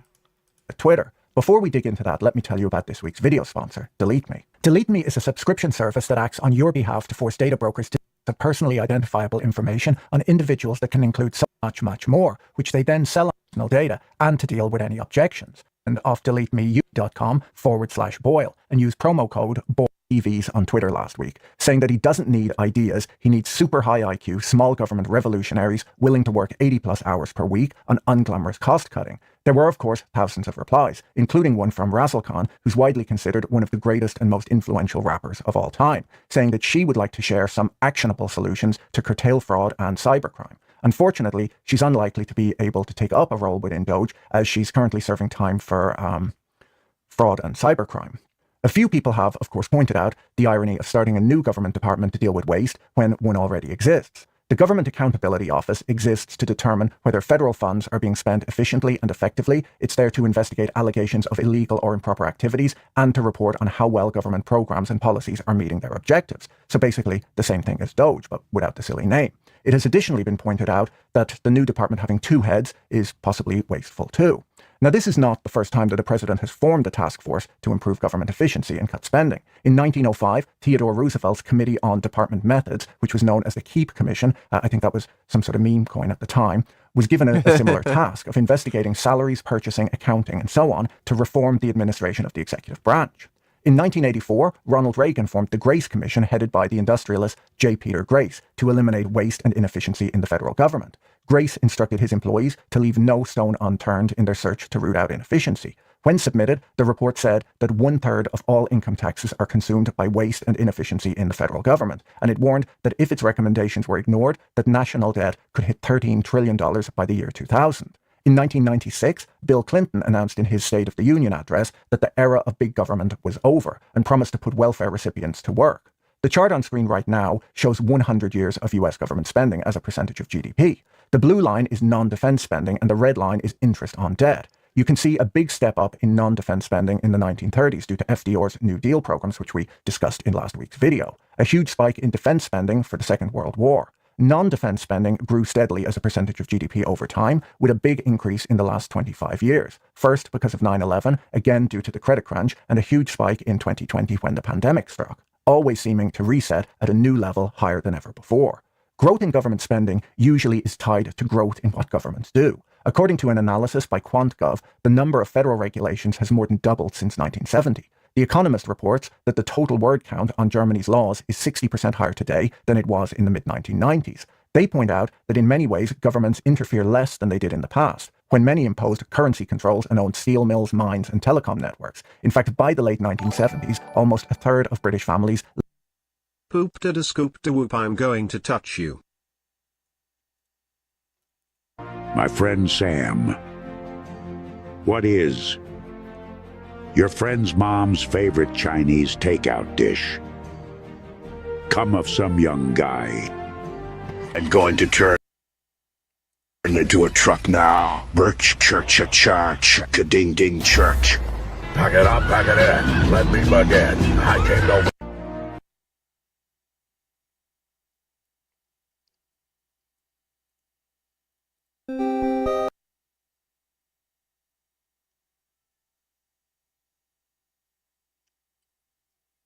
AI is really weird.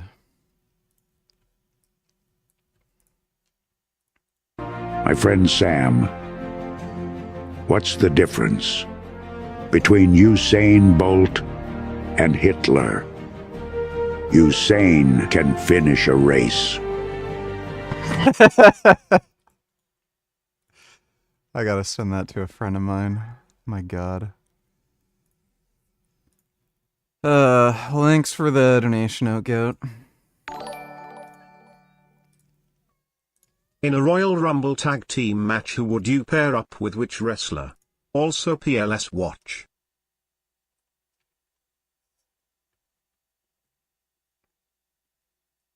Do you want to get beat up?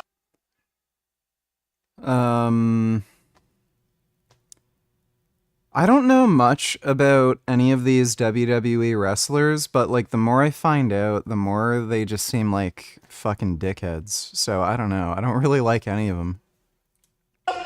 Okay, prepare to be the next victim.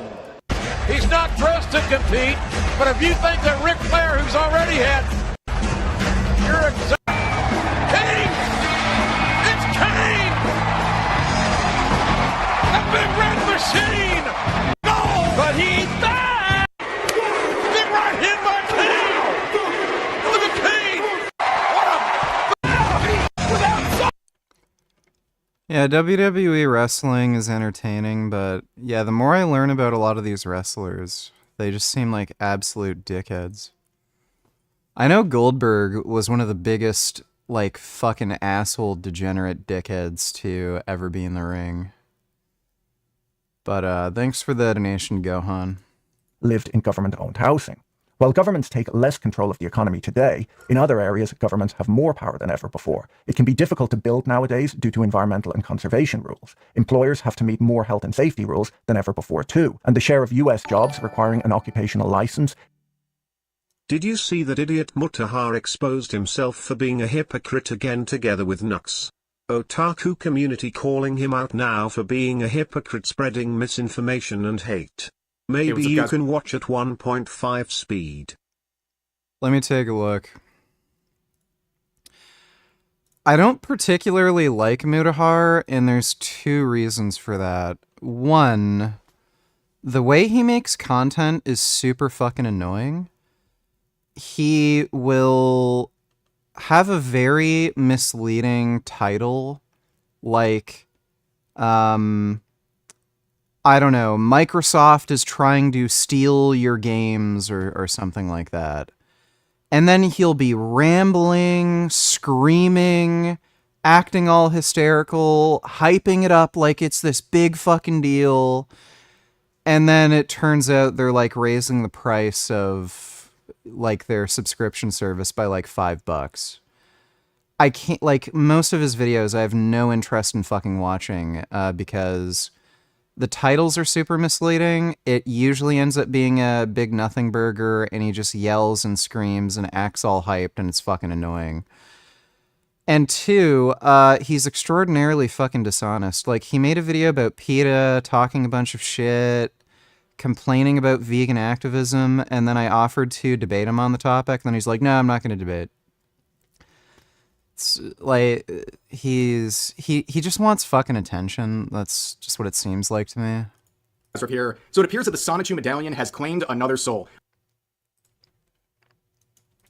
Only a few months after putting on this cursed trinket, Mudahar finds himself in some pretty serious controversy involving this now privated video he uploaded yesterday titled Post Nux Clarity, which, regardless of your thoughts about the content of this video, you have to admit the title is a banger. Now, what was this video about? Well, it was 40 minutes of Mudahar disavowing Nux Taku in every shape and form, saying that they are no longer friends and they no longer have a business relationship, and any bridge between the two has been completely burned down. Now, this tweet right here really kind of sums up the relevant context you need to know before we get into the video. Of course, there are some re-uploads that we're going to look at today. So this says, Nux goes extreme anti-lolly to cater to people like Mudahar. Rev exposes Nux for being a hypocrite. Nux says he's so big he could deplatform Rev. Mudahar makes a video damning and cutting ties with Nux because he considers him a lolicon. Yeah, so that's pretty much how everything went. So about 2 years ago, Nux makes a bunch of tweets and some offhand remarks and videos disparaging people over the topic of lolly. Now this is...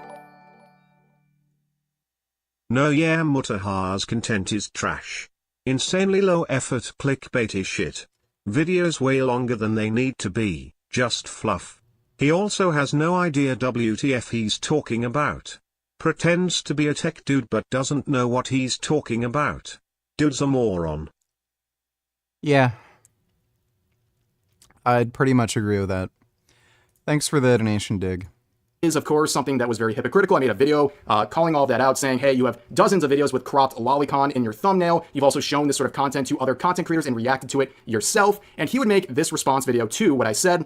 And you can see the like-dislike ratio. It is easily the hardest dislike ratio you'll probably find on any video he has uploaded in his entire YouTube career because it was just awful. I felt no need to make a video response to this because he essentially cooked himself. Okay, he went after me, hypocritically slandering me over things, also failing to address pretty much any point I made, focusing only on throwing insults at me. Also, he made up some wild claims that my wife was digging for dirt, asking his friends for dirt on him, which is really crazy. On top of that, he also said he could have deplatformed me if he uploaded this on his main Nux Taku channel. Obviously, that didn't go over very well, and that's kind of the Nux side of this whole lolly controversy. And now we have the side with Mudahar here. And about 2 years ago, Mudahar made several tweets about the topic, saying that if you watch that stuff, you need to be on a watch list, that it can harm real people, and that it's illegal content and all this stuff. And of course, his disgust on the topic is totally valid. That's something very understandable that he's allowed to have, but that doesn't justify spreading misinformation and fear-mongering over the topic, and also being a hypocrite about it as well, as we'll see in this video. And on top of that, a lot of people point out the fact that he has openly admitted to regularly consuming cartel execution videos. So at the very least, regardless of your thoughts on the fictional content, you can say,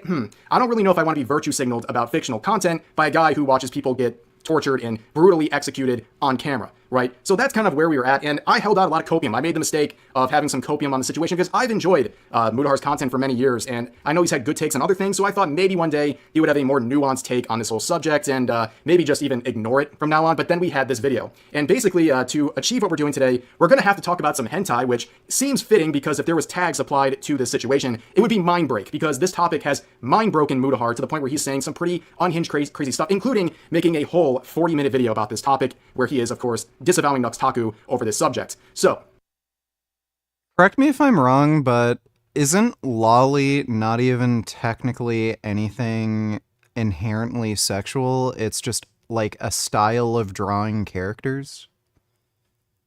So, like, if you're talking about lolly hentai or something, I can understand not liking it, but, like, if you're just talking about, like, there's lolly anime where there's, like, just young, cute-looking girls with superpowers, like, defeating demons, and that's considered, like, lolly. Like, why would you have a problem with that? As I said, the video is now private, but there are re-uploads all over the place. And we're going to start with this clip right here, where he's basically giving kind of the general intro to what we're going to talk about today. But to go back to it, Nux Taku is a former collaborator, a former friend of mine, and I mean really a former friend of mine, because some of the stuff that I've seen over here is disgusting enough that I really... Like, isn't Konosuba technically considered... Like, aren't there lolly characters in Konosuba? Mudahar made Arch Linux install guide. Made so many mistakes during install and refused to correct any of them and ignored any criticism about it. It got to the point where Arch devs were making fun of his shitty install guides where he doesn't know shit. I saw his Arch install guide, and I know practically nothing about Linux, and I could tell this guy is a fucking, like, just didn't know what he was fucking doing. And that's coming from a guy who doesn't really use Linux. I've used Arch, like, on the Steam Deck, and just from that alone, I noticed he didn't know what he was doing. I think he just likes thinking he's smarter than he really is. And he thinks he's like some sort of 200 IQ elitist because he installed Arch on one of his systems. And I can tell he doesn't use Linux. Like, he just doesn't. Anytime you see him playing games or working on his computer, he's just using Windows. I don't think he ever uses Arch. Or Linux, ever. Thanks for the donation, though, one. What was the one anime that I liked? It was some, like, romance anime. I think it would technically be considered lolly, but it's not, like... The character in it is, like, an adult.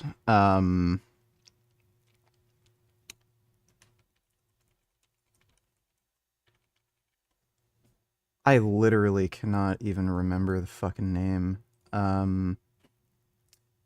Trying to remember the name of the main characters. I don't know if any of you can, like, help me out. The main character is, like, a swimmer. And he goes to college with a girl who's, like, a year younger. And she has really big boobs and white hair. What's that show called? Uzaki-chan wants to hang out, thank you.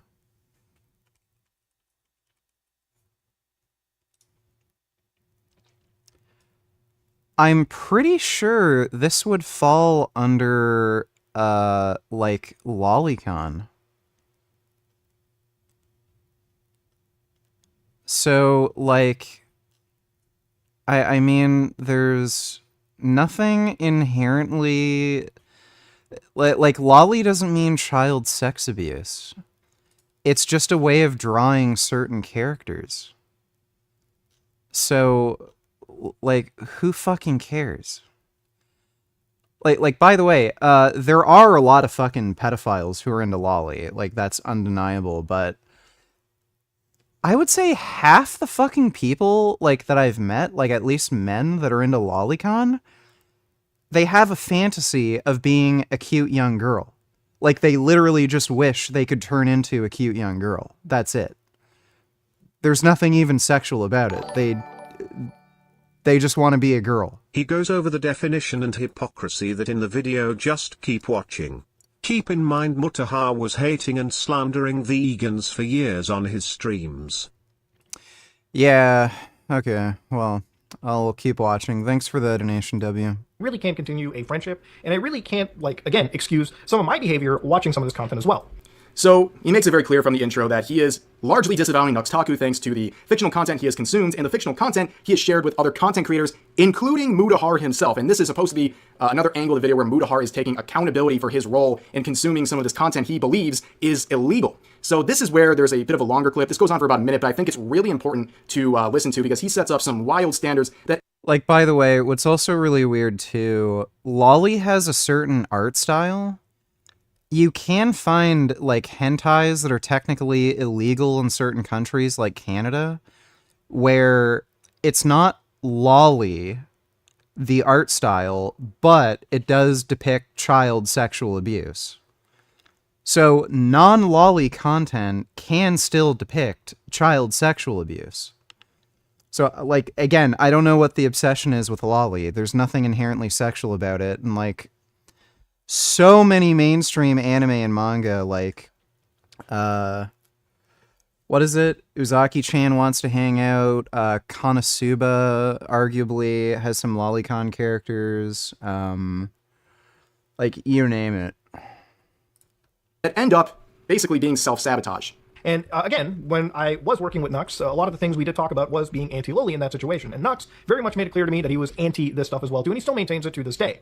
But the kind of stuff that he showed us was anime ni summer. Now, inside the video, inside Nux's presentation, it kind of came off as like just a cursed little hentai. And the reality of it is, I never really watched his collaboration, but if you take the name that ni summer has had and put it into my anime list, which I realistically should have done at the time, you can see the synopsis is Yuta Yamayuchi is a average high school student, right? So right there, I'm not going to play the whole semantics. Oh, is this really loli game? Like, I don't even care if somebody's like 18 or on the cusp of like turning 19. At the end of the day, high school can very much involve a minor. And when you scroll down and go to the... So that's really all we got to hear in terms of this point, but he makes several standards here, right? So he's talking about this video that Nux had him react to, and he thinks that it contains lolicon by his own definition, and that makes it bad, and he sets up the standard about high school students and high school settings and things like that. So number one, I do believe that you should care about the definition of a term you're using to chastise others. Okay, he makes it clear that he's kind of just making up his own definition of lolly as he goes, but still feels strong enough to use that self-created definition to cancel other people. That seems a bit irresponsible to me, and if you want a correct definition, I don't care what some Twitter spurg says and their misinformation surrounding the topic, because there is so much misinformation surrounding this topic. Lolly is a very simple definition. It is a petite body type in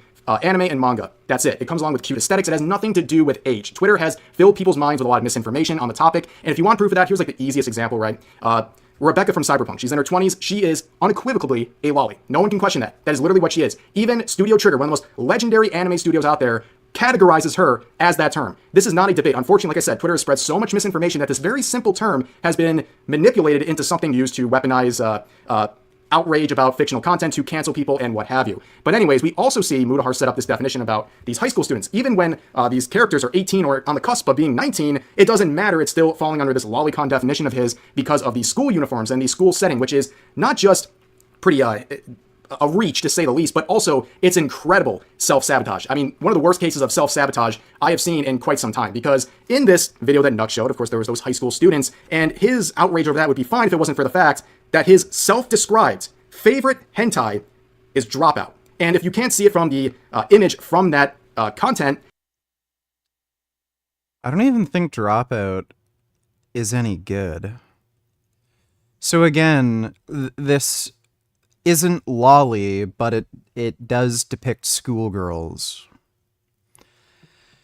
Who cares, by the way? It's fucking hentai. You can watch, like, real porn where girls will dress as schoolgirls, and they're like 18, 19, 20, but they look young enough to be like 15, 16, 17.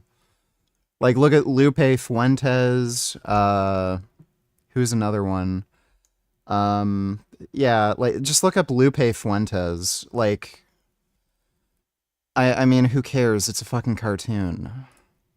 She is wearing a high school uniform because the entire premise of this hentai is high school students in a high school setting. And I could scroll to the right because there's tags included in this image, and I would just have to censor my whole screen. Here's some of the tags, right? There's a high school girl uniform, high school boy uniform.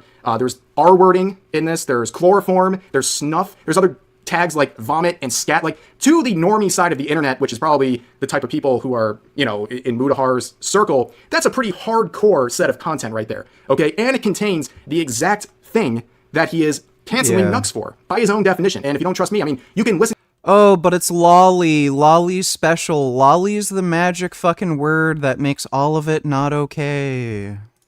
To him talking about this only a few years ago.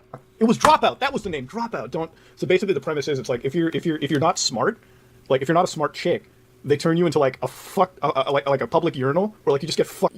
You get the point, okay? He's describing the plot. It is something that, by his own definition, is something worthy of losing a friendship over, a business relationship over. So I think that level of hypocrisy and self-sabotage in that 1 minute section of the video is already enough to really scale back any sort of point he was trying to make. But let's move on to the next section. I stated earlier in the video that a lot of people point out the fact that he consumes these cartel execution videos. And right here he... Dude, that's hilarious.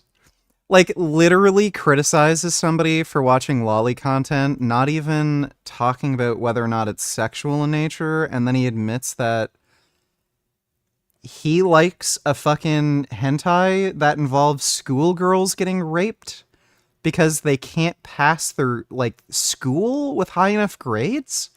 And then, by the same standards in which he criticizes somebody else, anything involving schoolgirls is bad, admits publicly his favorite hentai is a hentai where schoolgirls get raped and pissed on because their grades aren't high enough. What a fucking jackass. Addresses that point directly. Now, obviously, I want to address some other, like, power round criticism before we end this off. Lol, fuck Muda. Dude's been a hypocrite forever as well. Dude virtue signals over cartoons, but loves watching beheading videos. So I want to also address this statement as well. Now, on the podcast, I talked about a morbid curiosity that I have with, like, beheading videos, like cartel stuff on the internet. And I feel like I have to explain this a little bit more. My morbid curiosity comes from the fact that for a long time, for years at this point, I've been looking into the Mexican drug war. And if you're... Okay, so he'll go on to clarify that a little bit more, but I think it's just an unbelievable level of coping. So if you're interested in researching the drug cartel, it's okay to consume real human beings getting abused and murdered in the worst ways imaginable. But cartoons that literally harm no one, that's stepping over the line. And his only, like, the symmetry breaker here is, I'm doing it for research because I'm just curious. Like, how is that possibly an adequate symmetry breaker? Where he's trying to say his morbid curiosity towards the subject is one from an investigation sort of view, right? He's trying to investigate this topic, which is odd because it's like you're not law enforcement. It doesn't give you the right to consume any illicit content you want. And on top of that, like, that sort of justification could be used for a lot of different illicit content people want to consume online. And again, at the end of the day, we're thinking too hard about this, right? I just don't think people want to be virtue signaled at about fictional content from a guy who can stomach and go through videos of real life people being brutalized in horrific ways. Okay, I think it's really not that complicated. But the next clip we're going to watch... Like, by the way, I've watched so many fucking cartel execution videos. I used to watch Live Leak all the time when I was a kid. I think as soon as I got my first computer, like, I think I was 16, I saw the chainsaw video and the knife beheading video where a guy got his head chainsawed off, and then the next guy, they took a knife and just kept cutting his throat until they completely decapitated him. I saw some ones where they burned people alive with Molotov cocktails. There was another one where, like, I've seen quite a few where they just kill by firing squad. There's a few where they shoot people with 50 caliber rifles. I've seen all of those. I'm not going to moralize and talk about how you should never consume that, it's awful, if it's on the fucking internet. Based Trump also, this coon is chillin'. I'll take a look at that in a second. Like, you aren't the one who killed those people, and assuming you're not supporting, like, a website that has any kind of ad space where they can, like, sell you things, or people can make any money off that content, which could incentivize, like, cartels or any sick fuck to do execution videos, and you're not paying for it, I don't really see what the problem is exactly. So, especially for a guy like this to moralize about somebody watching, like, hentai, and then it makes no sense.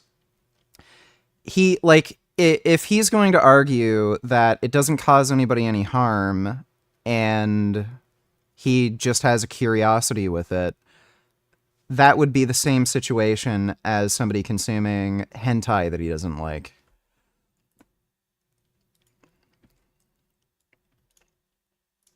People have persevered through persecution, oppression, death, and destruction. From the depths of the suffering, the Jewish people have built a mighty nation. The state of Israel is a strong and soaring monument to the solemn pledge we repeat and affirm: never again. We are here at Yad Vashem to honor the memory of 6 million Jews murdered in the Holocaust. 2/3 of the Jews in Europe were sent to their deaths. Words can never describe the bottomless depths of that evil or the scope of the anguish and destruction. It was history's darkest hour, millions of innocent, wonderful, and beautiful lives. Men, women. Why in the fuck is he wearing that cap thing if he's not Jewish? That's a little weird. But yeah, based. Also, this coon is chillin'. Let me see. Oh. Oh my goodness. Wow. I'd get him a sweet potato. I'd bake a sweet potato and give it to him and say, here. I baked you a sweet potato because you're a little sweet potato. That's a nice raccoon. Thanks for the donation, Ben. 1 o'clock vegan girl who eats seafood disproves her own argument without realizing it somehow. Let me take a look. 1 minute. Yeah. No, but it depends on how they act with it. Is there anything outside of insecurity for you, Bella, that's like an instant turnoff? That pushes you away? I don't know, like disrespectful to women, to animals. I think that the men that are like into killing animals and squishing bugs and stuff, like that's not as Are attractive. you vegetarian?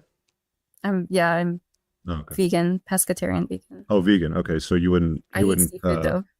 Okay, but I mean, you wouldn't date a guy that hunts. She said pescatarian vegan. Okay, this girl's a clown. Deer, right? No, I wouldn't date a hunter. No, my dad was a hunter growing up. So I'm used to stuff like that. I used to eat meat, back in the day, but no, and I'm fine with my partner eating meat and things like that. But when it gets down to like enjoying the murder and stuff, that makes me like, okay. What's the I'm pretty sure when you're eating a steak, you're enjoying the murder. difference in eating? I mean, you said seafood. So what's the difference in eating like calamari? I mean, you harvest an octopus or a squid or whatever versus harvesting a deer. Because like animals, we are animals, by the way. Humans are primates. We're the same thing. So, but why don't the squid get the same level of respect that you give to deer? Well, because squids don't really process things the same way. They're actually quite intelligent. They're probably They're probably more intelligent than deer. Intelligent than deer, to Okay, be honest with you. so the vegans hate me for still eating seafood. So, that's Say that again. the vegans hate me. Hate you for eating seafood? Yeah, because Okay. they I'm like a cheater or whatever. But, so it is hard. What a dumb bitch. Well, thanks for the donation. Vince is gay. Involves some of the blind spots he had towards Nux and possibly other people, but let's listen to what he had to say. So again, I don't really watch a lot of content creators that I collaborate with, and nobody really does, okay? Like at the end of the day, when it came to Nux's channel, here I'm signed on with my actual YouTube account, and if it's one thing that you'll see, usually under videos, there'll be like a red bar. I don't have a red bar under basically any of these videos. I think the only video I have an actual red bar in this is probably, I showed YouTubers the most cultured clips, which I actually browsed through just for the sake of, again, this video. Okay, so he says some things that are right generally, but they're not correct specifically when referring to Nux Taku. So yes, I agree with him when he says that a lot of content creators don't watch the content of people they associate with online, whether it's like someone they follow or maybe even friends with. They're not going to consume every single video they upload. And I think that's true. Like I'm mutuals on social media with a lot of people who are content creators. I might have seen like 1 or 2 videos or a small snippet of what they do. I am not sitting there watching every single video they upload. That's just the reality. There's not infinite hours in the day to do stuff like that. So yes, some things could slip through the cracks here and there. But Nuxtaku to Mutahar is not just some Twitter mutual or random guy they kind of barely know, right? This is someone who he was friends with. This is someone who he collabed with. It wasn't just one video that he was reacting to that hentai with. There was many videos. I can count at least a handful of collab videos they did on Nuxtaku's main channel, and also they ran a podcast together. So you didn't even look at this guy's channel. It's not like you had to watch the videos. Just scroll through the thumbnails and you would see stuff left and right that would probably upset someone with the sort of disgust they have for certain fictional content. On top of that, I do find it kind of hard to believe that he hasn't been exposed to some of these controversies, especially someone who was friends with Nux2, whether it's some of the thumbnail drama and all that stuff and the hypocrisy on the subject of Lolly, but also some of his bigger controversies like the Taiga controversy, for example, which would be covered in this video. He would actually mention what happened with Taiga as a way to show that Nux isn't a very good person, and there's really a lot to say here. If you don't know the Bungo Taiga situation, I'll put a link to one of my videos in the description if you want to check out that whole thing, but he is now bringing this up in this video, acting like this is the first he's ever heard of the Nux and Taiga controversy. To go over a bit of their controversy, in summer 2022, Taiga was accused of grooming. They made a tweet longer where they reviewed the allegations and called them false. Later, an updated Google Doc was created that had evidence that not only were these allegations fake, they were deliberately created by ex-moderators and spread by a stalker of Taiga. So again, this is the Google Doc in question. Now again, I have no idea about this controversy whatsoever. I'm only bringing this up because it was actually a big point of contention for someone like Nux. So he goes on to talk about the situation a bit, and if you don't know, very briefly, Nux called Taiga a predator based on allegations he had heard at the time. Those allegations were debunked by an independent investigator later on, and Nux made a pinned comment basically saying he would possibly readdress this whole situation if he was found innocent, which Taiga was, but he never really addressed it fully for many, many years, and over the course of basically 2 full years, this was an ongoing controversy that caused a lot of damage to the reputation of Taiga unfairly, and Nux still to this day really hasn't. Given that squid are carnivorous, what do you think about eating them? Well, they also eat other carnivorous fish, so I don't know if it actually reduce rights violations by killing squid. I'm farting a lot. Hasn't fully acknowledged. He's tried to apologize over the summer when this flared up again, but he really didn't do a very good job of it, at least to most people. But this is something that, like I said, been going on for 2 years consistently. A lot of people look at the Vishojo drama and that controversy with Nux, and they think that's the biggest thing he's faced. Maybe in some ways, I think it was the most explosive controversy he was a part of, but the Taiga situation might be the biggest because it's taken place for 2 years, and it regularly flares up like it did over the summer. So I have a hard time believing Mutahar has never heard about this until now. Especially since the first attempt at an apology by Nux, the first time he addressed it, was about a year after he initially called Taiga a predator in the collab video with Moist Critical. He did that on the Some Ordinary podcast. He referred to making mistakes with that situation. It was very vague. But again, how do you not know this ever happened? I mean, it's either just putting on blinders, like he said, he's been putting on blinders to people he's friends with, or the worst possibility is that he's only bringing this up now to disparage Nux, which shows he doesn't really care about the situation, if that's the truth. If he really did know about this beforehand, but if he didn't, at the very least, he's been having very active blinders to some of the controversies that Nux has been a part of. And this whole question of bringing up things during this video, there was a question of why do this at all, right? Like, why even bring up any of this stuff to begin with? And I think it becomes pretty obvious that there's been a big flare-up of people calling out Mutahar and his connection to Nux and some of the collabs he did with him, thanks to a Reddit post that was blowing up. He made the cardinal mistake of caring what Reddit thinks. But one of the clips that I saw, one of the things shared, was resurfaced video of Oompaville, Some Ordinary Gamers, and Nux2 watching Loli together on a Discord call. So when I see this kind of stuff, it blows me, and it obviously flashbangs anybody, and I want to definitely have a talk about it and really explain to you exactly what this is, what it's about, give you my side of the perspective, and again, take accountability where accountability needs to be fucking taken. So, yes, you can see this was the intro of the video, but he makes it clear that this post is what drove him into this, and I do probably believe that is the truth. I think this is what made him, or motivated him to make this video. I think it's pretty clear. It got under his skin, and a lot of other content creators have been coming for him, even calling Mutahar a predator and all these things for the content he was exposed to while reacting to those videos with Nux2. And it really begs the question of who was this video for? Was this video for entertainment and the entertainment of his audience? Or was this to quell concerns among his colleagues and really like commentary channels, generally speaking? And I think it's the latter. And I think if he had a more level-headed reaction to this whole situation, clearly this was a very emotionally charged video. I think if he went with a clear head, he wouldn't have made this video. When you get to a point where you're making a video not for entertainment or the informing your audience of a situation or anything like that, when it becomes like an airing out of personal grievances against people or things like that, that tends to have a bad reaction. And the reaction from the people to Mutahar when his video was still up was very largely negative. The majority of comments were negative. There was a heavy dislike ratio. I think it was very clear that people were just not really impressed by a 40-minute video attacking someone over fictional content, attacking to the point where you end a friendship and a business relationship over it. But there's also, this is the post I'm referring to, by the way. I'm a little scattered here with all these tabs open, but this was the post on Reddit if you're curious. But this is the conclusion of the video, so let's listen to his final thoughts and kind of how he wraps up everything in this video.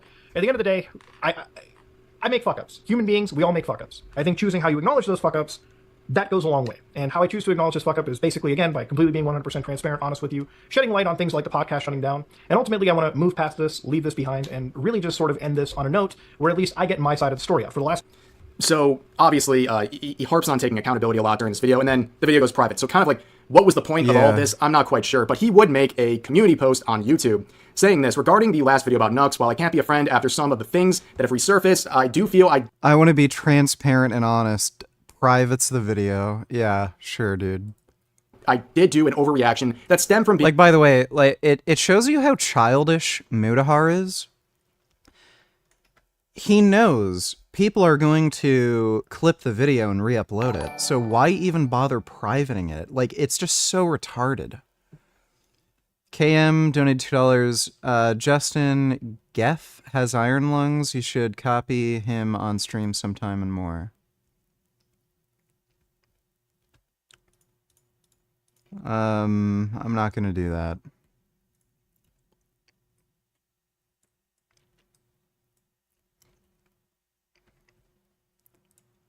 What is this? Black kids growing up in the Bronx who don't even know what the word a computer is. They don't know. They don't know these things. And I want the world open up to all of them, because when you have their diverse... Yeah, black kids in the Bronx don't know what a computer is. They're all fucking apes. What a dumb bitch. Wait, she's gonna call back. Told you. Hello? What do you want me to do? I'll do anything. Nothing. You can't do anything for me. You cheated on me? I'll do anything. I didn't cheat on you. I'll do anything. Talk to God and ask him for forgiveness, because I don't forgive. So. Why are you talking like that? Chop that podcast. She'll call again. Told you this. Alright, well thanks for the donation, Cam. Being emotional on the reaction from the community on Reddit. Again, paying attention to anything Reddit says is a huge mistake. But he continues on saying, I've been watching my content for the past few weeks and realized my channel has slipped into a slop channel. I've made more drama. The whole commentary community is full of garbage people. It's all superficial relationships. They're friends 1 minute, but the moment a tiny bit of controversy happens they turn on each other and shit on them to milk the drama for views. Shitty people. Yep. I can't stand anybody in the commentary community. They're all, they're retarded, too. You wouldn't even be interested in listening to any of their ideas because they're just so fucking stupid. Thanks for the donation, though, bruv. Related content over the last several months, then I have fun, engaging, and informative content. That includes producing videos that don't release daily. I need to take more time and release content a couple... Mudahar's channel has always been a fucking drama channel. Even when he's talking about descriptive topics, he just turns it into a drama channel. He just makes clickbait bullshit. Couple times a week that stands in quality and not quantity. I don't do this for a job, so honestly, going out of my way to constantly chase trends has done nothing beneficial for me other than alienating my most hardcore fans. I need to take a few days off and reset and produce better content that isn't the latest. He doesn't do this for a job. Are you fucking kidding me? How much money does he fucking make per month on YouTube?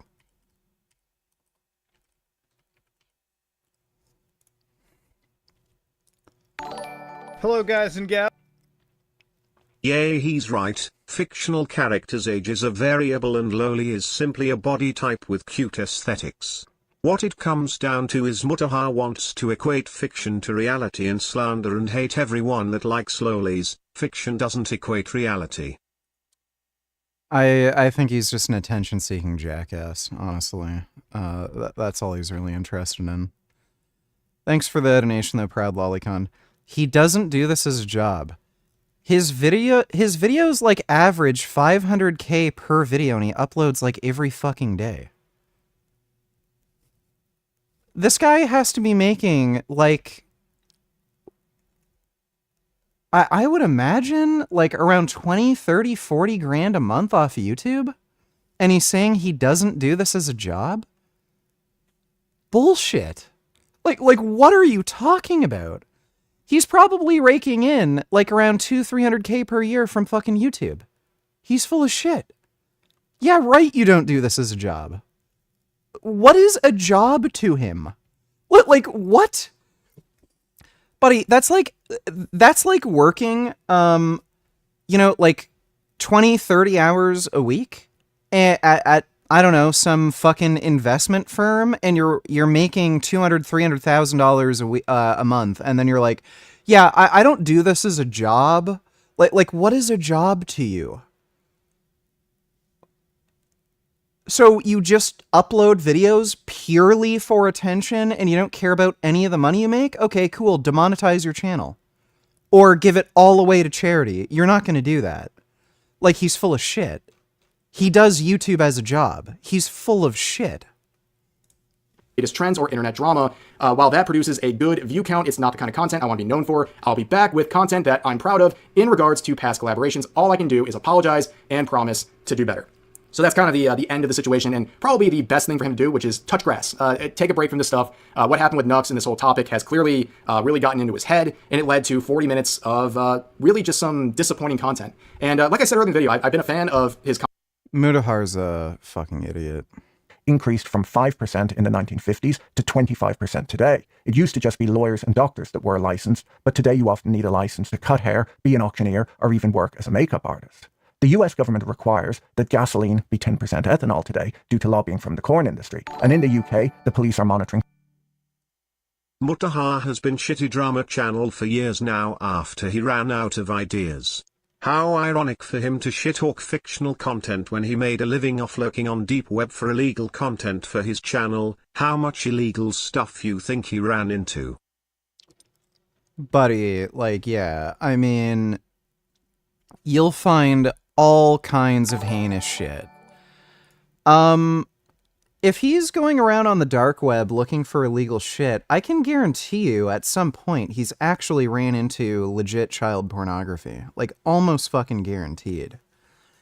And then he's, like, moralizing about fucking lolly content that's just cartoons where nobody gets harmed?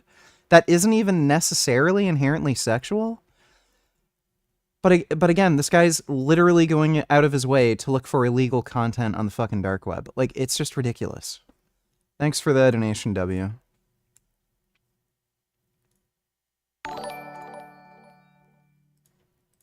Yeah, he's dishonest when he says YouTube isn't his job. He won't tell anyone what his real job is. He has some sort of merch company or something with some other YouTubers, and I think he considers that his real job. Dude's an idiot.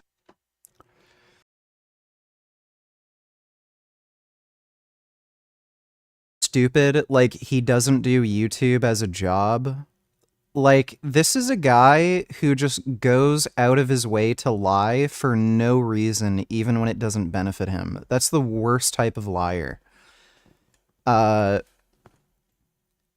When you pick up on stuff like that, when you see somebody lying for no reason in a situation where it would benefit them in no fucking way, stay fucking clear away from those sorts of people. Mutahar is a fucking weirdo. Yeah, I haven't been able to watch his content in a fucking while. Like, occasionally I'll maybe click on something that seems like it might be interesting, but every time I fucking do, it's just horseshit again. So I don't even bother watching his channel. But thanks for the donation, bruv. Social media for non-crime hate issues, something that was unthinkable in the past. One of the ways... Let me see. Some ordinary gamers. Social Blade. Oh, yeah.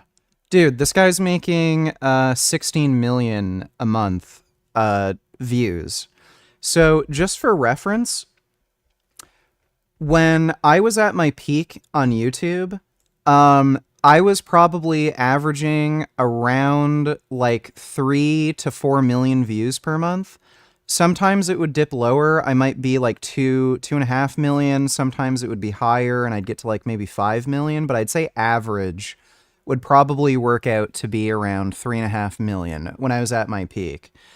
And from just ad revenue alone, so I wasn't streaming, I didn't have channel memberships. That was before YouTube instituted channel memberships. Wasn't selling any merch. I was making about 10K a month, roughly. Again, sometimes it'd be higher, sometimes it would be lower. Low months would be about 8,000. High months would be about like 12,000. Like November, December, those are the highest ad earning periods. Highest I've ever made from ad revenue alone was 15,000. that's only from, again, like about 3.5 million views per month. He's making over 16 million. So if we were to just do some rough math, he's making about 4 to 5 times the amount of views I'm making, and his videos also tend to be longer, so he can put more ads in them and shit. This guy is probably making around $30,000, $40,000, $50,000 per month off of YouTube ad revenue alone. And that's not including sponsorships. That's not including channel memberships. That's not including donations he gets on his live streams. So for him to say he's not doing this as a job, never, ever, ever trust anything Mutahar says. This guy is a pathological fucking liar, and he is completely and utterly full of shit. Elias donated $2. Let me see. Can you see your items real quick? No, you can see the items. Can you show them to me? You're welcome to look at them. Okay.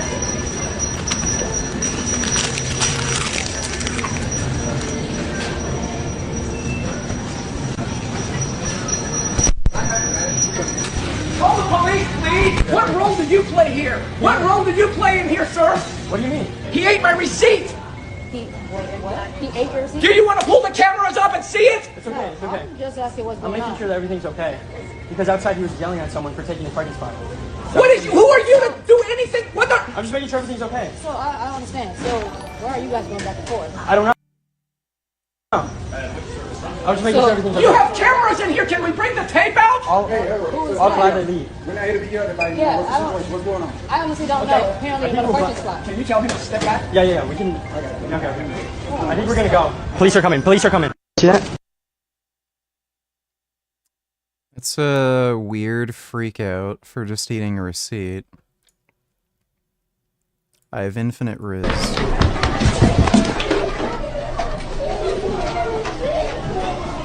Do you have hair in your special place? Okay, that's a little weird. Dr. House. Well, I got family needs to make. Oh, hell no!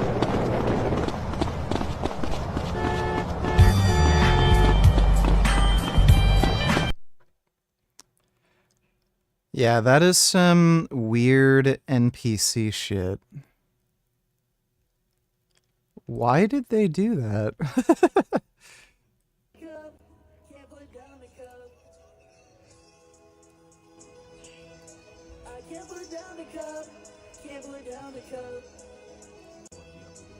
They're filming a fucking video with that blueberry?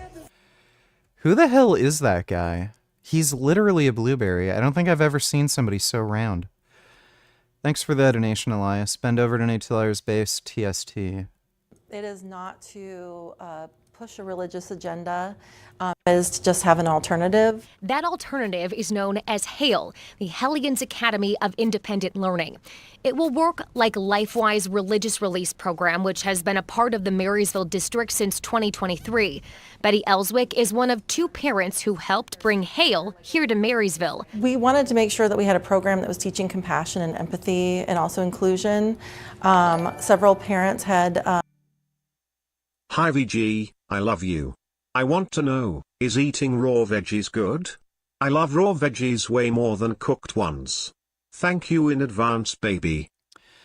Yeah, eating raw vegetables is perfectly fine. I think you get benefits from eating a mix of raw and cooked, but it is definitely good for you to eat raw or cooked vegetables. Thanks for the donation, raw or nothing. Expressed concerns with their kids coming home being bullied or made fun of or teased for not participating in the other programs that were available in the area. Kids are simply there to have fun and do a little bit of learning. June Everett is the national campaign director for HAIL. The Satanic Temple could be misleading. But what are kids learning in this program? When they hear us, it's initially shocking. Oh, the Satanic Temple, they automatically think evil and awful things. And again, we are not devil worshippers. We are non-theistic Satanists. Right now, this program is for students here at Edgewood Elementary. Once a month, they'll get picked up and taken off campus for HAIL curriculum. That curriculum includes science, arts, and community service. So far, there are 4 students. Oh, that's pretty cool. I like the Satanic Temple. Thanks for the donation, Ben. That spending can grow is when mission creep occurs at government agencies. Since the credit crunch, the Federal Reserve has expanded its objectives beyond monetary policy, now directly allocating credit, incorporating inequality considerations into its employment goals, and examining climate risk as part of its analysis of banks. In many countries, voters prefer big government, lots of regulation and high taxes. Some governments are passing regulations requiring people to switch to electric cars. In others, due to low birth rates, governments are even paying people to have children. One of the ways to cut... React to these. Donate $3. Let me see.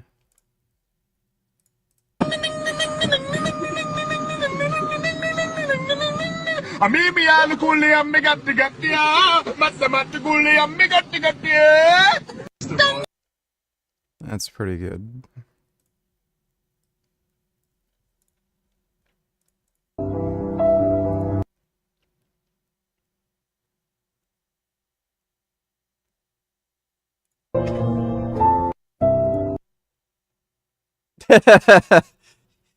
He's looking for his seatbelt. Oh,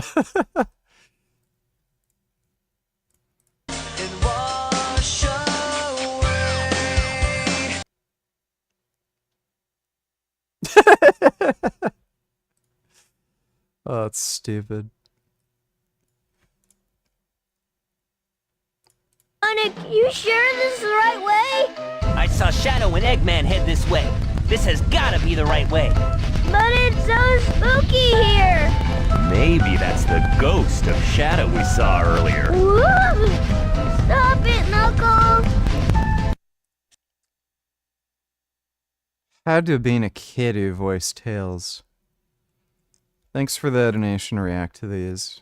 Cut government spending, then, is to cut regulation, as there's a cost associated with monitoring whether all of the new rules are being followed or not. It seems that the Trump administration is likely to cut unnecessary regulations and continue its one-in, two-out approach, where if a new regulation is going to be passed, 2 existing regulations must be eliminated first. Such a process could make business easier in the United States over time and help to reduce government spending.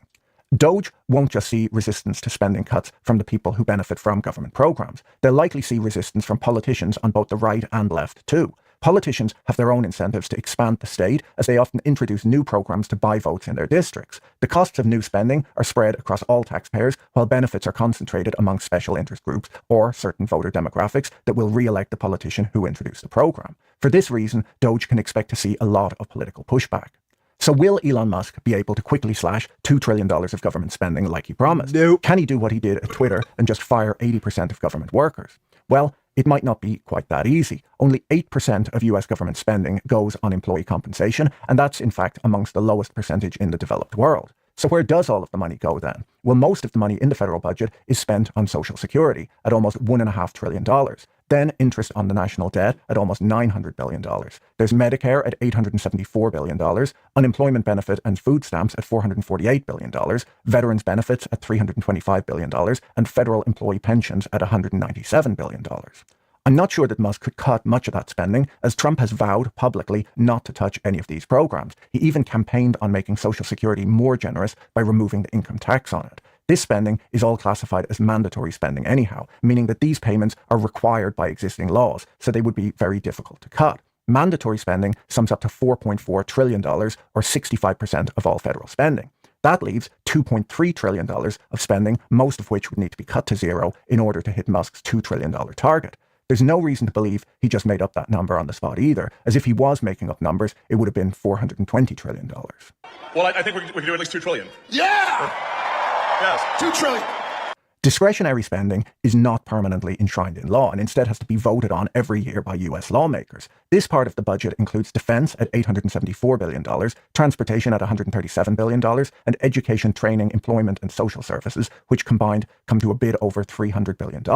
While cutting all of these departments might hit Musk's $2 trillion target, slashing these to zero could cause some problems. The Department of Transportation, amongst other things, builds, repairs and inspects roads and bridges, some of which are already crumbling. According to the American Society of Civil Engineers, 230 million Americans regularly travel on structurally deficient roads and bridges. 15 to 20 million Americans drink water contaminated with lead, which the EPA is in charge of cleaning up. The Department of Energy, amongst other things, manages America's nuclear infrastructure, not just the power plants, but also the country's nuclear weapons arsenal and the safe storage of nuclear waste. While I'm sure efficiencies can be found in these departments and others, they'll be found by careful analysis. You can't just shut them down like the servers at the 13th most popular social network, where the worst possible outcome is that your website stops working until you plug the server back in again. People's lives and the prosperity of the country can be put at risk if cost-cutting is done in a sloppy manner.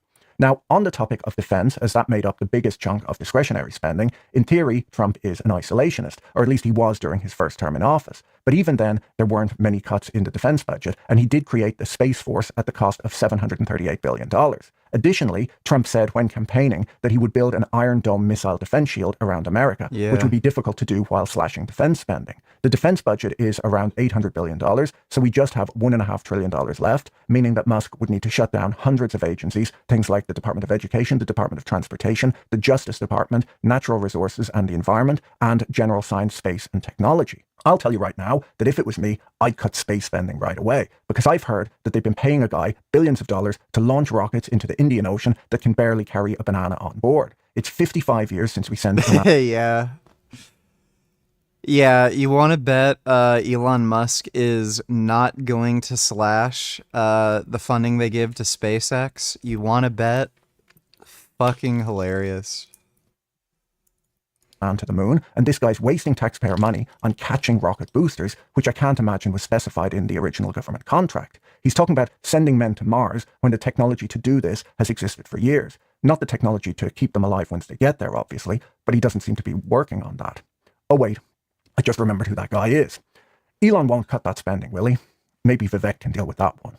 Since his appointment, Musk has mostly tweeted about individual incidents of wasteful spending, without any discussion as to how to tackle the biggest line items on the budget. One of the legitimate worries about Trump putting Musk in a government oversight role like this is that he might be setting the fox amongst the chickens. According to the New York Times, Musk's companies were promised $3 billion across nearly 100 different government contracts last year alone, facing 17 different federal agencies. According to The Economist, 10% of Musk's personal fortune is derived from contracts and freebies from the US government. His new role and his political connections could allow him to meddle with regulations, tariffs, and procurement programs, advantaging his companies and harming his competitors in the automobile industry, the aerospace industry, AI, and even in the dog-themed cryptocurrency space. His former business partner even wrote an article in the FT yesterday warning about this issue. Over the last month, Musk's businesses have soared in value, far outperforming the stock market for no reason other than that investors are betting that Musk will be able to extract value from his newfound political access. Tesla went from being the worst performing stock in the S&P 500 earlier this year due to declining growth to outperforming the index once the election results were announced. Wow. Musk and his companies are currently facing as many as 20 different federal investigations. That is insane. Again, like, people voted for this. Over things like illegal disclosures when he purchased Twitter, the safety of his self-driving cars, environmental damage at his factories, OSHA violations, and the list goes on. While he might not be able to stop these investigations in their tracks, he may well be able to recommend budget cuts at the very federal agencies regulating and investigating him, or at least threaten them with that. Musk has a significant portion of his wealth tied up in China, where half of his cars are built at his most profitable, if not only profitable factory. This makes him an obvious target for manipulation by the Chinese government, who could bankrupt him by shutting down his Shanghai factory. This is cause for concern with him being a military contractor. He could be coerced into cutting internet access in a war zone, and is extremely worrying were he to have greater government access, which it looks like he will have. Many have questioned if Musk should have any US government security clearance at all, as the conflicts of interest are obvious and extreme, and this was before he gained political access. So can we expect Doge to be successful? Well, both Trump and Musk do want to disrupt the federal government, and Trump does have a mandate to do so, having won not just the election but the popular vote too. With ever-growing government spending, a budget deficit of 6% of GDP, and growing national debt, some sort of reform is definitely needed. There are already over 90,000 pages of federal regulations in place, and several thousand new rules are issued by federal agencies each year. Each new regulation, as I mentioned earlier, usually requires a budget so that it can be enforced and monitored, and for this reason, government budgets grow and grow. Ronald Reagan, working with the Grace Commission, enacted major spending cuts 7 months into his first year in power that totaled $131 billion over the next 3 years. Margaret Thatcher started an efficiency unit in 1979 to audit government waste, which was headed up by Sir Derek Rayner, the CEO of the retail chain Marks and Spencer's. Rayner had already done similar work for Prime Minister Edward Heath, where he arranged for the 3 British military services to use a single procurement office, achieving significant cost savings. His efficiency unit under Thatcher led to headcount reductions in the civil service and overall savings of £170 million per year over the next 3 years. In 1996, Sweden reformed its budget process to tackle its high deficit, after which its government debt fell from 84% of GDP to 45% by 2008. Ruth Richardson in New Zealand severely cut government spending in 1991, including spending on welfare. She called her plan the mother of all budgets, and while it was extremely unpopular with voters at the time, who called it euthanasia, 20 years later, state spending in New Zealand was still 6 percentage points lower as a share of GDP than it was when she first took office. These examples show that serious analysis, often done by outside business people, can lead to government spending reform that works. As we saw when going through the budget, America won't be able to fix its finances without tackling the 2 largest problems. Elias donated $2. Let me see. Eating cake with chopsticks, Dad? Yeah. Yeah. I hope you die in a fire. The hell? Actual customer out here, what's the best kind of firework to buy? Wouldn't you like to know, weather boy? Where are your parents? Kid's sketchy. Back to you guys. What the hell? Oh. Oh. Oh, what sweeties. I'd take them in if I saw them on the side of the road. I'd be like, do you guys want a home? I'll be your friend. Oh, that's so cute. Oh my god, that's special. Thanks for the donation, Elias.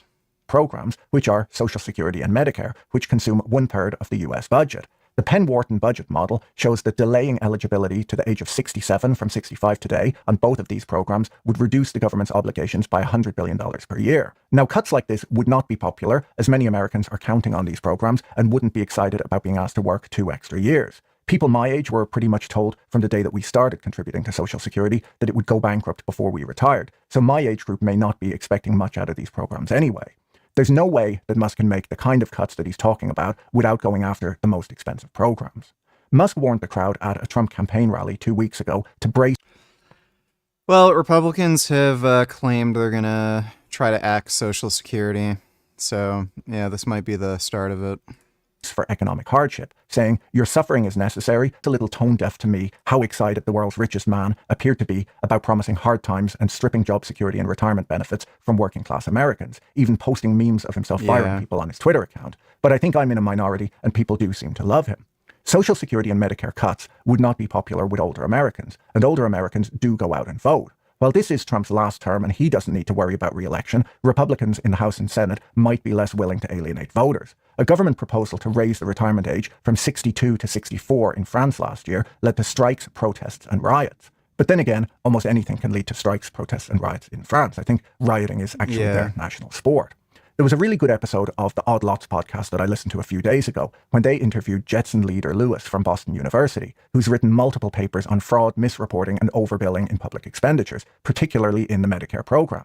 He went through how government fraud works and how it can be detected using statistical analysis. I'll put a link to both the podcast episode and his website in the description.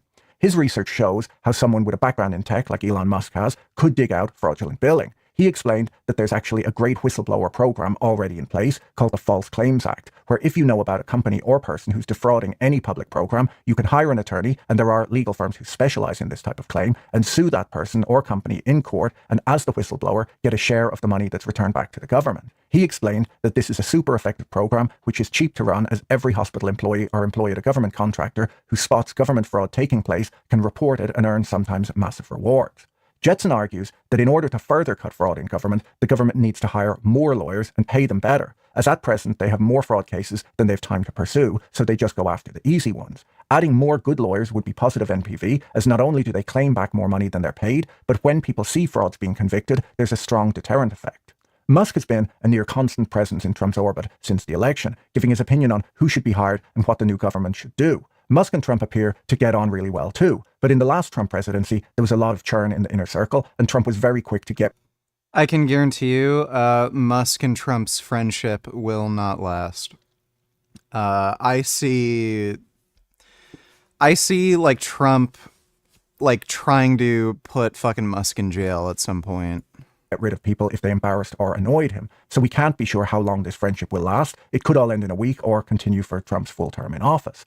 I can't help but wonder if Trump is already deliberately torturing Elon Musk, as I can think of few things more miserable than the idea of being around Vivek Ramaswamy all day long. Anyhow, as a final note, for those of you who made it to the end of the video, I'm launching a second YouTube channel called Patrick Boyle Interviews that I'll link to. All right. Let's start playing some Sekiro. 7.5 gig update. I'll do that later.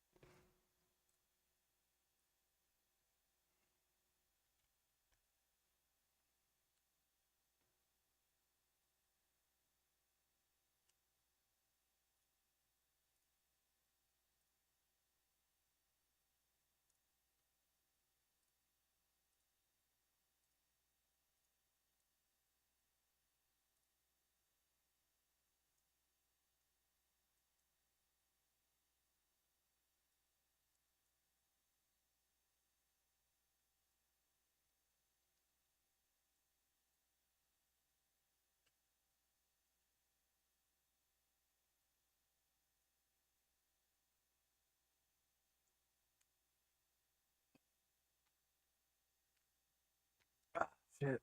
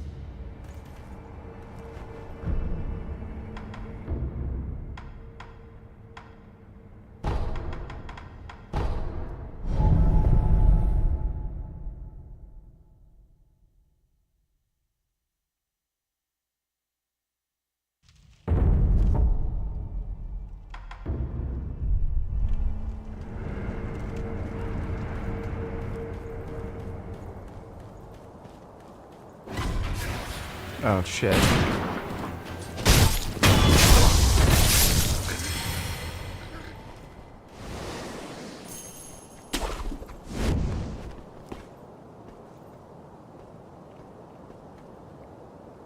I haven't been here yet, right? Yeah, I don't think I have.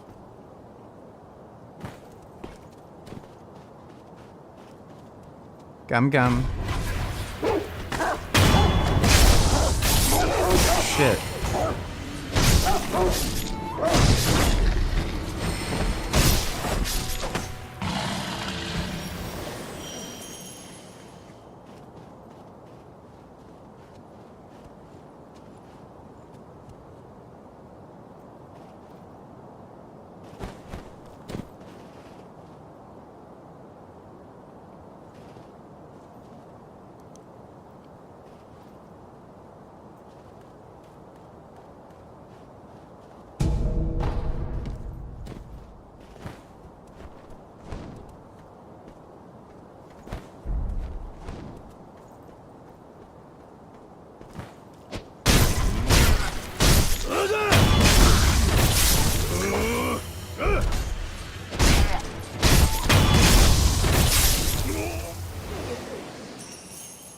Gum gum. What are you up to, gum gum? Oh, hey, it's a fat guy.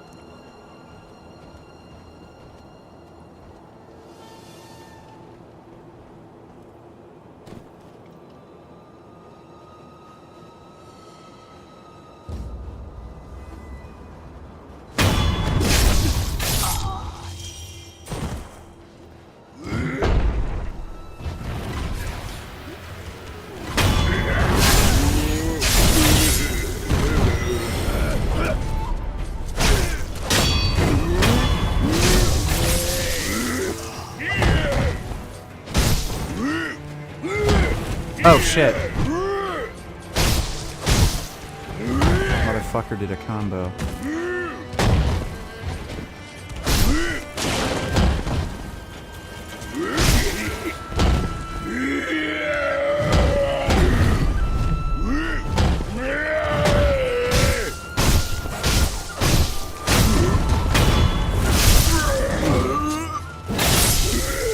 Gum Gum. How's my little Gum Gum? What's my Gum Gum doing? You wanna come shit on my lap, Gum Gum? That's a good boy, you can come up. Yeah, that's a good boy. Oh my goodness. Here's my handsome little Gum Gum. Oh, that's a good boy, Gum Gum. You know I love you. Yeah. Oh, that's a good Gum Gum. Oh my goodness, you're such a handsome kitty. Oh, you are so beautiful. Oh my god, I can't get over how handsome you are. Netanyahu is live. Is it anything important that I'd actually want to bother watching?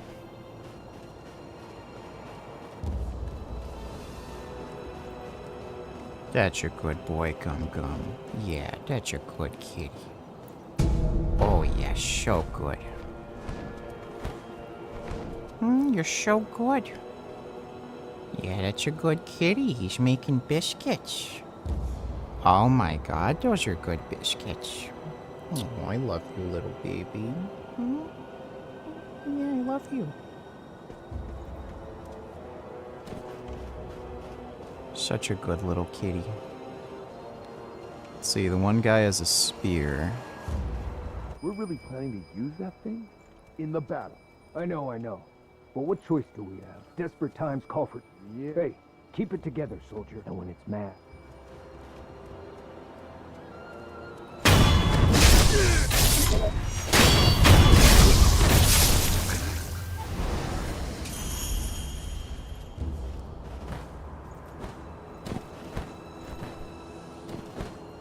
Yeah.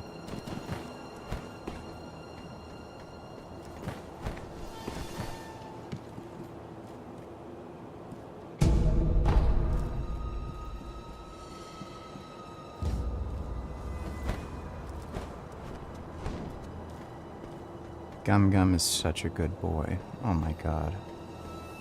Freaking love my Gum Gum.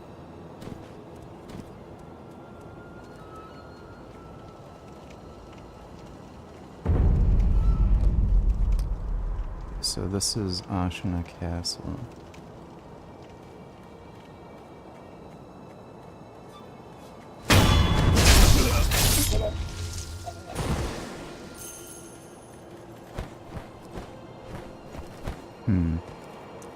There's no, like, grapple point? Just trying to make sure I'm not gonna get shot by anybody with arrows. Oh, crap. Oh my god. Fuck! Oh my god.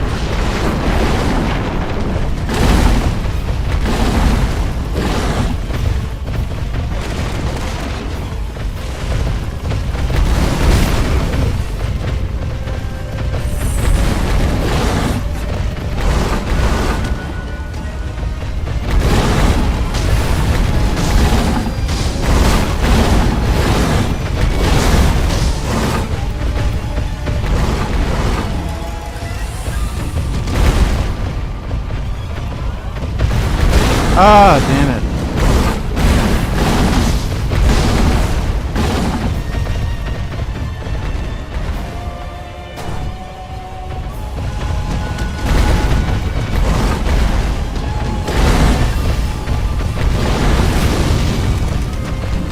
Damn, oh my god, what in the fuck am I supposed to do?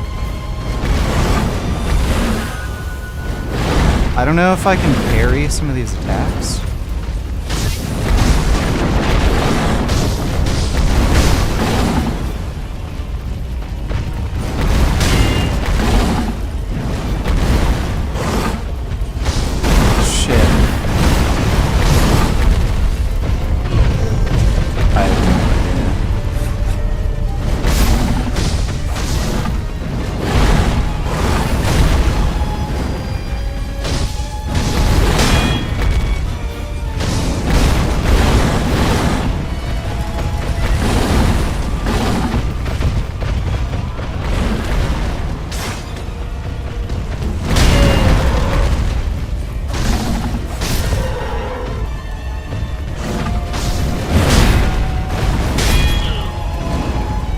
Oh, gay. I almost fucking killed him. Fuck. What a bitch. It's fucking annoying too that there's no like save point right before the thing. Ah, I hate you. Fucking asshole. Fucking actual dickhead.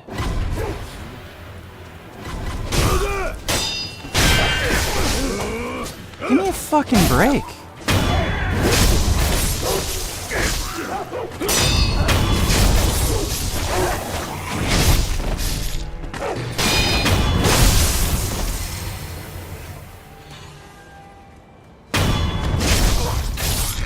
Great. Probably gonna have to do this again. I think I have a better idea how to kill that bull, though. Oh. The hell, there's a guy there?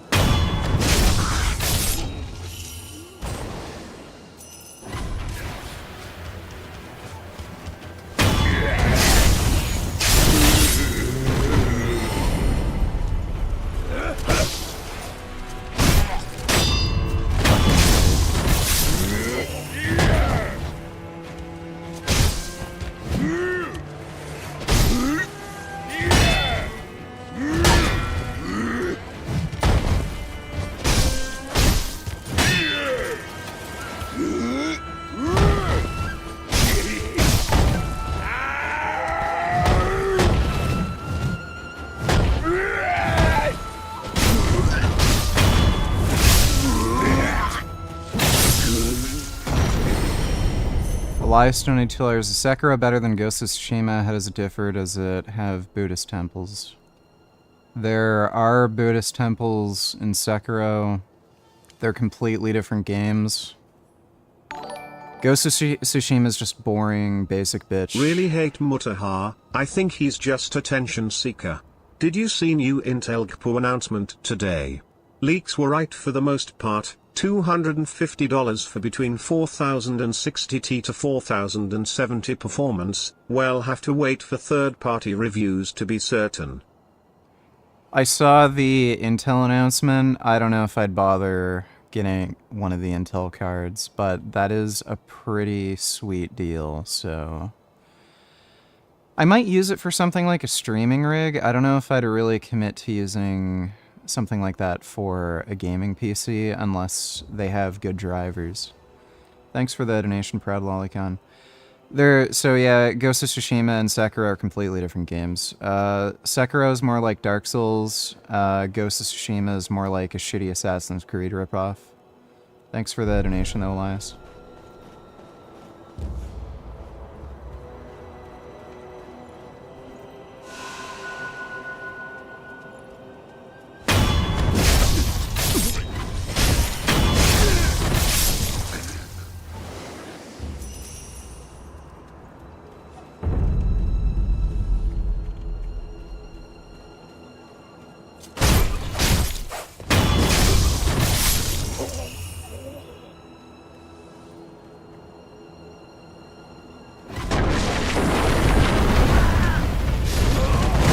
Damn it! Oh my god!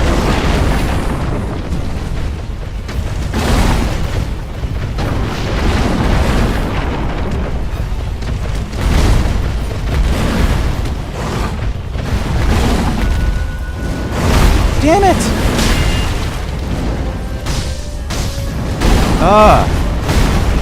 How? How? Seriously? Fuck you! It's like not letting me fucking parry.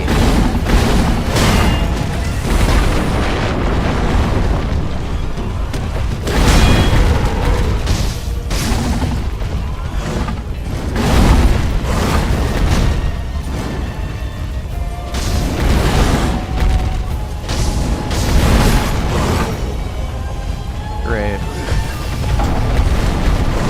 Yeah, great. Let's do it over again. Holy fuck, dude. I hate how I have to do all that other shit to get to that boss, too. So annoying. Why can't there just be a save point right before the fucking boss? It's fucking gay.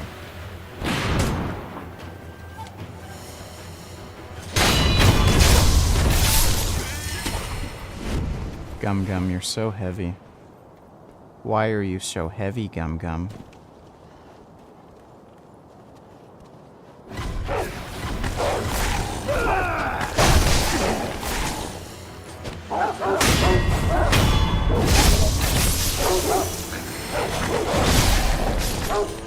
Fuck!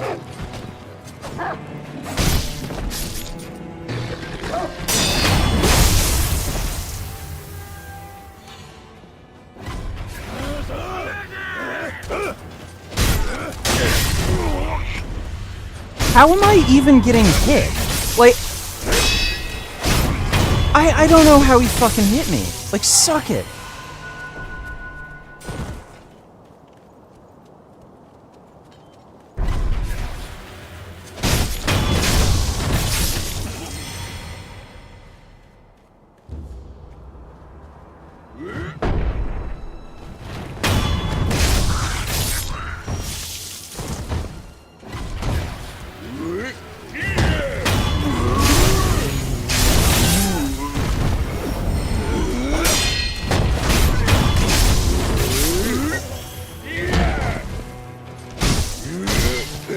Oh my god!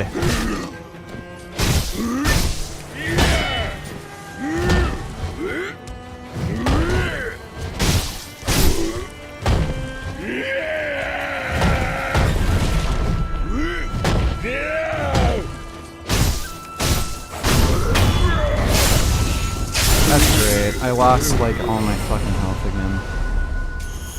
That's so annoying.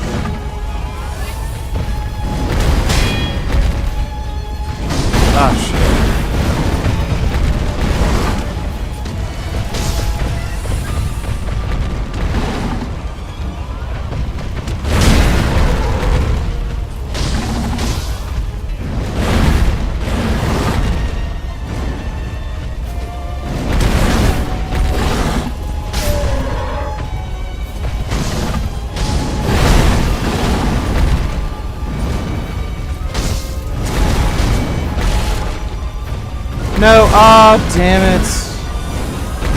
Oh my god! He's almost dead. He's almost fucking dead too.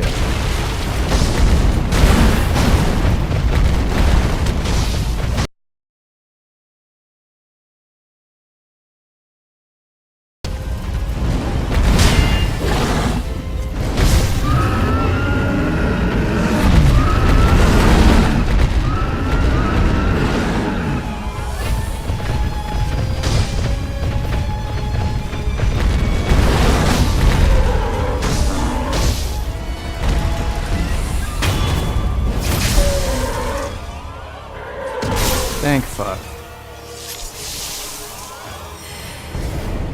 Yeah, I got another period. Unlock the latent skill.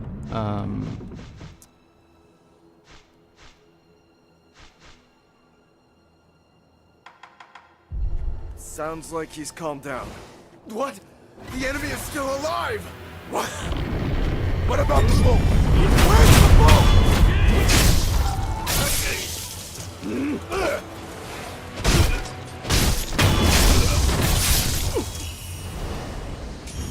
Imagine if I died right there, how fucking annoying that would be. I'm just gonna...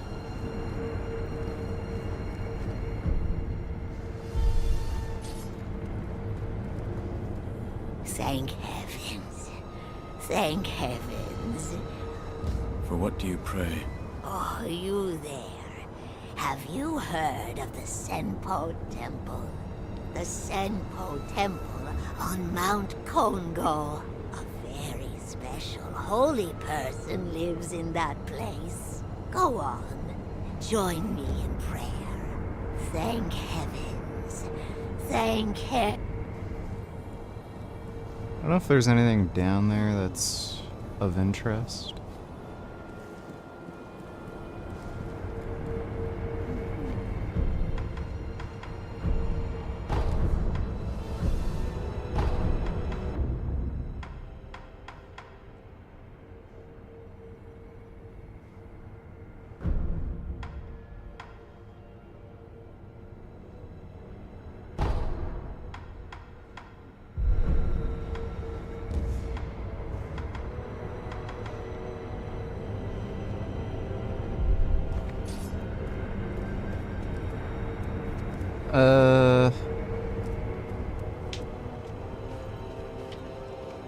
Gummy.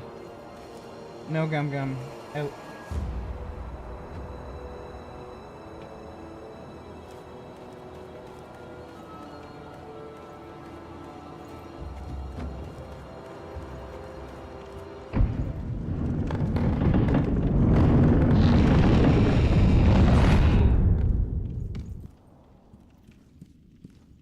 No idea. Anything good's down there.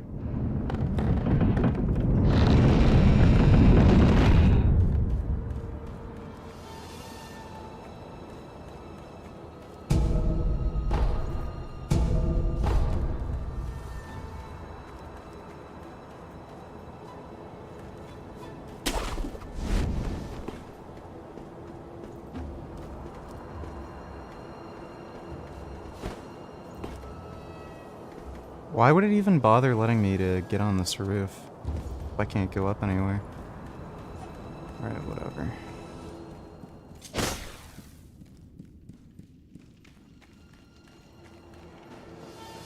I'm probably gonna die, but you know, what are you gonna do? I'm sure you are all aware already. This coming battle will determine the fate of all Ashina. We go now! No! To risk our What in the lives fuck? for Okay, Lord whatever. We're dead anyway.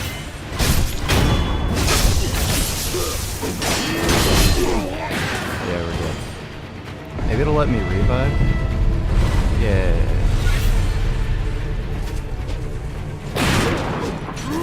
Ah! Oh my god, whatever. Stupid fucking... I hate the ranged weapons. They're so bullshit.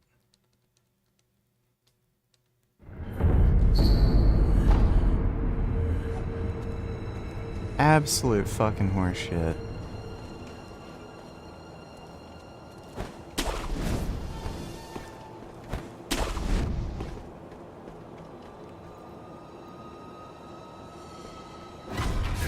Oh, great. Oh, yes. How could I forget?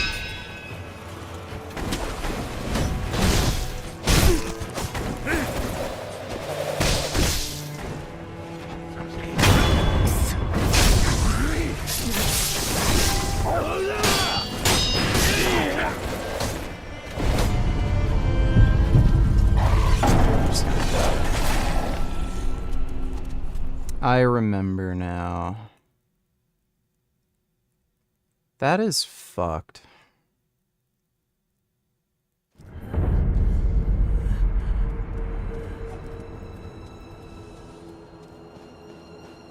I'm sure you are all aware already. This coming battle will determine the fate of all Ashina. We go now to risk our lives for Lord Ishin and the peoples of Ashina. We are Ashina! We are No! What the fuck? What the fuck is that? It should have let me do a killing blow on him.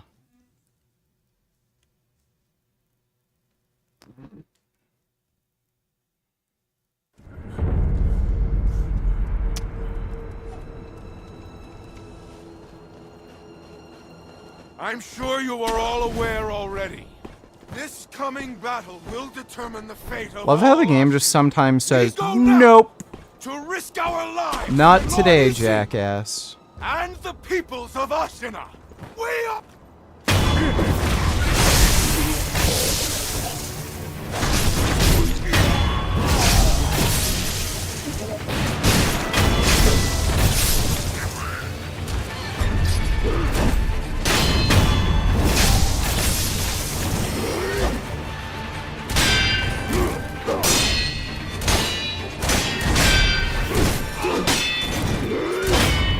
Shit.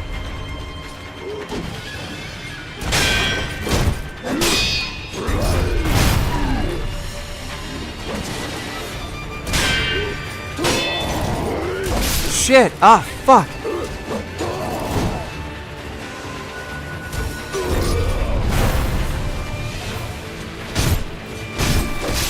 Oh my god. Why? I fought so many of these jackasses before, too.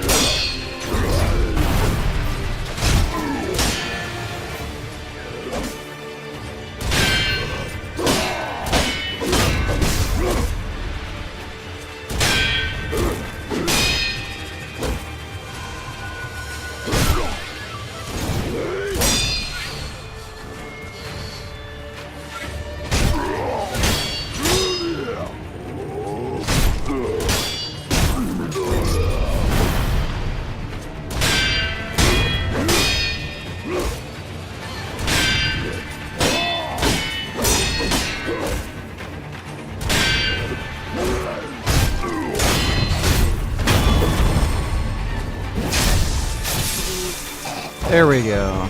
Oh, prayer bead. I might have enough prayer beads now to upgrade my health.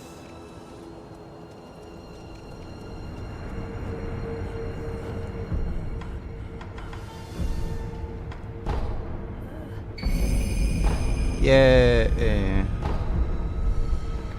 There we go.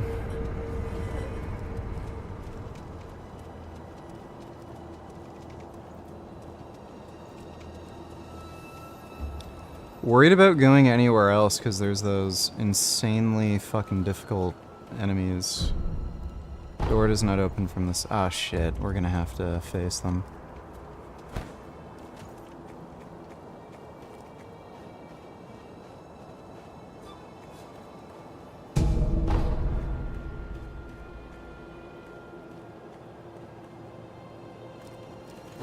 This is fucking diabolical. Damn it! Ah. Buddy. Why can I do the thing from that far away, but I can't...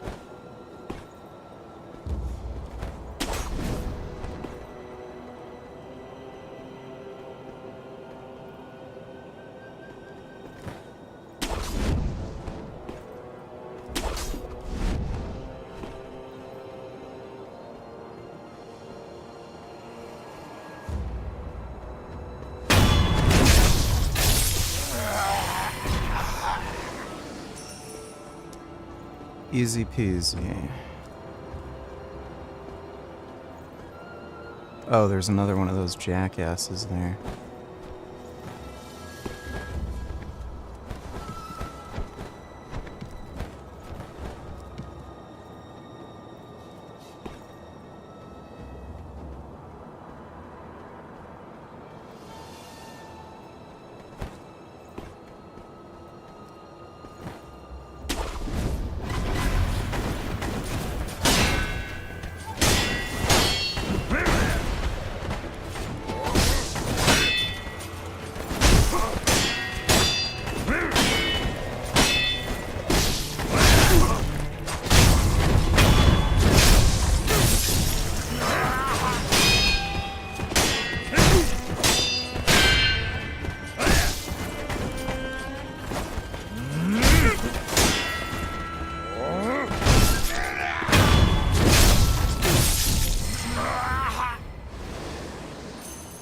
I took the motherfucker out.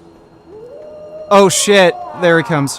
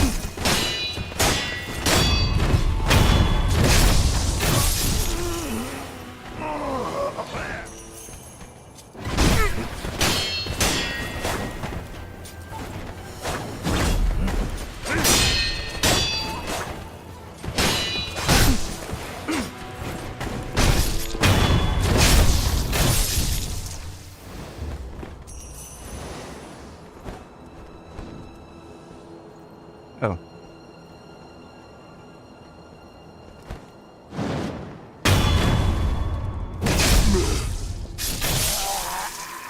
It's weird. Every so often, it ends up losing frames.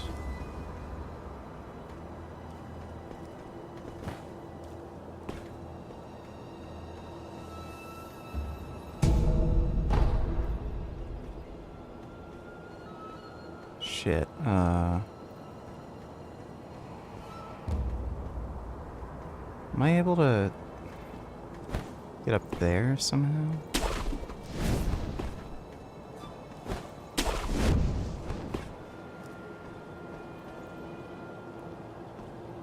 If I could get onto that other roof, I could just sneak attack that guy. I don't know if we're gonna be able to.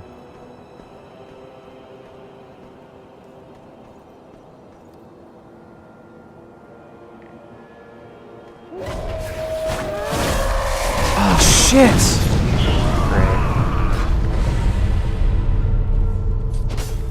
Did he kill himself?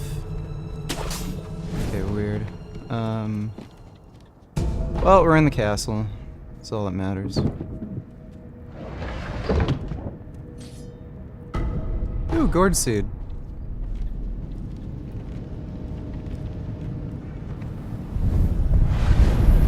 Okay, I'll, go to the dilapidated temple, give the bitch a gourd seed, then I can upgrade my healing stuff. Gum Gum, what are you up to? What are you up to, Gum Gum? Where'd the doctor go? What the hell? Oh, there she is. What are you doing? Oh, I didn't realize you were here. The sculptor has been coughing blood. I took a sample of this blood for my dragon rot research. A sample of his blood? Yes, blood that he's coughed up.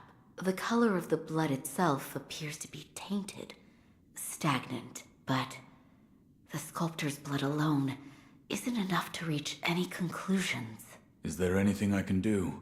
Yes, bring me samples of blood coughed up by others that suffer from the dragon rot. If I have more, I'll be able to learn more about the disease. If I come across anyone afflicted by the dragon rot, I'll ask them. Thank you.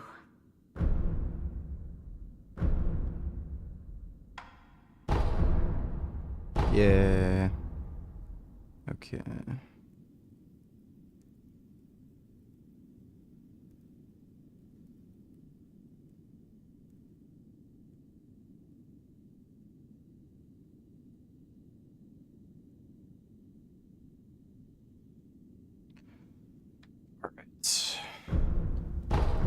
Goodbye.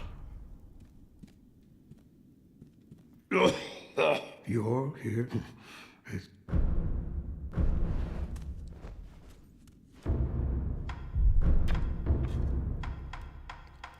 Still looks like I can't upgrade the prosthetics yet.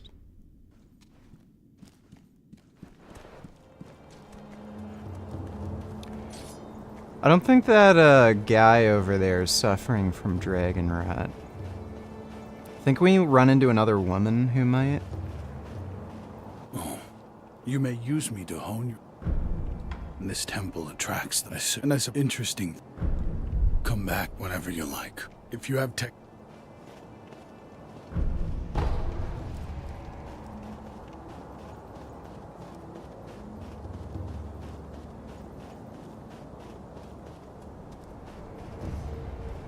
What you up to, Gum Gum? Oh. Hey, Gum Gum. Oh, how's my Gum Gum? How's my Gum Gum? That's a good Gum Gum. Yeah, lie down, Gum Gum. I have his cat butt sitting on me.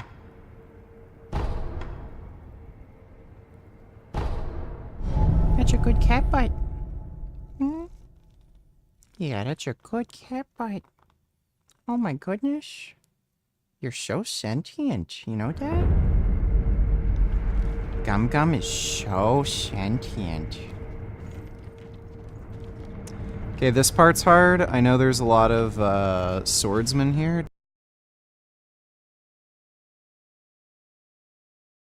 USB cords, you son of a bitch. Oh.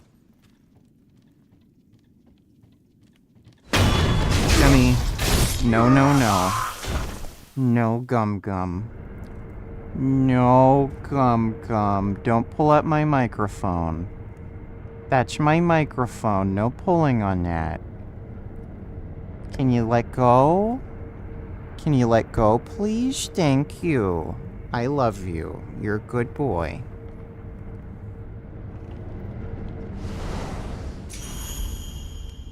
That was pretty convenient.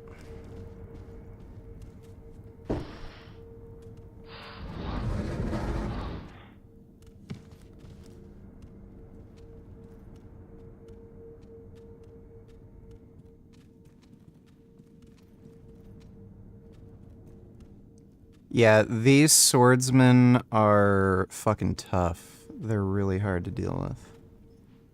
I'm gonna see if I can do a sneak attack on some of them. No, get down. Down.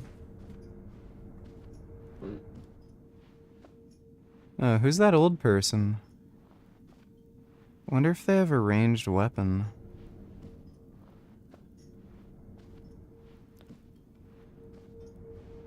Hoping one of them can just come walk by me or some shit and I can just do a sneak attack. Looks like the other guy just went in the other room. At least there's a save point, like right here.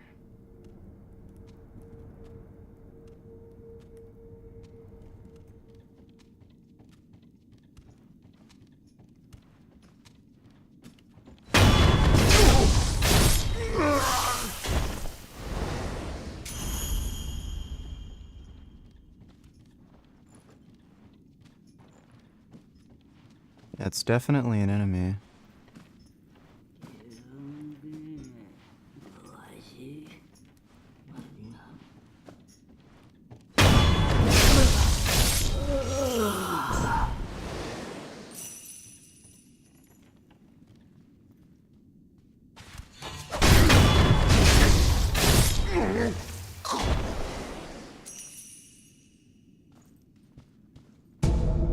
Yay, pellets. Nice healing pellets. I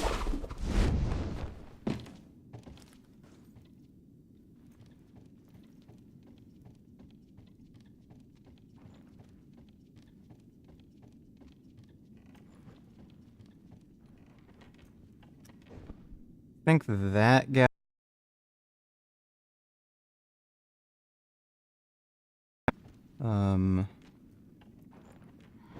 Oh. Is there a way to... What?!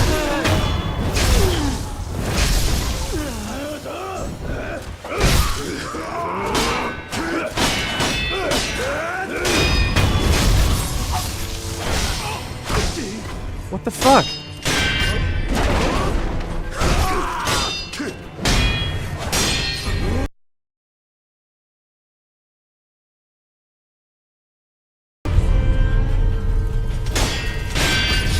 Ah, shit. Oh, fuck you.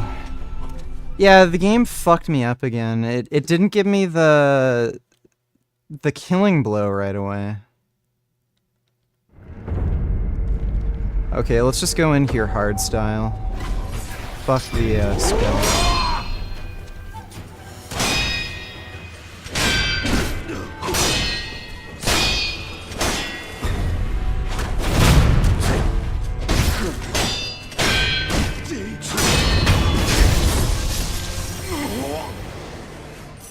Yeah, these swordsmen are fucking tough.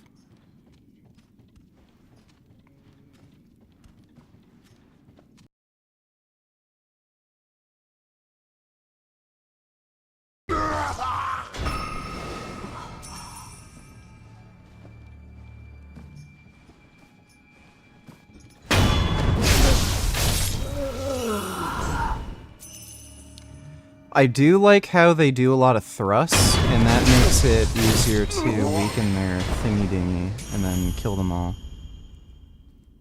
Let's see, there's probably another one there.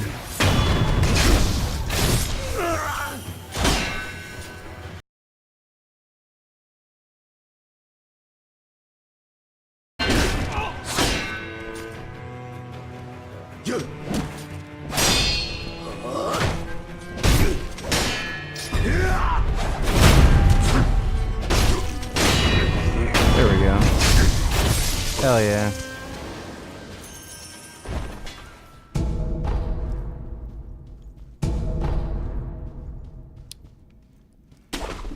Alright. Let's get in here.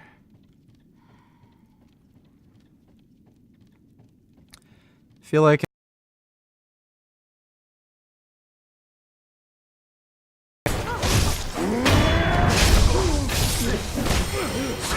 oh. So those like nun bitches are just super easy to kill.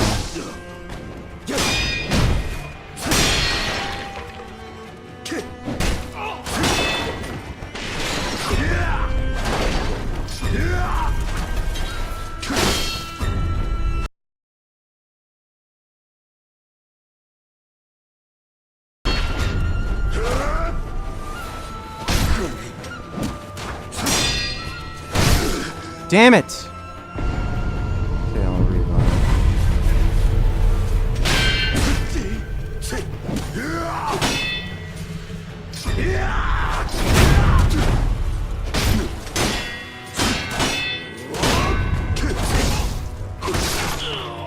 Jeez.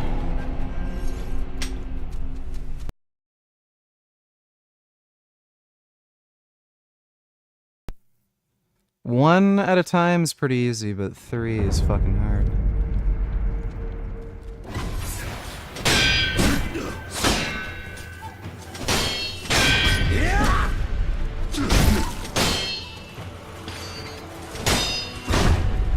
Ah, what the fuck? I didn't know that didn't cancel their attack. Okay, I'm just gonna restart it. I fucked that up bad.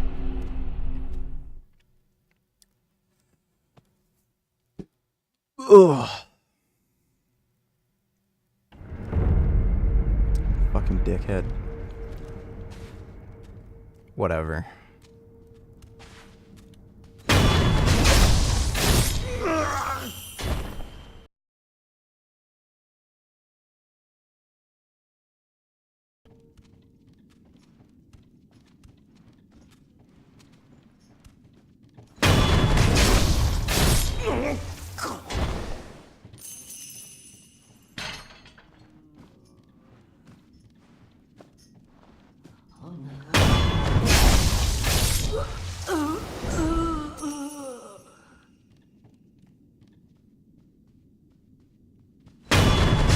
Kind of funny how he's killing the old ladies too.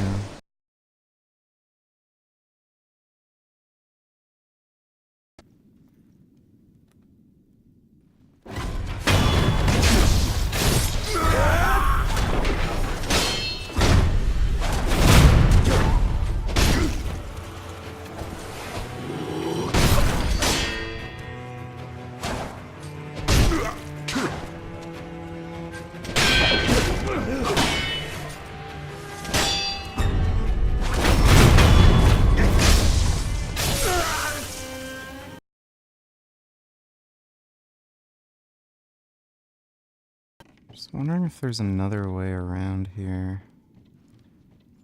Like, I don't think jumping in is great. Fuck.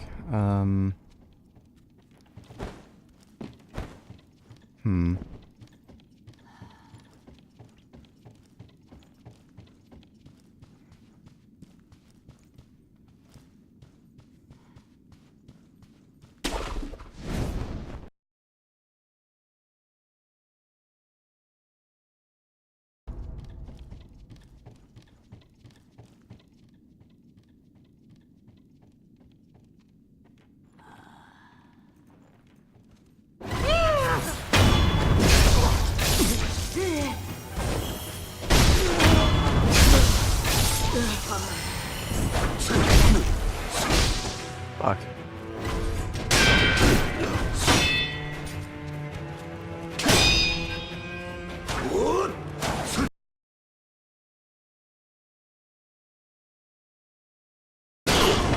I don't know. Is there a better area to, like, just take him on? Fuck!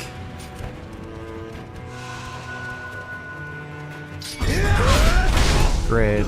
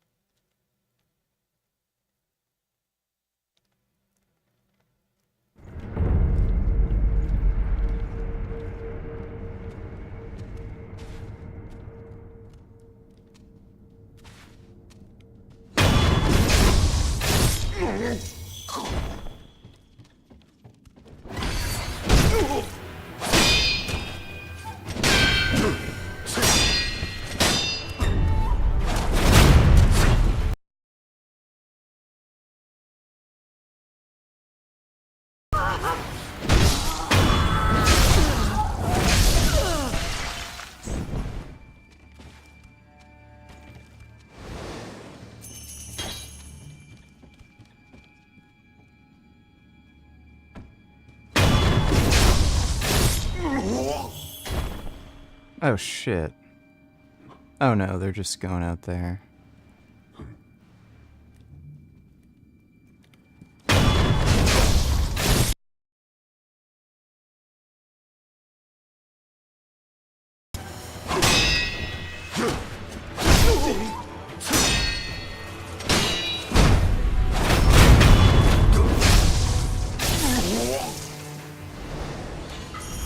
Okay, so I have to dodge them after they do that, like, bashing attack. Then I can parry.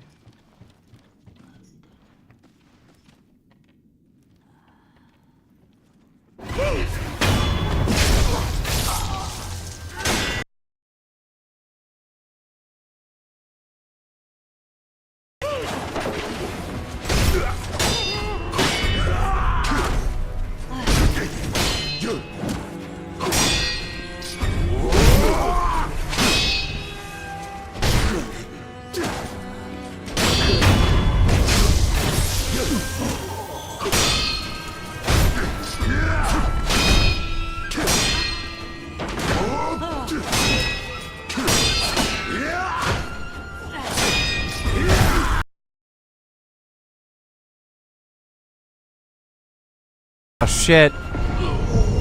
Well, that was better.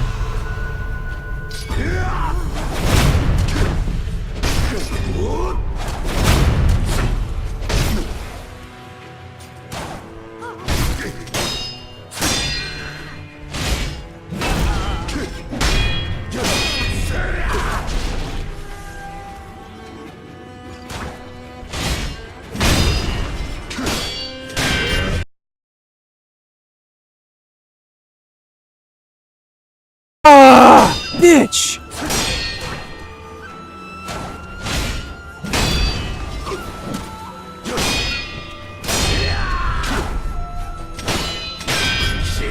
Damn it! Oh, I can't believe it! Fuck you! Okay, I'll ignore the old lady next time.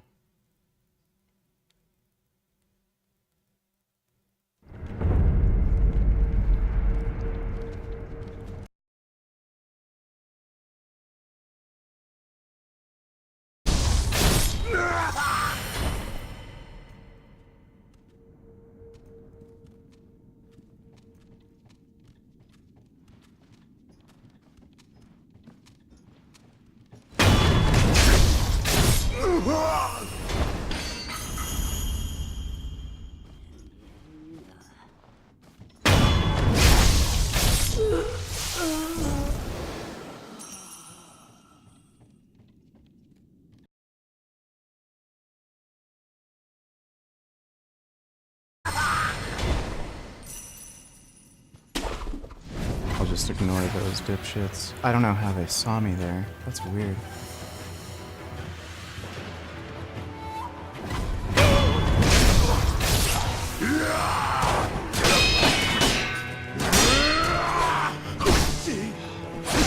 Fuck. How the fuck?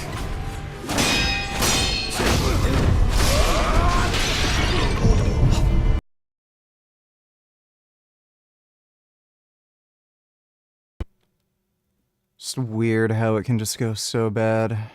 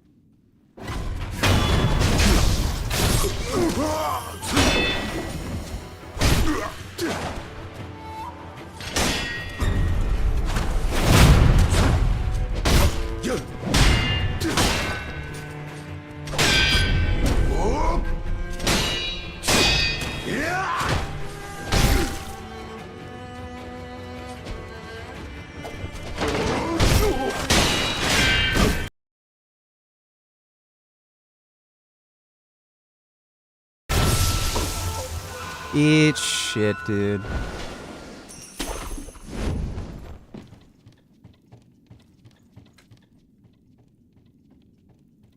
Okay.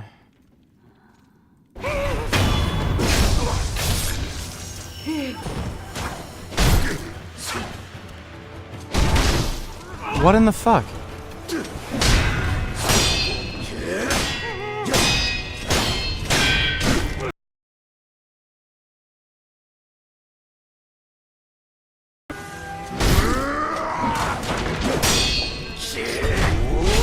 Ah, bitch!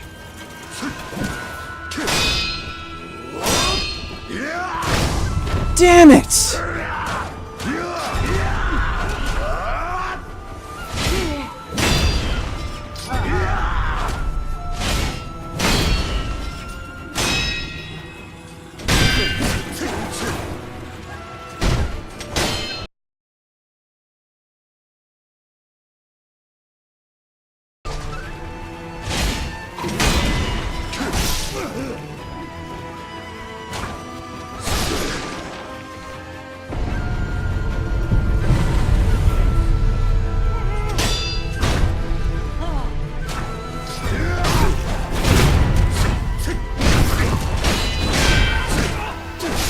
What? How did I not get a killing blow after that?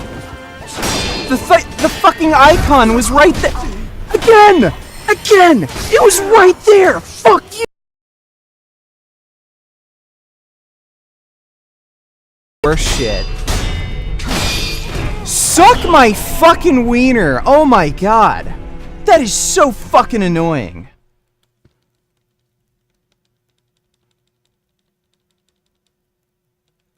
That's just fucking bullshit.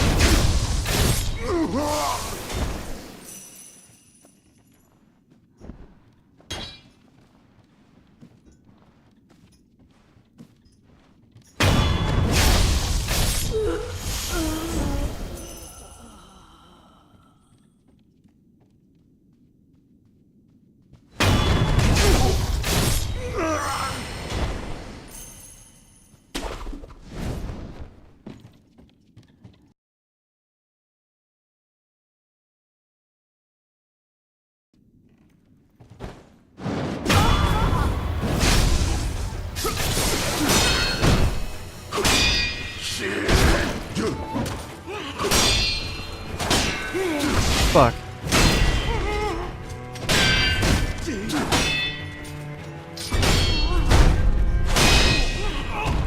What in the shit is that?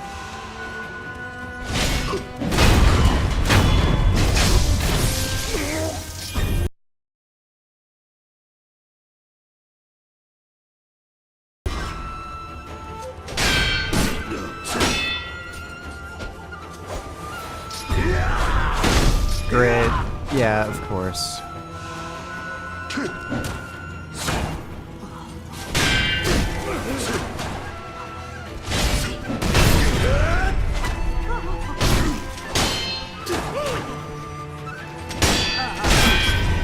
Oh, give me a fucking break!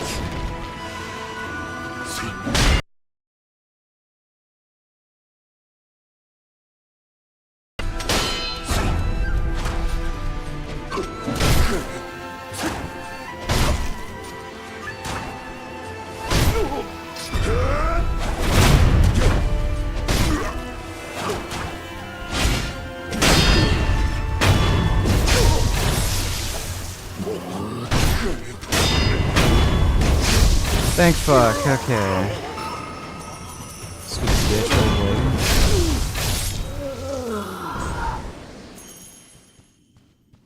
Oh my god.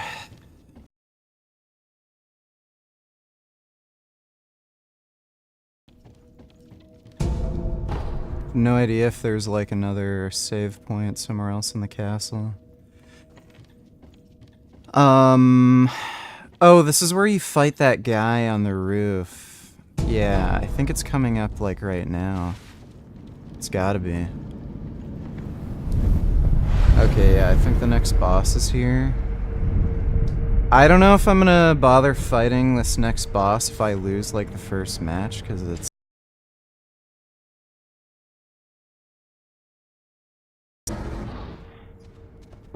Oh, my bad. Elias donated $2. Oh god. Yeah, that makeup and nails and stuff can get pretty expensive.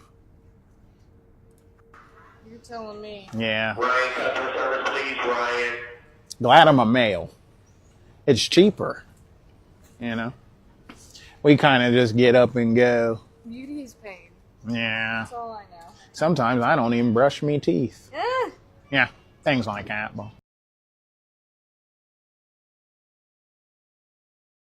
boyfriend, huh? So I'll back off. Yeah. Well, it's also that is what he does. Yeah. It's also a cool little slick way to throw it in there in case I was hitting on you. No, okay. I used to say that too when I didn't have it. Why did you bother sending me that? Thanks for the donation, dude.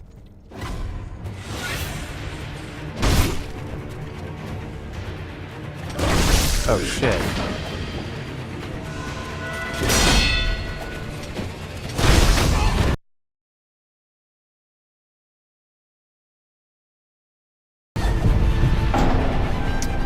Just restart.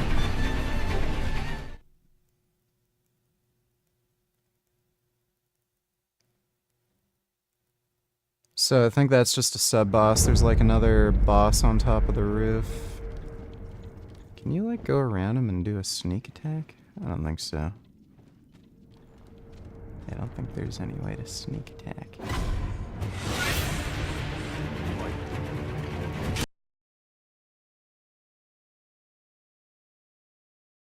Sidestep. What a bitch! Fucking suck my ass, Grandpa. Wow, dude. 2 hits and you're fucking done.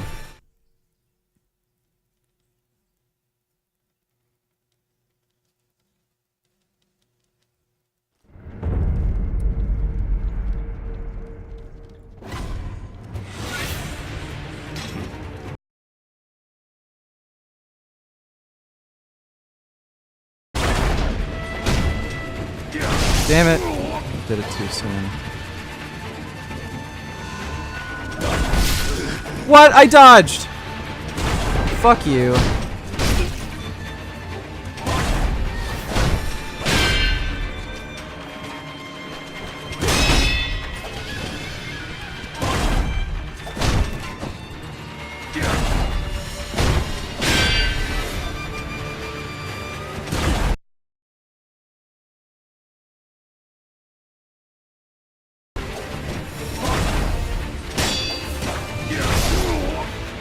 Fuck right off.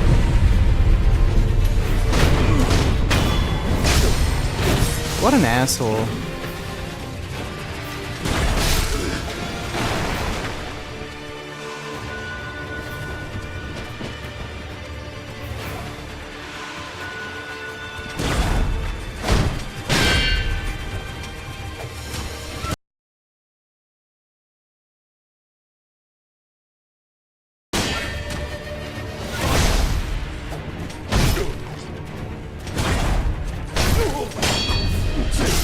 Damn it. Fuck!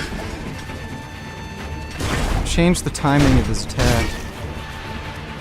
Damn it! I almost had him. I was almost there. Try again.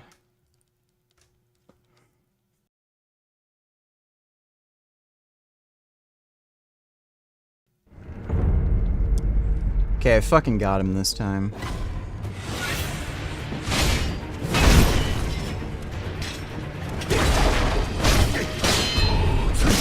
Fuck.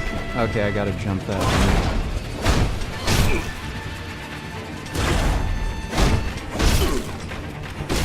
Shit.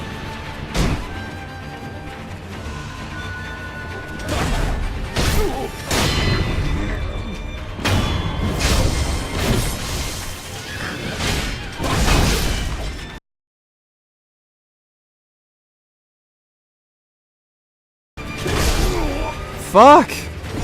Why?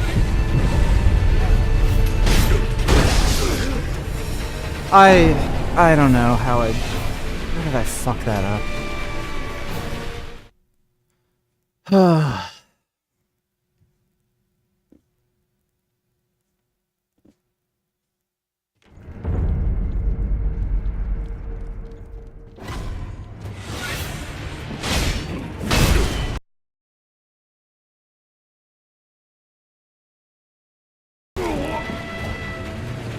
He did it sooner than I expected. Shit. I'll just restart.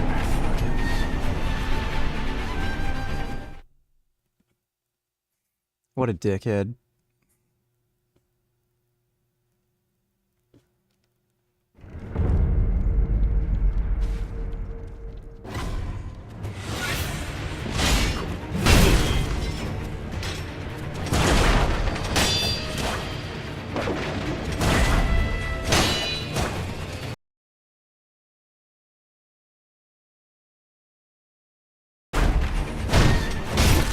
It literally damaged me because the fucking camera moved.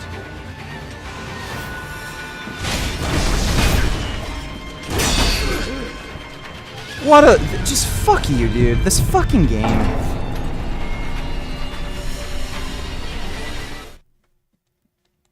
Just suck my ass. It just happens too often.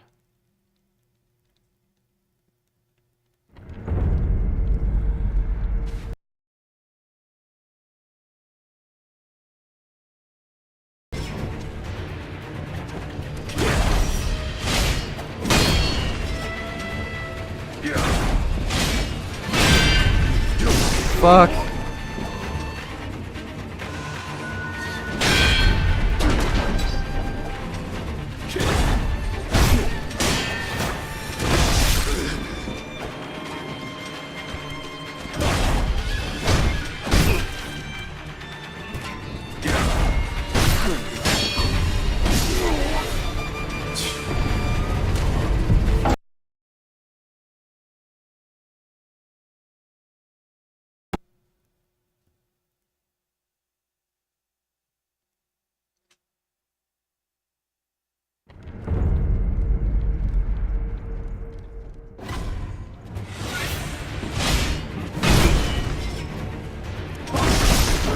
Great. Great.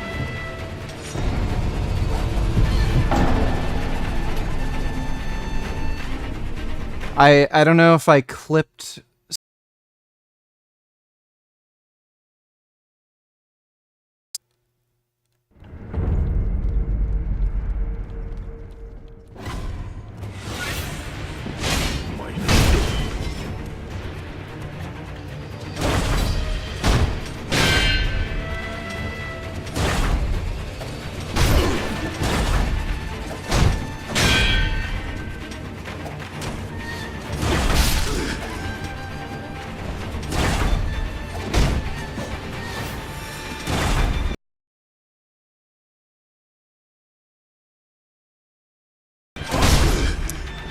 I don't know why, I just fucking overreact and then...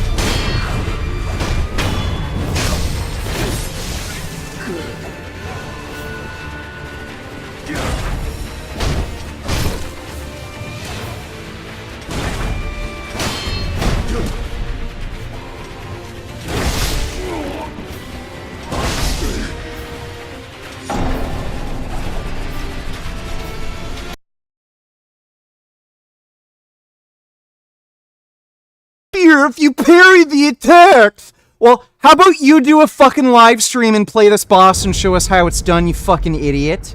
If you fucking parry, he still does damage, dumbass.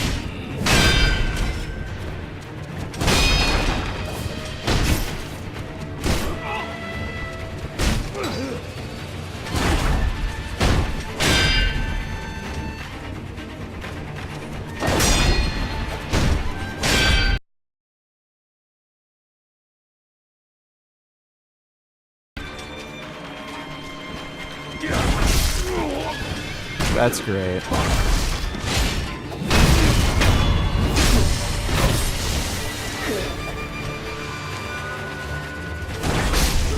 Yeah, great.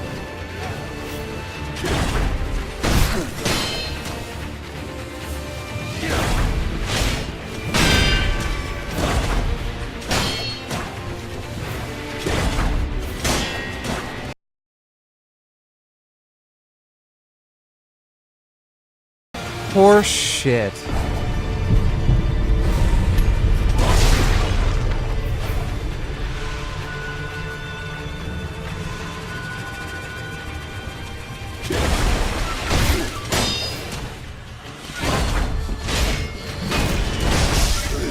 Oh my god.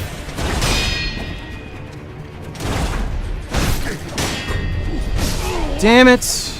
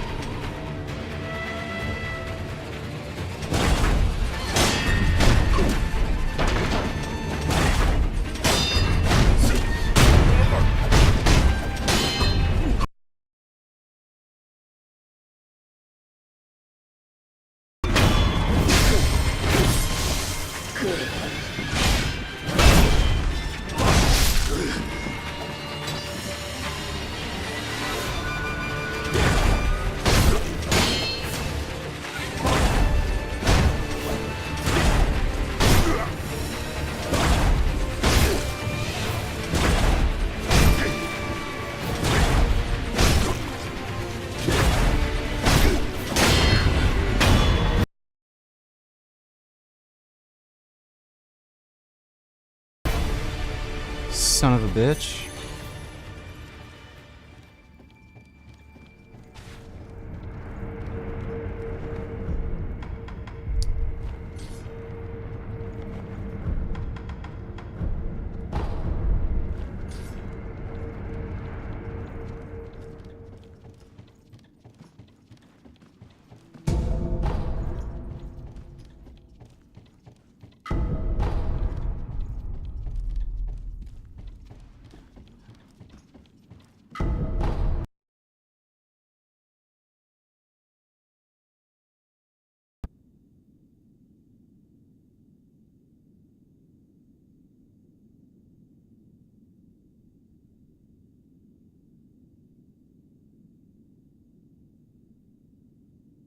Oh, cool.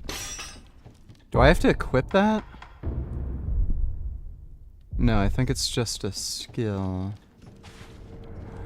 I'm gonna need that for the boss fight.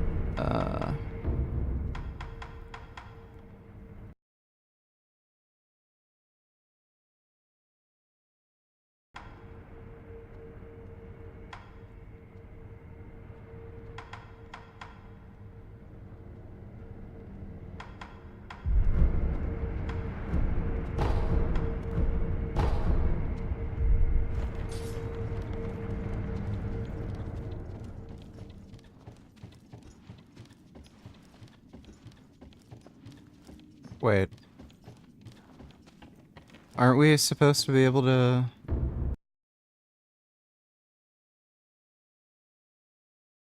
go up onto the roof? Oh. Oh shit. Nah, here it is. Okay. How is grandfather? Lord Ishinis. It's a wonder he is still with us. A miracle. Is that so?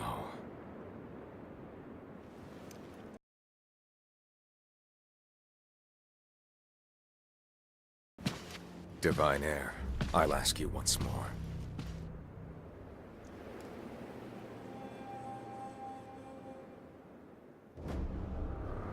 Accept me to your immortal oath.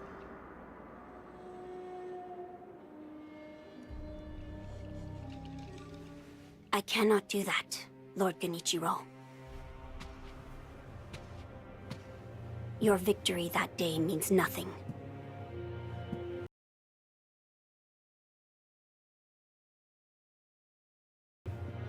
For he is my shinobi.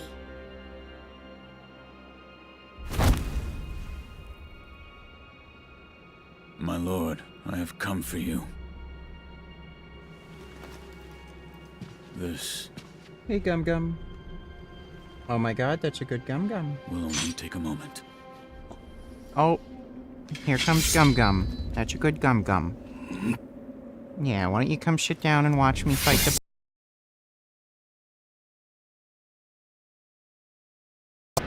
That's a good cat butt sitting on me. Can never be mine.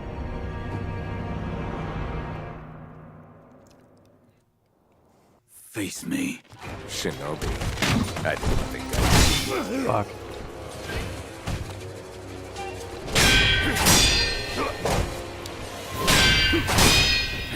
Fuck. Damn it.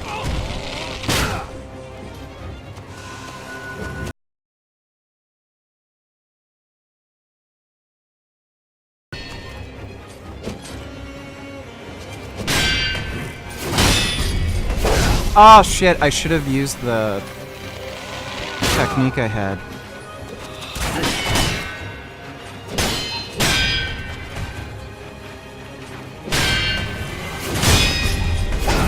There we go.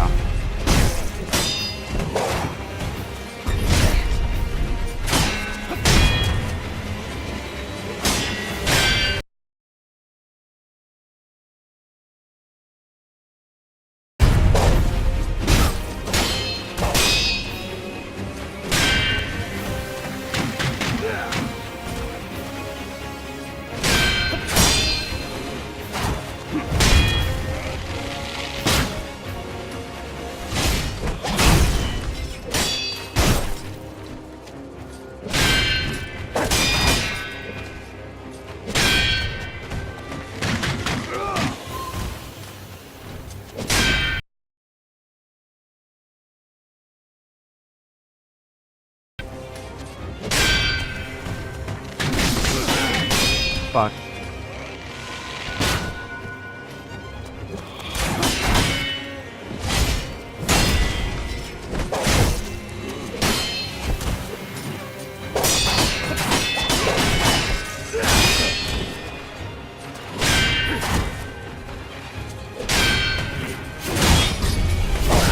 Oh, what?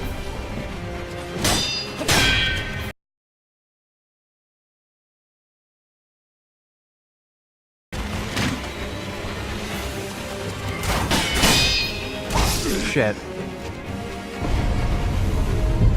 Power of the dragon's blood. Kill you as many times as you take.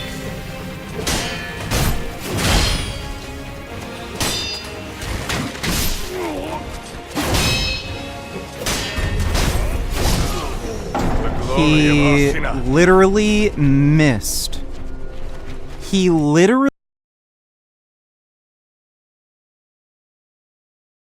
Gum, that's a good boy. Oh my god, he's so beautiful. Do you guys see Gum Gum? Do you see how nice he is?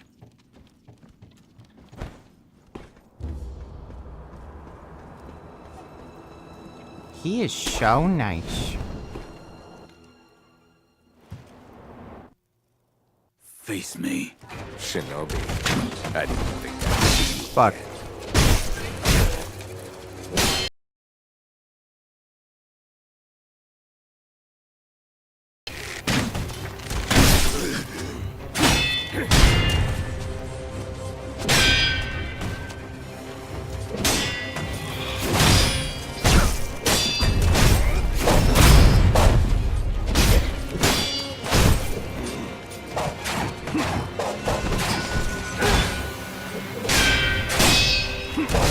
Fuck.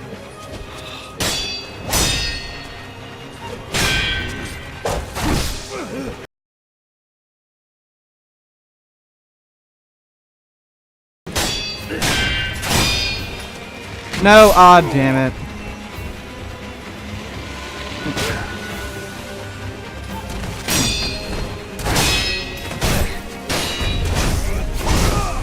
Bullshit.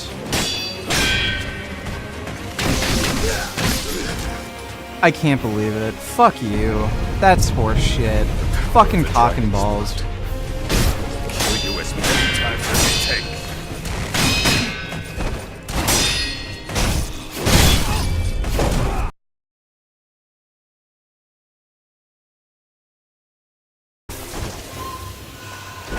I'm not finished yet. Consider the divine heir.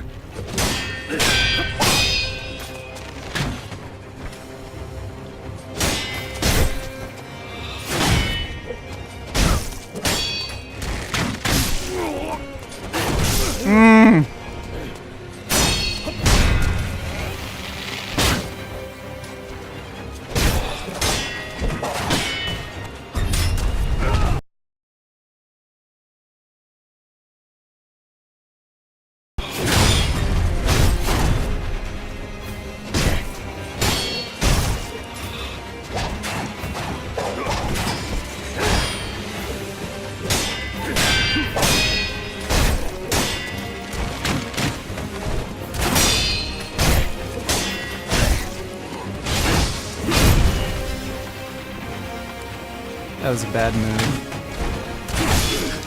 Oh, bullshit. That was fucking bull.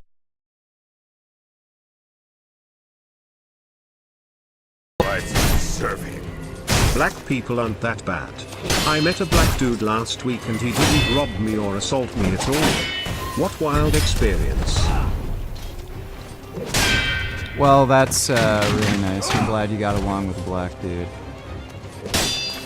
I hear that can be hard to do for some people.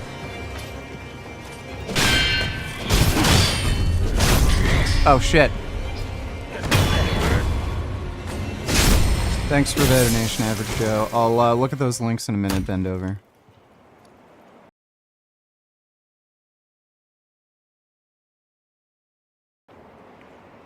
You deserve better.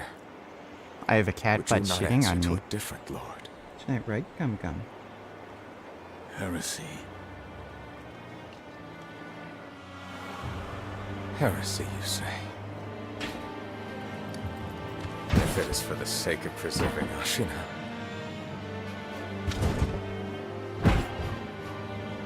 I will seize any manner of heretical strength. I will endure any burden.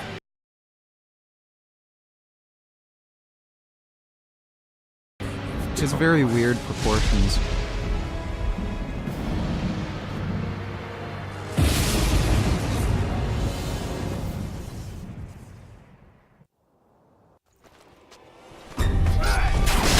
Oh my god.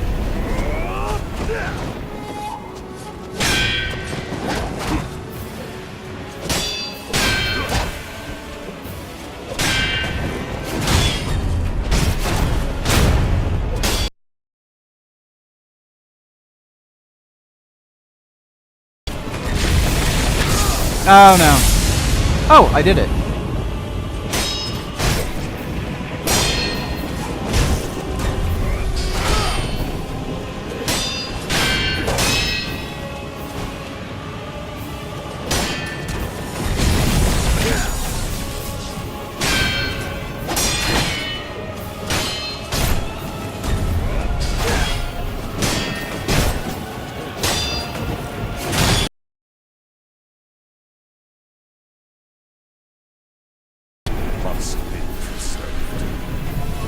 Fuck.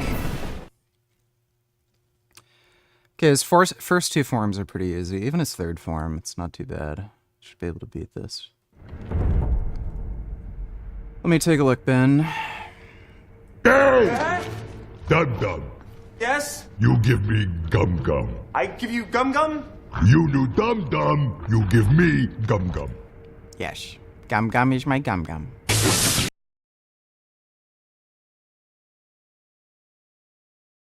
Gum Gum? Yeah. It'll be great to hang out with you guys every night. I just hope I'm up to the job. Of course you are. See? Give me Gum Gum, Dum Dum, son. Yes. Gummy is my Gum Gum. Love my Gum Gum. He's here helping me beat the boss in the game, because he's a sweet kitty, and I love him. Thanks for the donation, Ben.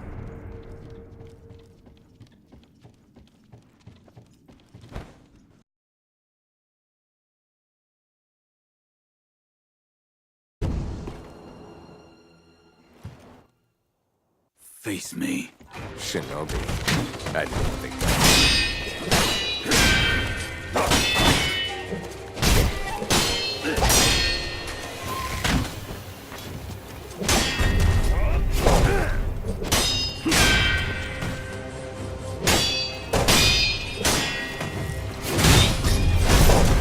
Shit.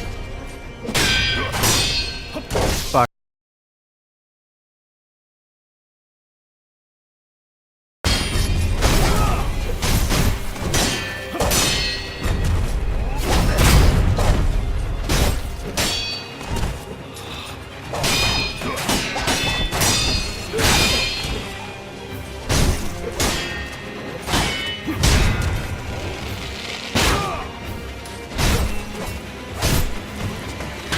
Shit.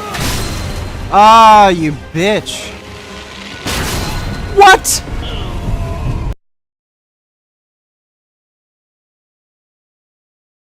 Like that. Fuck you. I can't believe that. Eat shit. Fuck you, dude. What a bullshit fucking move. Hey, Gum Gum. Yeah, you're helping me beat the boss. You're such a good kitty. Face me. Shinobi. I didn't think that.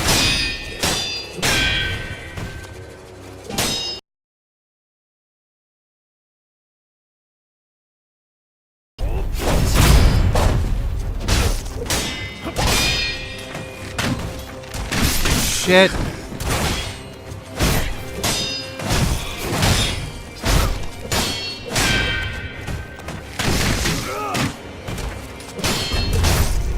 What a jackass.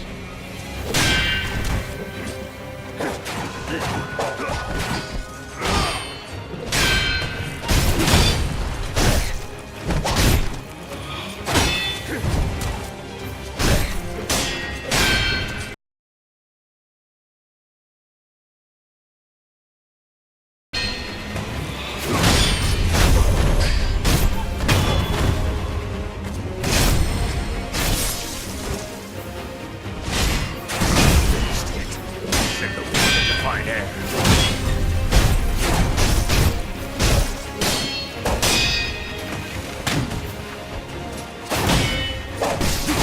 Shit. Shit.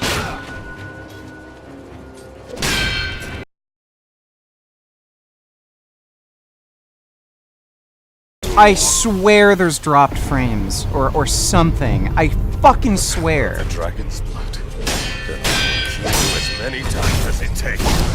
There we go. Yeah, kill me. Okay. Yeah, he hit me even though I dodged it. That makes sense. That's fair. Yeah, of course. The glory of Ashina. The fucking hitboxes in this game are absolutely fucked. That's retarded. Like, no, I was nowhere near him when he did the fucking attack, and then it hits me. Like, he almost attacked in the exact opposite direction, and he...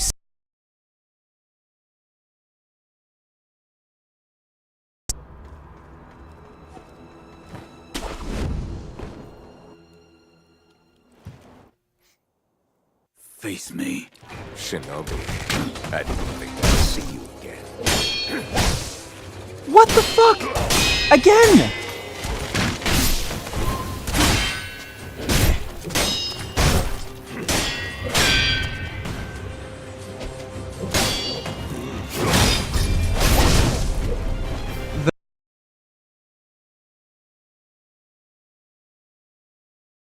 Of that move. Suddenly.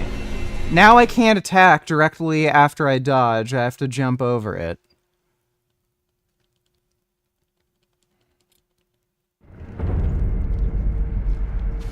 Okay, then.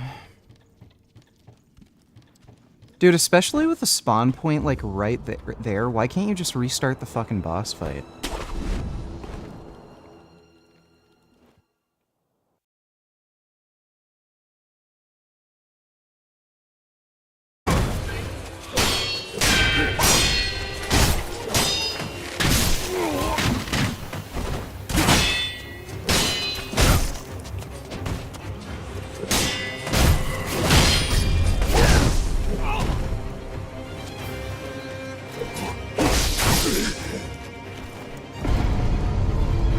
I jumped over it! What does it want from me?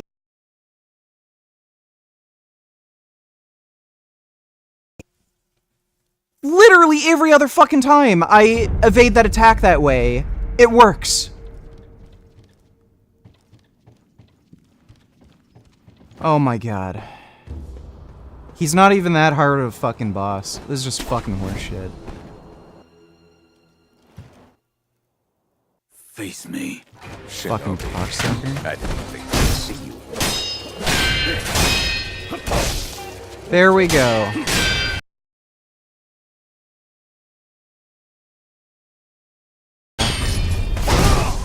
There we go. It's not working anymore. Suddenly, the fucking move that you're supposed to press when he does that attack, it's just not working anymore. Great. Yeah, okay. I have no idea what to do. Literally no fucking clue. Suddenly, after I did the boss fight, like, what, 4 times, the fucking move I used to evade the attack just doesn't work anymore.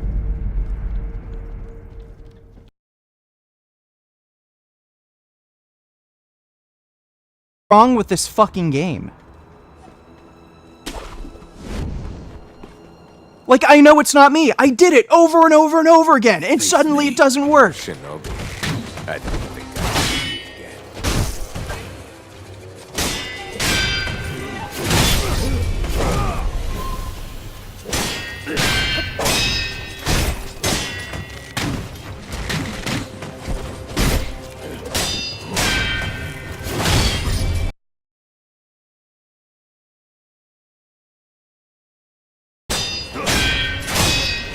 I literally don't know what I could possibly do other than just get the fuck out of the way, which is bullshit, because I shouldn't have to fucking do that.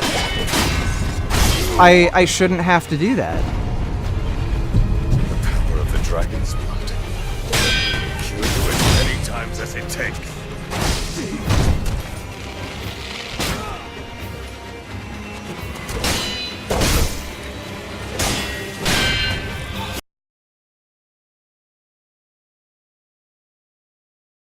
I don't know if maybe it just changed to a thrust for some reason rather than a slash.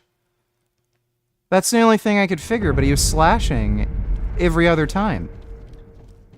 And I swear the few times he did hit me, when I dodged it properly, it was a slash.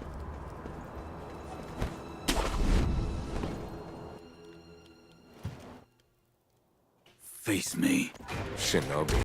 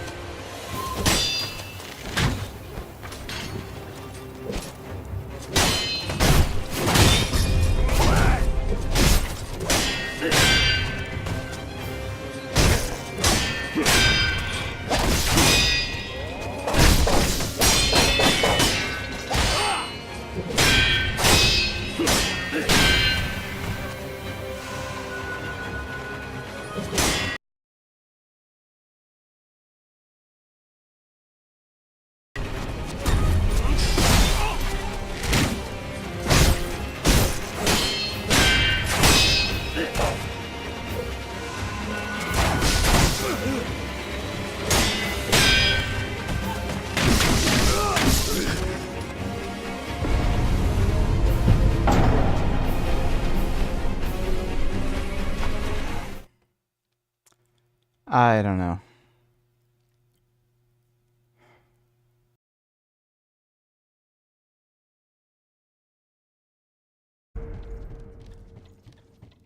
It's so weird. Like, just suddenly becomes more difficult. Suddenly the fucking evade doesn't work.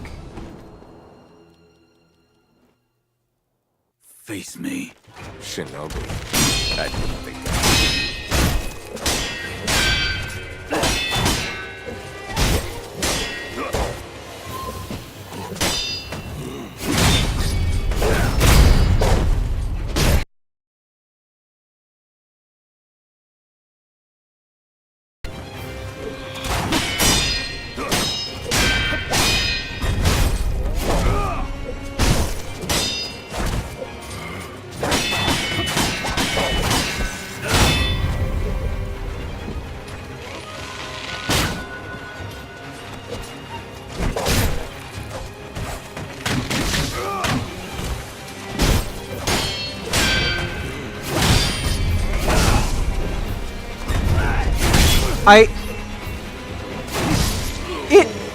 It just stopped.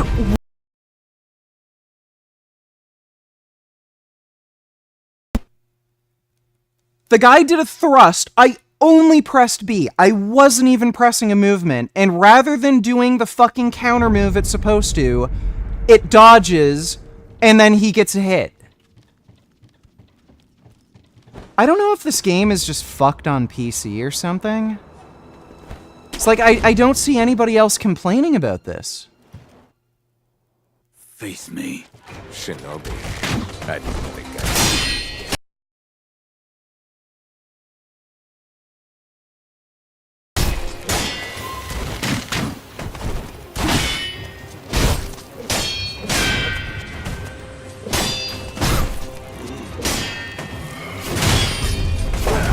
Yeah, there it goes. It did it again. It's supposed to do a fucking counter move, and rather than doing the fucking counter, it dodged. I wasn't even pressing a fucking movement button.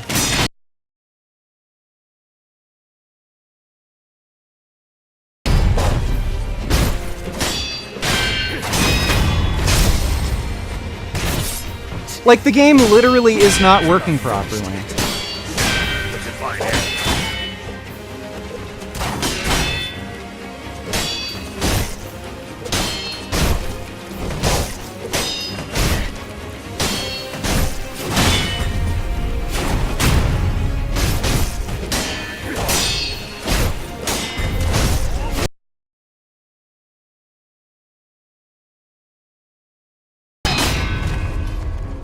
What a load of horseshit.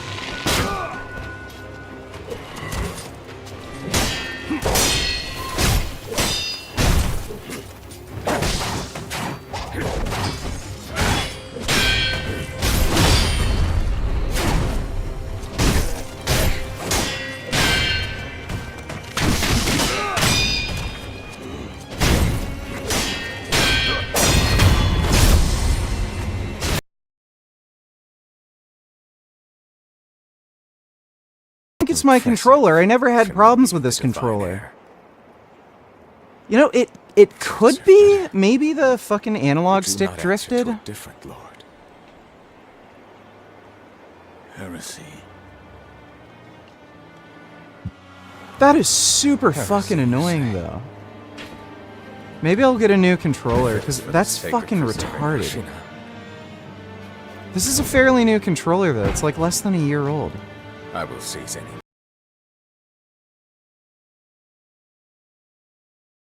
Okay, stop wandering around my desk. Just get off. Behold the lightning.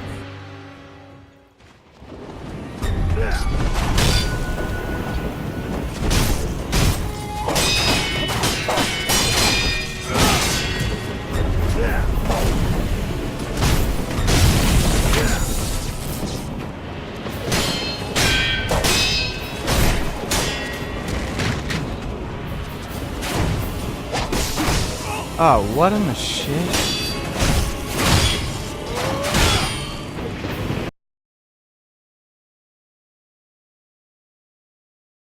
So the dragon's blood. Then kill you as many times as it takes.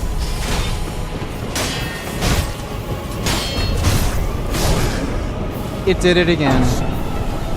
Okay, I can't be fucked. There's either something wrong with my controller or the fucking game. There might be like stick drift or something. But every fucking time the guy does a thrust, almost every single fucking time, rather than doing the stupid.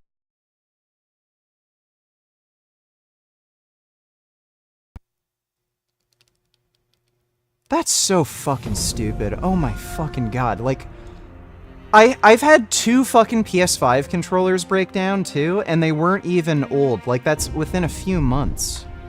And this is another one. Okay, I'm done playing Sekiro right now. I'm gonna get like a new controller or some shit tomorrow and then try playing again. Alright, well, hope you guys had fun.